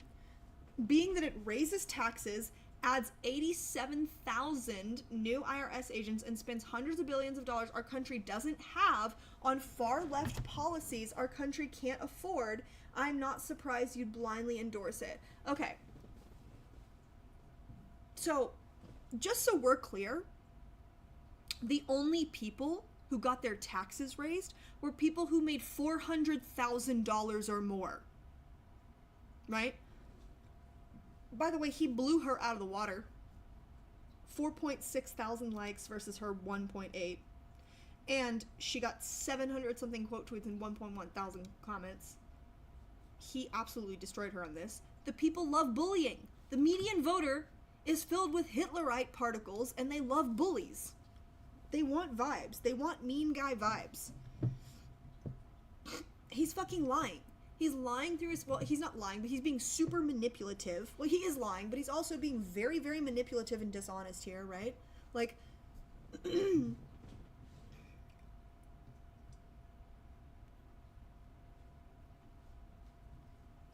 So glad you set things straight. As always, D's misrepresent how R's vote. You vote down a horrible bill for 1,000 reasons, and they will claim you voted it down because you want to keep drug prices high or don't want to help vets or whatever. Vote these issues separately for truth. Fuck off. Oh my god, dog. Taxes is correct. On our backs, already weighted down by inflation. Bill Dubs, you make $50,000, you make $100,000 a year, dog. You are not getting your taxes raised by this. This guy voted against this because he doesn't want his rich donors and the people who control the purse strings and the people who keep him in office and the people who support him and the lobbyists who take him out to fucking nice lunches and lodges and helicopter rides and give him gifts and give him watches and shit. He doesn't want them to stop giving him gifts because they work on behalf of people who make over $400,000 a year. This is insane.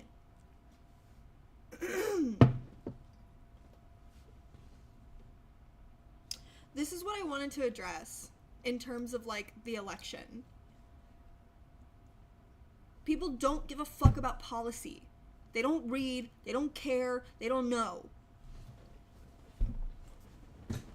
All the voters care about are vibes. They want populism. This is crazy to me. Oh, you know what I should show you guys?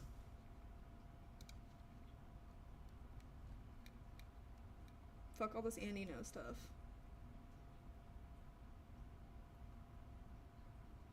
This. Look at this. So, AOC asked people who voted for Trump for president, like, if you voted for her and you put her in you know, to represent your district, and then you voted for Trump for president, or if you voted for Trump for president, but then you voted for Democrats the rest of the down ballot, she asked them why. Now, this would never occur to me initially before this election, but a lot of people did this. A lot of people responded. Oof. Oh my god, sorry. My spine just popped like 30 times. This is crazy. It's real simple. Trump and you care for the working class. Both wanted change. So I went with Trump and blew for the rest of the ballot to put some brakes. Wow, that's terrifying. Voted Trump, but I like you and Bernie. I don't trust either party establishment politicians. Action and progress over stagnation and excuses. Both of you push boundaries and force growth. Who gives a fuck whether it's growth in a horrifying, deadly, toxic direction? I'm the median voter. I just want to feel like something is different. Yeah, why would you put brakes on the change if the change is good? Yeah. Well, this is the thing, right? Is that, like, they know that Trump is insane and toxic and not gonna do anything good, but they just want it to be shaken up, right? He's a rabid dog. So, you know, maybe if we build some sort of barrier around the rabid dog. What are you talking about? I would have voted for you and Trump, but I am in California. I like your style, though. Style over substance. I feel that you are both outsiders compared to the rest of DC and less establishment. Literally shrugging. Voted for Trump in Arizona, but voted for Dim Rubin instead of Carrie Lake because thought he's good handling war. I feel like Trump and you are both real. That's crazy. There's like 40, 50 decades of established paper trail of him being a con man and a liar. Oh my god, there's so many books written about how he's fucked people over in business and how he's a fucking con man. Trump is going to get us the money and lets men have a voice. You're brilliant and have amazing passion. Trump is gonna get us the money. Whatever the fuck that means. Trump is gonna make everything more expensive for you because that's how tariffs work. I know people that did this and it was because of Gaza. Dog, if I have to listen to another person talk about how Trump is gonna be better on Gaza or is gonna be better for Palestinians, I'm gonna play that clip of Shark that we played earlier. I'm gonna do that in real life. I support you and did this. Felt like I didn't have a choice after Biden's administration. No policy, no specific anything, just vibes. He speaks of war as something that is bad, while he fills his cabinet with pro-war, incredibly hawkish deep staters. Democrats became the party that supports war. Incredible. Dems do a better job at the local level, but are terrible at the macro level. Loved ones say you're both straightforward in challenging corruption and broken government. Yeah, Trump appointees, I love Israel. Fuck. You are focused on the real issues people care about, similar to Trump populism. There's that word, in some ways. She was more for rights than the economy, and when she talked about it, she didn't have a plan. Trump literally said he was going to gut the ACA and that he had concepts of a plan for healthcare, and that he was going to put tariffs on everything, which is going to make everything more expensive. Businesses, dude, when he won the election, I don't know if you guys saw this, but the day after he was elected, an article came out about how a bunch of businesses are going to be preemptively raising their prices starting now because they anticipate the tariffs that are coming in January. So it's like they're not even going to start raising their prices when his administration gets into office and puts in the tariffs. They're doing it now, because they want to make sure they make as much money as possible and recoup as much of their losses as possible, and because they can get away with it. So, like, not only are prices going to rise when he puts the tariffs in, they're just now higher. And no one is going to do anything about it. He's already fucking you. Voted for Trump and you, not genocide Harris. Dems need Bernie. But also you signified change. Trump signified change. I've said lately Trump sounds more like you. Just no brains, no thought, no policy, all vibes.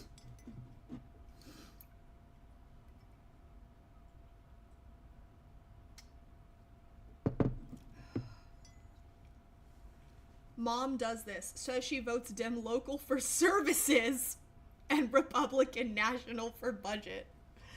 Oh my god. Yeah, so I want them to spend money on a local level because I want to have all the nice things that I like that make my life easier. On a national level, I would like them to do austerity measures and strip all the funding that makes my life. I would like to have a bus. I would like to have buses that run on time. I would also like to die because I have no health care coverage. Holy shit. Oh my god, the median voter is literally Hitler. Oh my god. We're so fucking cooked. We're so cooked. Because it's different than what has been the last 4 years. Something had to go, we chose. I voted Dem, but damn, you guys make it so hard. Because of Gaza.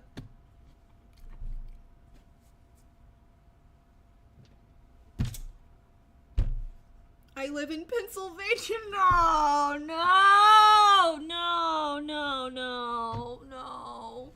I live in Pennsylvania and voted Trump and the rest D. Kamala just had no policies. What are you talking about? Woo! What do you mean she had no policies? What are you talking about? Trump said that he was gonna gut the ACA and he had concepts of a plan. She had she had policies for everything. I'm telling you, it's all about vibes.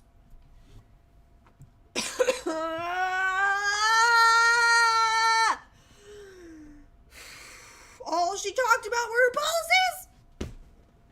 They weren't great, but they were policies. Jesus Christ.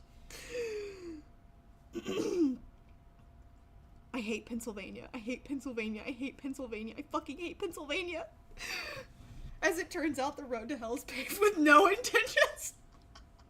Fuck. Oh my god. Oh my god. Okay, you know what? I changed my mind. I'm pro-war. I'm pro-invasion. I'm an authoritarian nationalist now. We need to invade Pennsylvania. We need to invade and take over Pennsylvania, okay? We need to nuke Pennsylvania off the face of the map. I am done with Pennsylvania. No more Pennsylvania. They're fucking everything up. Oh my god.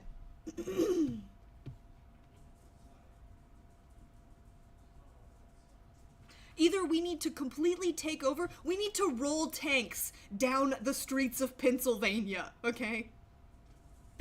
And Michigan. I want to roll tanks down Michigan too.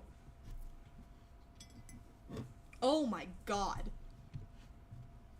I voted Trump and Dems because he reached out to Muslims. No, please, you can't be this stupid. Please. Oh, he hates you. He did Muslim bans. He's using you. You know what? I'm gonna run for office. Why not roll tanks in Texas? Fuck it, roll tanks in Texas. I'm gonna run for office. You know what my campaign is gonna be? I'm gonna come out with a carrot on a stick, and I'm gonna go in front of the median voter, and I'm gonna put a carrot on a stick and wave it in front of their face and see if that fucking works, because maybe it would.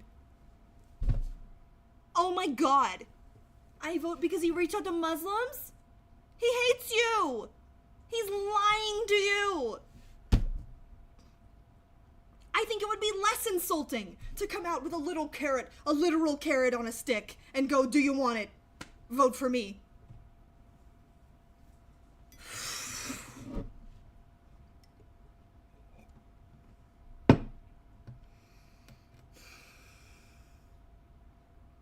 I hate this. She wasn't the choice of the people. No primary. Couldn't interview. No clear policies.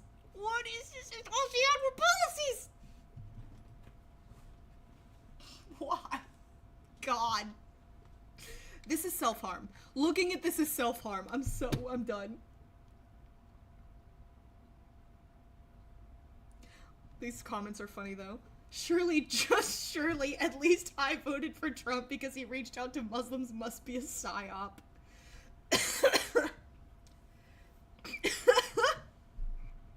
Yeah, I'm a tanky now. I'm a full-on tanky. I'm a Stalinist now. I'm a Leninist. I'm a Trotskyist. Whatever. Fucking, I'm an MLM. I'm a Maoist. Stalin did nothing wrong. Okay, I'm full off left. Roll the fucking tanks. I'm done. Oh my god. I'm an MLM. Yeah, sorry. I'm joining the Shining Path. I'm done. Oh my god. These are so funny. Kamala had no policies. It was scary. Really?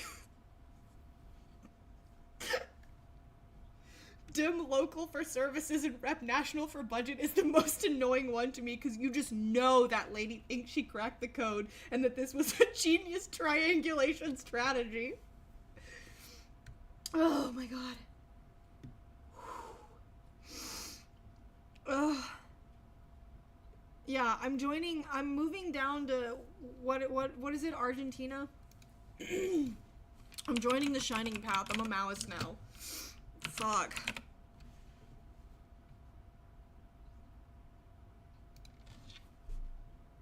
Peru.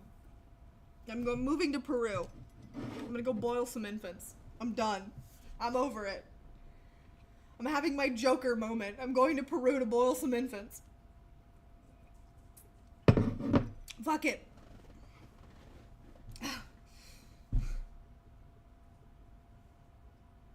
Oh my god. What is this? Because democracy basically means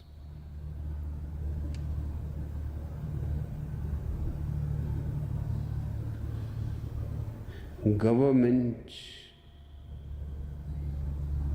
by the people, of the people, for the people. But the people are retarded.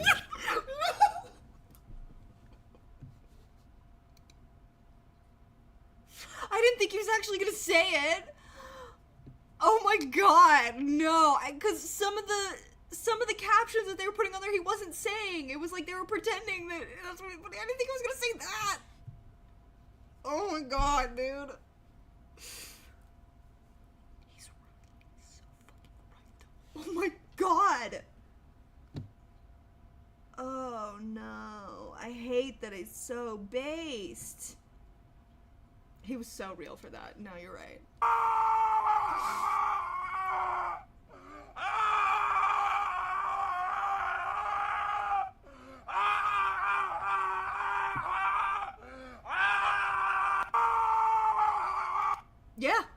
Yeah, that too, actually. Oh, God, that too. Wow. Yeah, I think I'm anti-democracy now, guys. I think I'm anti-democracy because it's government by the people, for the people, but the people are retarded. Not do this. Oh my God.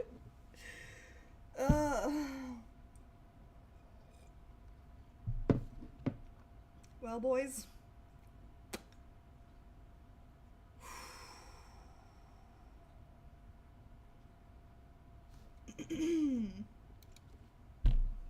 God, I've been streaming for 5 hours, and I just said the R slur. Those are the two wolves inside me. Yeah, Doug, me too. Me too. Oh my God. Okay, I've been streaming for 5 hours. We hit our 20 sub goal. Can we raid here? Yeah, let's see. Oh, this is Nina you've been telling me about, huh? Who is this? Who is this? Oh, she's cute. How do I... Okay, wait, hold on. It's been a long time since I've done this. I think... Does anyone remember how to raid from Streamlabs? Hold on. How to raid... That's crazy. How to raid a Twitch channel from Streamlabs.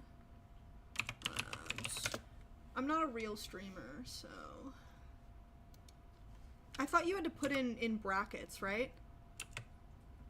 Oh, okay, you put the channel name in brackets. Got it. Okay. What's her channel name?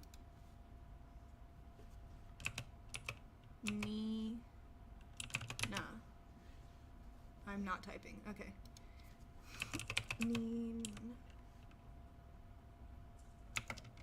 Okay. Alright, guys. Love you guys so much. I'm very tired. We're gonna get on out of here. I'm gonna go take my antibiotic. I'll see you in 10 months. Hopefully I still have my hair and my wits and my house about me. Alright, I love you guys so much. Bye. We're gonna raid Nina, okay? No, it says that's an invalid username. Why is that an invalid username? How? Hold on. Let's try this again. Raid. Okay, there we go. Get in the raid. Get in the raid. Get in. Get in. Hop in. I see you. Okay? Ready? Okay. Let's go. Bye, guys.